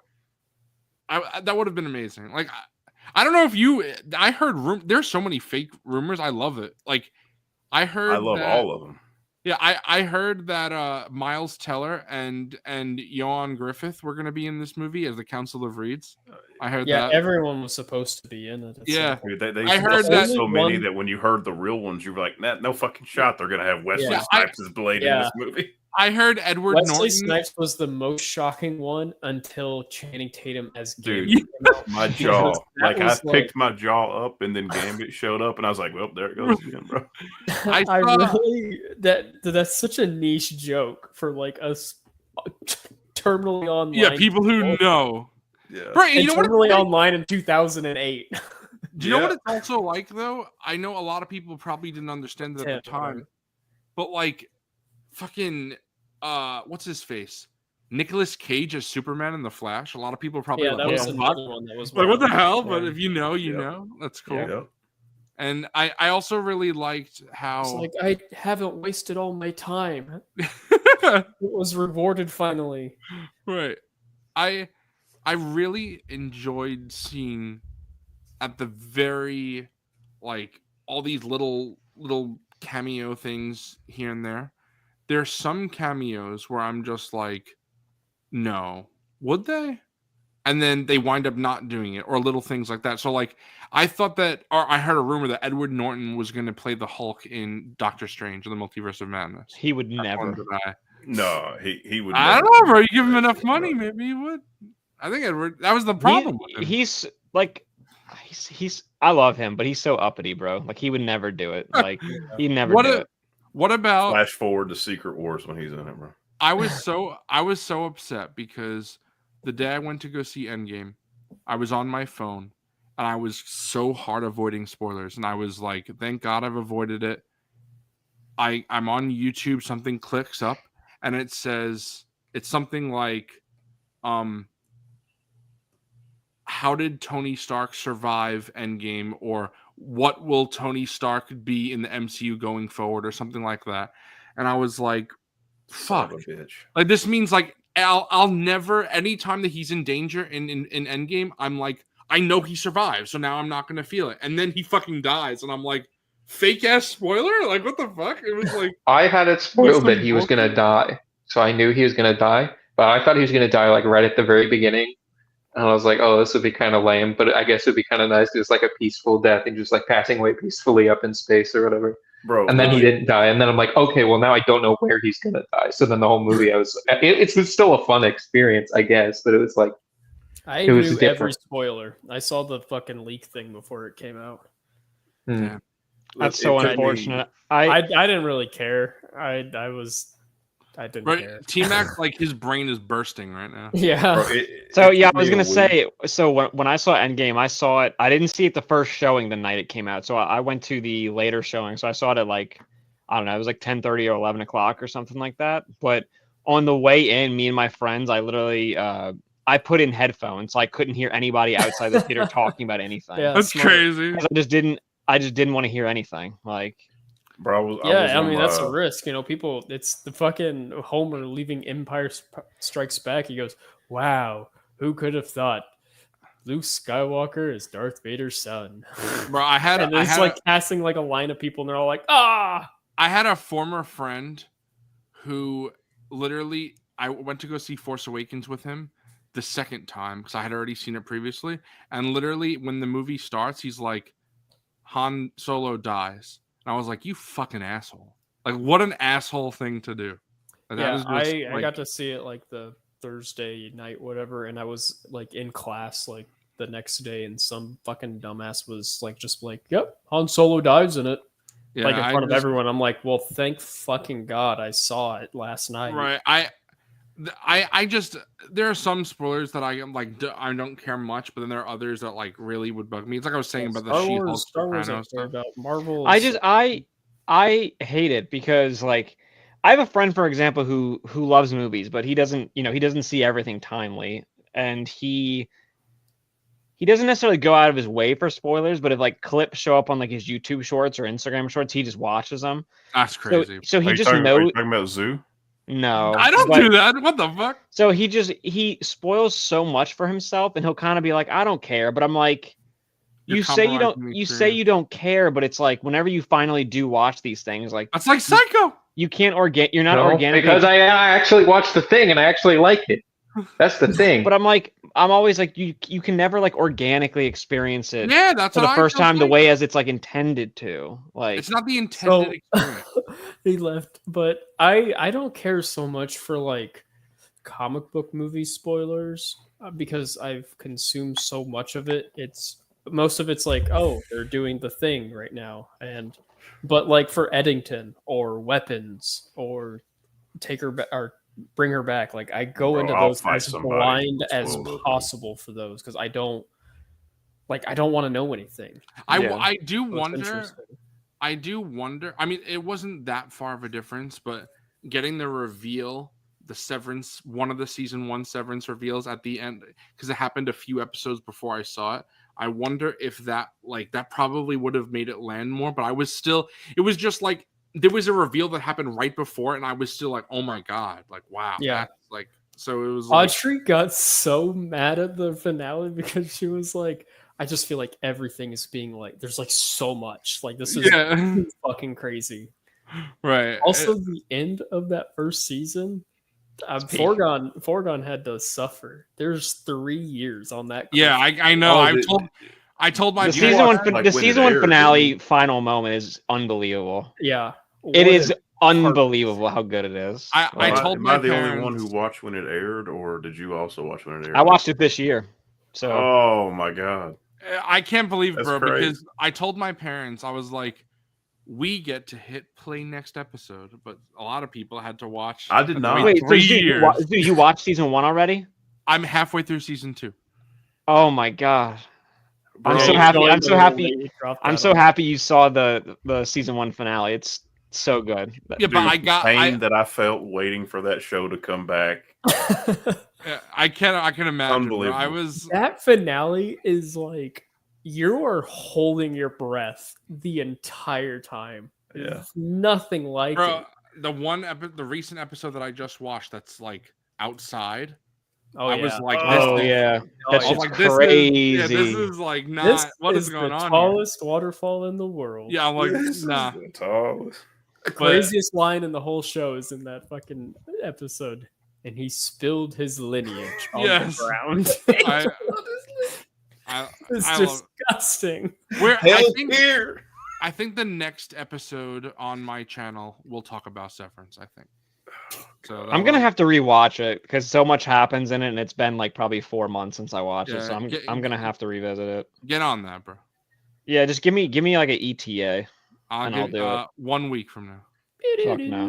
No, No, it'll probably be two to 3 weeks from now. I bet. But we're not I'll done try. here. We still have one more thing I want to discuss. Sounds like One more we're thing? done. Like Yeah. I won't lie. It sounds like we've. No, there's one more thing I want to discuss. Doom. Doom. Oh, So Did he bring the boom or did he bring the doom? the only thing I have to say about Doom is, are we sure that was Robert Downey Jr., bro? No shot. it was definitely not. He's credited though. Okay. I didn't see him. So he. Did he I don't get, think. I don't like, think. 50 I don't think he's million in. for I mean, that?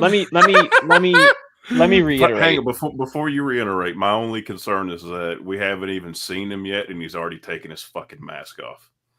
Yeah. I don't like that. No, a lot of people are saying that like it means he's not going to be scarred because Franklin would be crying. But maybe I don't like that. maybe Franklin just Franklin- likes. He's like oh, it's Babies funny. Franklin don't doesn't. know, Franklin like- doesn't care, bro. His dad can stretch like a fucking piece of spaghetti. Like, But I don't. Franklin can see like the 5th and 6th dimension. Like he's like yeah, he's not bothered. nothing. Bro just said his dad can stretch like spaghetti. That's a crazy line. But Yeah, no I- wonder Sue doesn't leave Reed. You know what I'm Bro, saying? you know what's crazy is that there's literally a panel in the comics where fucking Sue is like, fucking Reed's getting out of bed, and Sue is like, "Have I ever told you how thankful I am that we fucking got these very specific abilities, Reed?" It's crazy. I was like, "That's fucking crazy, bro." The That's Gooners that's got to the be thing. stopped, bro. Yeah, but Yeah. Oh, Dill. I guess we could talk about it before Doom, but I was gonna say after because my favorite Easter egg was seeing Dragon Man at the end. The second that was post credit, I was Yeah, like, that "Oh was look, cool. there he is! There he is! There's Dragon Mine Man." was He's on the the Natasha Lyonne cameo that went nowhere. Bro, she's always good though. She's always good. Yeah, She- I like her. no, they're setting up a little love thing. It'll happen, bro. After bro. 2 Avengers movie and the universe is reset. All right. Bro, you say that, but those Avengers movies are the next like 2 years, so it's like, they're pretty Yeah. close, like all things considered, in the way that they do these run of movies. So So I'm just trying to think. Dad, I mean, I don't want to be basic, but Mole Man did catch me off guard. That was pretty dope. yeah, Mole Man was cool. And I it's not feel even like an Easter egg because he's like in the movie. a lot of people did say though they were like as soon as they saw that Paul Walter Hauser was cast, they were like, "Oh, so Mole Man." That's kind of fucked. Well, I have seen a lot of people say that they were just like, "Oh yeah, he's Mole Man." He got that aura. He's got the Mole Man aura. That's crazy. But that's crazy, bro. That's a shitty Galactus, bro. What is that? It's the Toy Biz one. Where I is can't the fi- arms, bro? I Yeah, can't why fi- you I built have- like I have- that? I have one arm. I can't find my other pieces, and they're impossible to buy. But I got 2 heads. That's crazy. All right. See, now that you said that, now I gotta go get something, bro. So now you gotta I do love this Galactus. Bro. Entertain. And you gotta entertain our 5 viewers without me. I'll be back. I got, anytime the other Dante wants to trade, Here, man. his has left Galactus. He looks pretty cool. He's got like real gold and like arms and stuff. He's real buff. Got that big old arms. what is that? Is that like a retro one? I bought it used, so I'm not sure. I was gonna get my Silver Surfer, but it's all the way at the bottom, and it's a bitch But to it's like stand on the classic. board. So. look. Yeah, that's sick. Yeah, these Marvel Legends are just hitting for me, bro. I got They're so the Psylocke Thanos pack. I caved. I don't have Rhino or Sandman. Bro, His I'm name's Jonah looking Jameson. for Rhino, bro. I got the Sandman right here next to me. I found Bro. the shipper today. I was pissed. It was still boxed up. Yeah, I I'm would gonna just go- go back because I'm thinking because the other day in my store that it was set up but there wasn't a ton of stock on it, but I'm thinking like maybe this will get filled out, so I need to go back and see. So yeah, if they haven't set it up yet at yours, I would just go back. Yeah, I was gonna go back in like Thursday or something.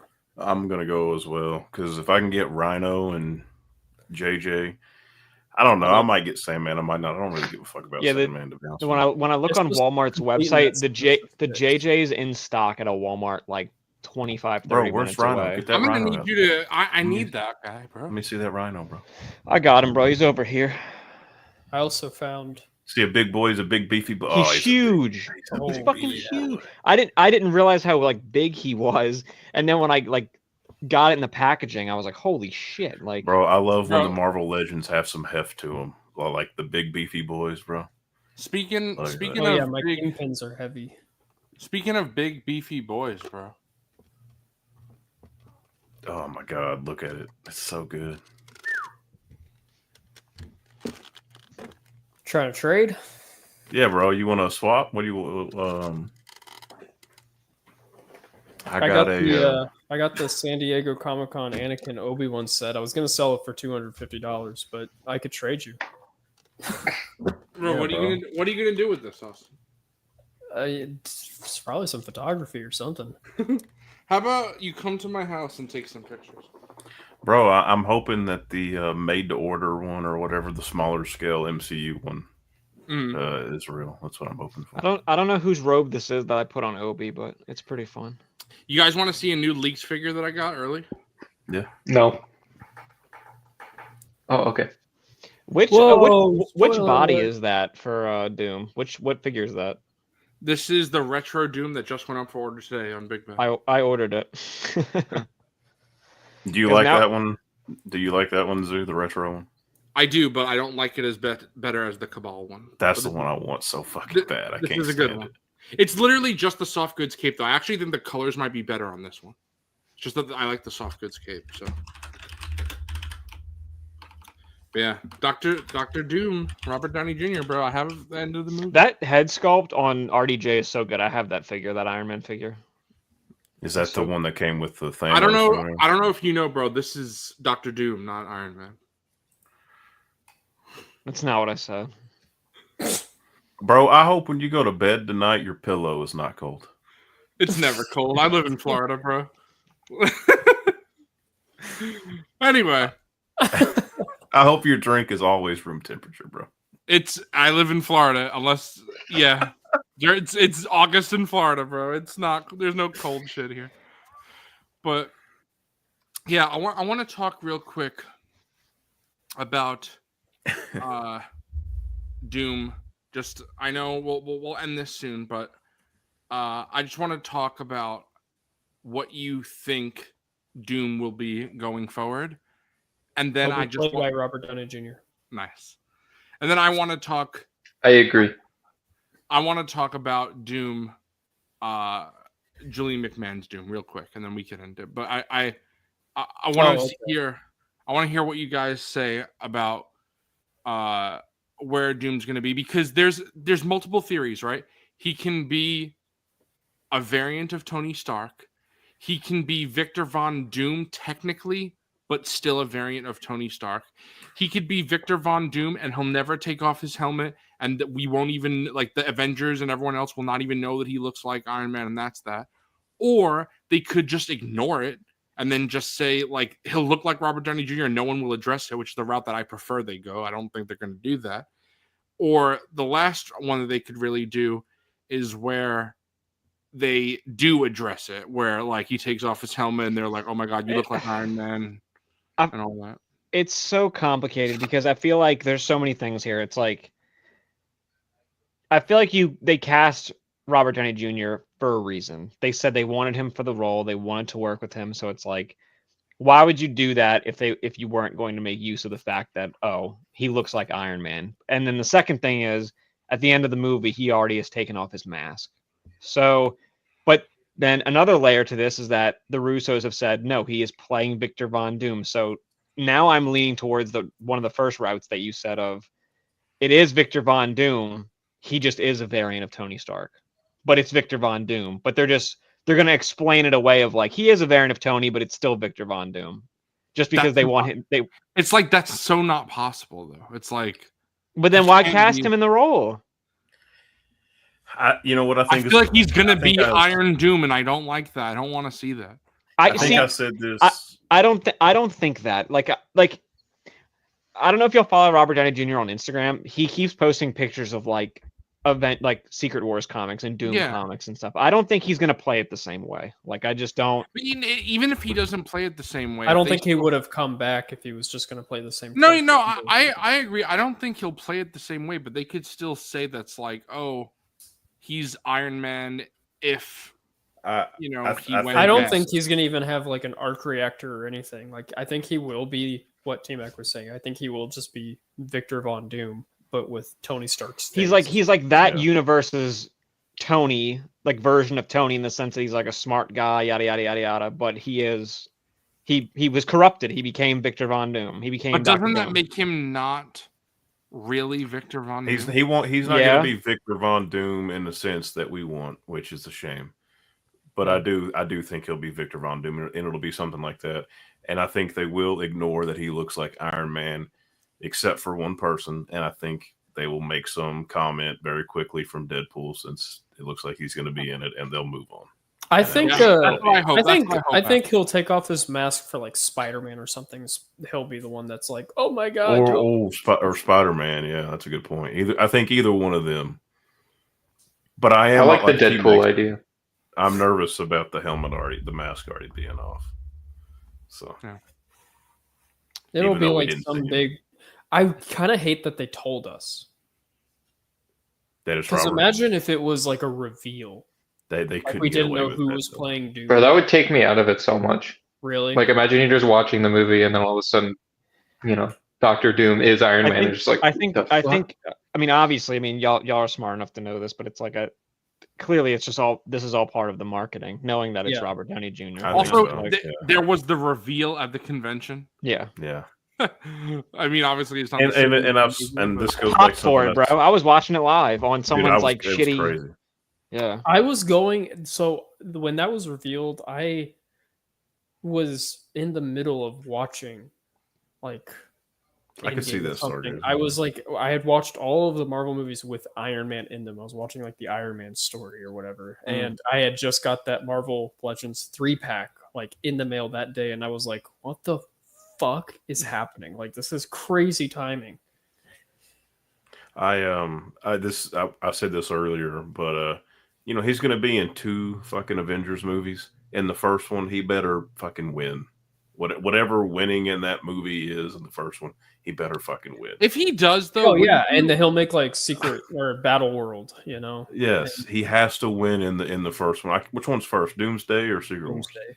Yeah, so he has to win in Doomsday, wouldn't that or feel like they're it's just fucking repeating pointless. Thanos, though? Yeah. Well, it'll be like Then he shouldn't repetitive. be in 2 Infinity movies. Stones. Fair. And I think, I mean, that can just be regurgitated for like all of these, And at some level. These are all the same. I want to read this real quick because I've brought this up before. I'm sure y'all have seen this post, but July 28th, 2024. This is around the time of San Diego Comic-Con last year when the Russo brothers were announced to be coming back. On their Instagram page, they posted a picture and they said a little caption at the beginning, but then it says, "When we made Avengers Endgame, we truly believed that it was the end of the road for us in the Marvel Cinematic Universe. Yeah, I remember this. We had put all the passion, love, and imagination that we had into the Winter Soldier, Civil War, Infinity War, and then culminated it all with Endgame. All within a few years. We had spent everything we had creatively, and we left all our emotions on the floor. But in the time since, we began to feel that there was perhaps one story where we could find a new narrative path forward. It's the reason we fell in love with comic books in the first place. That story is Secret Wars. We cannot express how excited we are to dive back into this world and explore such a deliciously complex character like Victor Von Doom. And there is no better friend or collaborator to do that with than the great Robert Downey Jr." So, All right. Yeah, we will. I see. like it though. I like the move. I've been on board with it because I feel like he's been missing from this whole thing. He kind of is the face of the whole universe, and now that he's back, it's like, okay, there's the guy is back. It just with a different coat of paint now. And I'm just like, I'm not gonna yuck it until it's bad. It's like, show me what you got. Like, show me what you're cooking. Yeah, no, we gotta wait and see. That's for sure. I agree. I think that I'm willing to reserve judgment until we see how he is. Yeah, because I like Robert Downey Jr. So I've heard really good. I've heard so many things where people were like, the end credit scene of Fantastic Four is fucking crazy, and I was like, so Dr. Doom, and then it was Dr. Doom, but he didn't do anything. He like looked at the baby and he took him, like, so that's it. Like, I'm like, okay, but we didn't actually see Robert Downey Jr. Like, could have been me. I could have been in the hood. You don't know. That was the other thing too. I was kind of expecting at this point, like I was predicting months ago, like, oh, we'll kind of like know where they're going with it after Fantastic Four, but it's like we don't still, which is maybe that's a good thing, Will we know in the trailer? Is like the first trailer going to end and they'll be like, it'll be Peter the thing is though, the Russo brothers do like the Last of Us Part 2 thing though, where they edit things out and change things around that aren't actually real. So it's like they might just mislead. I hope the trailers don't give like hardly anything away. I'm kind of over all these like this is something that's been going on for years, but I'm over all the trailers just spoiling. It's gonna be so awesome. Like next summer Spider-Man and then Christmas time Avengers. That's gonna be. I know normally like Star Wars is like the Christmas thing, but seeing a Marvel like a big culmination Marvel movie like in Christmas, I think that's gonna be a lot of fun. Yeah, bro, I could run through a brick wall for this Spider-Man movie. I won't even lie. Psycho's so excited that Hulk is in it, bro. Yeah, I'm so happy about that. That's the thing is I actually like Hulk. Like I don't dislike Hulk. Like I'm cool seeing more Hulk, but like it's a Spider-Man movie. We just have a Spider-Man movie. I don't know. I feel it. Contractually, we cannot. Yeah, that's the problem. It's just sucks. So the last thing I want to talk about is Julian McMahon's Doctor Doom. It's for a few minutes. Doctor. Fucking hell, because There's only one Doom, and it is MF Doom. We could Damn go base, over, bro. Bit, brother. Absolutely. we could go over what's his face. Again, Tobias. Toby Kebbell. Tobias Fuqua. Right, and yeah, what the fuck? But he, bro, I got you. But fucking, I just, again, his Doctor Doom. Austin said it earlier. He looks fucking weird af, and he doesn't actually play Doctor Doom. Like I said, the craziest part to me is when he's just being so gloomy, and fucking Invisible Woman is like Doctor Doom over here. I'm just like, that's fucking Holy crazy. shit! Get it? But that's so stupid. Holy shit! There's such a stupid line in the beginning of the movie, but I understand that I'm biased. I grew up as a kid watching Charmed, loved Charmed. Cole, probably the best part of Charmed. He's such a great fucking character. I think Julian McMahon just played Doom as a perfect comic book villain. And Austin's right. He is kind of playing a lesser version of Norman Osborn. But he kind of hits those aspects that I like Doom to hit. And I just really he like. just wanted to marry Sue. He's like stupid the whole movie because he reluctantly falls into his powers. Like he has no agency. Everything that it's so cheesy though. It's like it's not good. You cannot talk that he does that even remotely reminds me of Doom is when he picks up a rocket launcher and shoots the Baxter building. Because that is some crazy. Goofy classic Doom stuff. You don't think this? And he says some cheesy ass goofy try this on for size. Some dumbass. Yeah, bro, that's what I'm saying. It's you don't like when he the last 10 minutes of him is great, but that's the rest what I mean. of it is so dumb. I love one of my favorite lines rewatching is when Leonard, I think his name is, he says, "You could have any woman," and he said, "That's the point. I could have any woman," and I'm like, "You petty fuck! You don't even give a fuck." That's exactly, of course. That's why that's what he would do. I'm like, bro, I don't also, know. I hate that the Doom mask is there's a little plaque that's he's wearing a prize on his face. It's what do they do? They freeze his ass, right? Yeah, that's how they stop him. What happens when metal is cool? Oh, that's right. Yeah. I thought it was so badass when I was a kid when he says, "What happens when you super freeze rubber?" And then you just see him, you're like, "Oh fuck!" And then later on, when Reed's like Chem 101, and I was like, "Oh shit, bro! This is some Christopher Nolan Batman callback that Nolan loves to do." No! That's the craziest thing. This movie came out the same year as Batman Begins. How crazy is that? There is. Listen to me when I say this. This movie, Zoo, I need you to listen to me and take this to heart. There is nothing good about the other three Fantastic Four movies. Bro, you cannot. Julian McMahon just died of cancer, bro. I don't know him anything. Bro, I'm sorry he died of cancer, but he was terrible. It is It is very unfortunate that he passed away very out of the blue. I hate that for him, but he was terrible in that movie. Yeah, it's very sad, and I probably got some bad karma points for that, but that doesn't excuse I know. It's just I'm sure he's very good in a bunch of other stuff. He sounds great in Charmed. Sure, he sounds like he was charming, but I don't remember the last time that I saw someone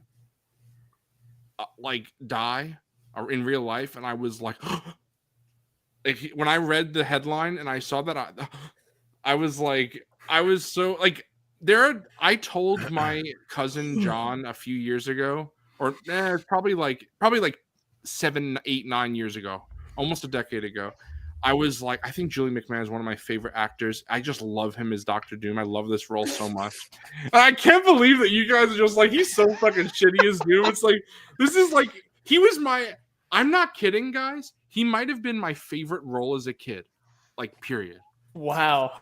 Like, this movie. I like, just, wow. Even like saying Batman Begins came out the same year, like to say that when that movie came out that same year is fucking wild. Because he's so cheesy, and then like there's so many lines where he says he kills the doctor, and he's like, I think I need a second opinion. Like, it's fucking great, bro.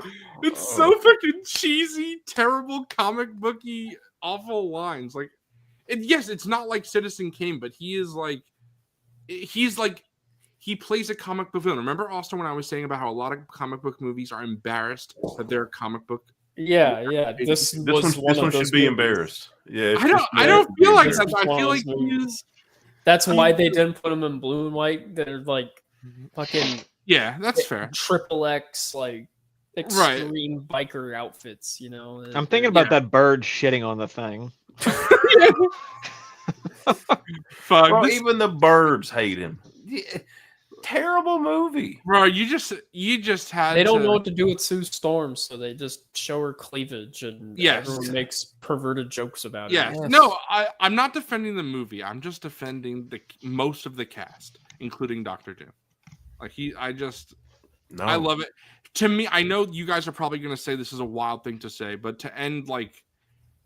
to me, I feel like Robert Downey Jr. has big shoes to fill. I know that's fucking. You guys are like thinking I'm crazy, but it's just. You're so funny, bro. You're big so shoes funny. to fill of like. I the would say that panels. Robert Downey Jr. is a better actor than him, though. Oh yeah, that's not like I'm sorry, Julian McMahon, but yes, but it's just when I think of Victor Von Doom now, like I'm like, you petty fuck, you like I love the fact that. Again, I really hope if they rob me of this, I'm going to be so upset. Reed and Victor grew up together. They were college roommates. Yeah. They need to have that. If they don't have that here, I'm going to feel so... If, like, Reed is like, who are you? Like, nope. I need to have that backstory. That's going to really bug me if they don't have that. And I'm worried that with him being played by Robert Downey Jr., we're not going to get the Doom backstory that I want. I think we'll get it. So I mean, yeah, if he's not from that, I'm putting money on the table. Yeah, we're in this era of like overcorrecting and making everything like super comic accurate. So I think, T-Mac. I'd put money on it. I'm not surprised. Again, like we didn't see the rest of that scene. They cut. That's what I was gonna say. I like the idea of that scene continuing and Sue being like, "What the fuck are you doing here? Like, and why do you look like that? Like, right." Damn, Victor, you been juicing? What's going on, man? What happened, Vic? I know it's. And then he proposes to her. Right He's already down on one knee. Jesus Christ! He goes. He's giving the ring to Franklin to walk over there. What are you doing here, Vic? He goes. There was only one beer left. I know. I'm not surprised that none of you guys agree with me because my whole family, literally all of them, I have a big family. My 5 members of my family and my cousin John. Wow, that is the biggest family I've ever heard of. 5. I can almost count that on one hand. Wait. Maybe we're all onto something too. No, you know what, Austin? I was actually talking about how we're all fat pieces of shit. That's what I was actually saying. oh my god, what is that? What? He said that the other day, and I couldn't believe it. I was taken aback. No. I'm great. Fucking hell. But everybody was just like, that's cool that you like him. I guess no one ever gets my fascination with him. It's whatever. It's good fine. For you. I've been used to it. But I just think he did a really good job. A big reason why I like those movies is because of him. I hope that Robert Downey Jr. gives me a Victor Von Doom because I know Austin is saying that he's not a Victor Von Doom, but he did feel like Victor Von Doom to me. Yeah, he only was just missing the magic, and he wasn't the ruler of Latveria, and he also had like a fraction of his power. But and but the personality, bro. It's like Superman doesn't have the power level yet in James Gunn's Superman, but the personality is key. I think like he nailed the personality of Victor. Don't tell me you disagree with that. You gotta give me that. Give me a little bit. No, Bro. Give me the crumb. Give me a crumb, bro. No, we're gonna beat this out of you, bro. You know, I do like his quips, but I don't. That's what I'm saying, bro. All right, but he's not like. He's just not Doctor Doom, though. He's cosplaying as Doctor Doom, bro. and he's not And doing the a show, very bro. good job. I'm just. Let's All call right, it, everybody. bro. Goodbye. What a fuck note those to leave those on. movies, bro. Yeah, that was the Fantastic Four. And those 4 movies hours look for the so Fantastic. Some of Yeah, it, that's some of it perfect. was Fantastic Four. Yeah, that's just true. That'll This be is the prob- description. We talk about Fantastic Four for a little bit. Yeah, this Somewhere in there, you got to look for it. This stream, I think, was our most disjointed, probably because Psycho was here, but that's okay. Yeah. Now Five it's guys Psycho's talk gone, we for can 4 talk hours. I've said like 5 words this whole entire 4-hour stream, and now it's my fault that this stream. Bro, is that's shit. not Okay. true. We Five guys talk for 4 hours, somewhat about the Fantastic Four. yeah, Yep. but No, you I said thought at it was, least I feel like 17. I feel like we hit all the bases. We hit all the bases. yeah, we had I'm some, happy. There's nothing else I want to say. We said a lot. Dude, MCU talks are fun. You know, I really love this universe. I'm always excited when a new one comes out, and I always have a lot to say about it. so. Rain, give us 40%. Yeah. Give us a 4. I think I want to talk about some general MCU video. We might do that, but Oh my I think gosh. I think the We'll next go on forever. That'll be like a 10-hour stream. Yeah. You gotta at least like break it up into phases. No, Maybe I'll just- phases. but Yeah, I'll there just we Yeah. we're gonna skip all the bad movies. That's like 75% of the MCU. No. Okay. Cap, cap, bro. That's Bro's gonna cap. be like, I haven't seen Agatha all along, but it's a shit TV show. No, I don't do that. And But- woke. Fuck And it. woke. Yeah. I will say probably the next time you see us all here together will be our Severance discussion, because I'm about to finish it and I'm very excited to talk about that. You won't see Psycho, unfortunately, but yeah. You might if hear any- him, though. I don't know if anybody. I don't know I'll if just run anybody. like this. Right, exactly. I don't know if anybody who watched Land Speed or Luke. I don't know if anybody who in chat knows Severance or whatever, but you know what you could do is Watch if you go You could watch it. What you I'm gonna have to do the rewatch. I'm gonna What have you- to. what you could do is you can go to Amazon.com and you can buy the Severance Blu-ray, and you can do it using my affiliate link, which I'll post in the description. Okay, Is there- bye. This guy.